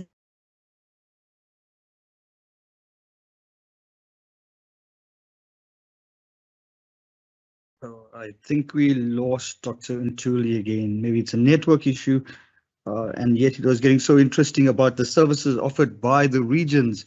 I think Dr. Ntuli will probably log off and log back on again if she can hear us. But as you have seen, ladies and gentlemen, from the variety of, firstly, the regions are really spread across the country to give you that points of access. It's not just in Pretoria, it's really across the country. So you have these points of access that you can go to for these types of services. And as Dr. Ntuli foregrounded, there is a variety of services, right from academic literacy, work integrated learning, and she summed up that quite well. And then she also mentioned, and I think it has been come across quite strongly today, is the point on not to be lured by people that make you empty promises. Unisa offers these services for free, so please take and make use of the. As I was saying, colleagues and students, that we are offering tutorials. And as we are offering tutorials, this is for you. And we expect you to register with this institution with tutorials, because you will be able, I can't see, okay, because you will be able to get something that is recognized by the institution, not any other institution, because those people make you to pay a lot of money, and at the end of the day, they set you up for failure. So make sure that you register. The sessions, I just want to say the sessions are also recorded and they are shared with those who attend on the regional website, on the regional Facebook page, and also on myUnisa module site. Next slide, David. Then we have academic literacies, as I've already alluded to that. We've got 3 types of academic literacies. We've got reading and writing services for purely for undergraduate students, and we've got quantitative literacies. Quantitative literacies focuses on numbers. If you are doing the DSCs, if you are doing the QMIs and the economics, this is where the maths, you fall in this category. So attend these sessions, these workshops, because they will assist you. If you attend the undergraduate students reading and writing workshops, you will be assisted on how to write academically in the correct manner that will be that is acceptable within the academic institution. And the last one is the research writing. This is for postgraduate. We know that not only the master's and the PhD students are assisted here, but all those who are also doing the honors degrees. There are those modules that have got a research element. Therefore, you will receive an invite to attend our workshops, to also attend the one-on-one sessions, because we also provide, we understand that some students may not learn well in a group. However, when they come in smaller groups or one-on-one, you will be able to be assisted. Next slide. Then, yeah, I've already alluded on this. Then I just want to say, you also have a role to play as a student. As a student, you are expected to go through your study material. Send problematic areas to the lecturer via your email address. Put your student number in the subject area of the email. Participate on e-tutorial sessions, not only on the face-to-face, but also on the e-tutorial sessions, because that's where you will also meet other students if you cannot meet them on the virtual tutorials. Participate actively in myUnisa discussion forums and any other support service. You will succeed. We guarantee you of the success, because we as an institution, we do our role as we expect you to also do your role. Activate your myUnisa and myLife emails through our technology enhanced learning unit in the regions. They will assist you virtually or even face-to-face as you come in. Next slide. And then important tips to keep abreast. These are the tips that we want to give you as a learner. Always check your myUnisa, myLife announcements, because we have found that as we service our students in the regions, you do not read your myUnisa, myLife. You don't go to that page. Please do yourself a favor. Go to that page and read your emails from myLife, because if you don't, you will forever be behind. Check your website and Facebook pages, like our page, our regional pages, be whether you are in the Midlands, whether you are in Western Cape or you are in Gauteng, like the Facebook page, because you'll get important information that will assist you as you journey in your studies. And give us feedback through emails, through the regional Facebook pages, and even student surveys. Next slide. These are the contacts that you can access us. In Gauteng region, we've got a common email address, KwaZulu-Natal, Midlands, Northeastern, and Western Cape. So this is where you can contact us. We are all over. With that said, I wish you all the best in your studies. We are there to assist you. We are there to support you. Thank you, and good luck. Thank you so much, Dr. Ntuli, for those wise words. And I think you actually culminated it so nicely. Thank you, and good luck. We really wish our students all the best as they engage with their studies in this semester as well. And thank you for also highlighting the critical spaces that the students have to engage in the regions and the regional support systems that are in place. And I think this is where we actually encourage all our students to get into the regions, contact the regions, and engage the support. Ladies and gentlemen, it's been 5 hours. It's been 5 amazing hours. I can't believe that we started at 9 o'clock and it's already 5 to 2. So it's been really 5 long hours that we've engaged with each other. But as we round up and as I'm getting to the closing, we will close exactly at 2 o'clock as I promised. Upcoming training sessions, ladies and gentlemen, colleagues, please keep an eye on the same platforms that you've got the links up for this session. We will start with training next week. We will start with the training sessions, and this will be where we prepare students for how to navigate the myUnisa, myModule side. And then in early September, we will start the preparation for exams, how to get onto the exam sets, how to prepare for the exams. So watch this space, because we will also have a special training on student well-being, which we're opening our executive director, Professor Magano, will be able to run for us really on student well-being way in advance before you actually start engaging with the exams as well. Also, the recording for today's session, it's 5 long hours, but I'm hoping that we can have some timestamps in between, and we will also post the recording on our YouTube channel. We will also put it on the Facebook channel, the Unisa Facebook channel as well. And then we will also put the recording on, we'll ask the colleges to distribute the recording on the links for their own social media spaces as well. At this time, as I round up, let me just quickly do a quick vote of thanks to some key people. Our Executive Director for the Department of Tuition Support, Facilitation of Learning, Professor Magano, thank you very much for your warm welcome words and for also being with us throughout the day. You've actually stayed with us for 5 hours. The second is all our presenters. Our presenters have done excellent work in preparing themselves for the day, really capturing the essence of what we need to transform into or transition into the next semester, and also those key information that you need. So really thank you for taking the time to articulate this so clearly for us.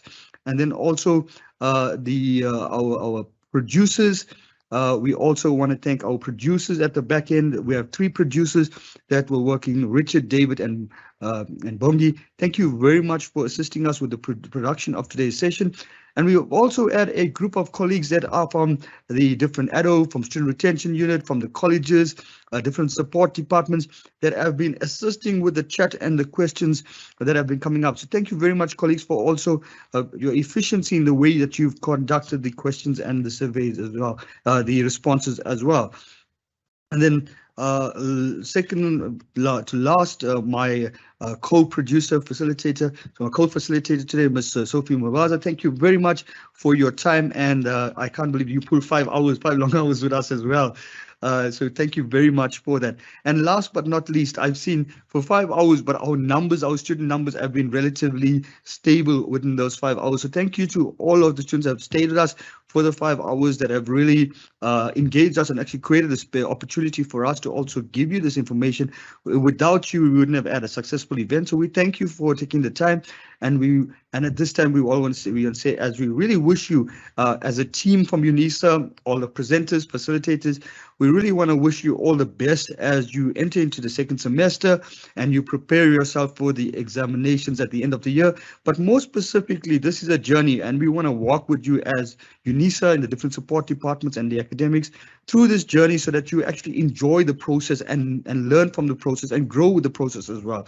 So thank you very much, and remember that we are here for you. So please do contact us on the various mediums that we have discussed today, and we will use this opportunity to engage you and provide as much support as we can to make this successful. So from my side, my co-facilitator, Ms. Sophie Mavaza, and the rest of the team, we wish you well and hope you have a good rest of the day, and we will see you sometime soon in the next training sessions early next week. So thank you very much, and we wish you all the best. Stay well and God bless.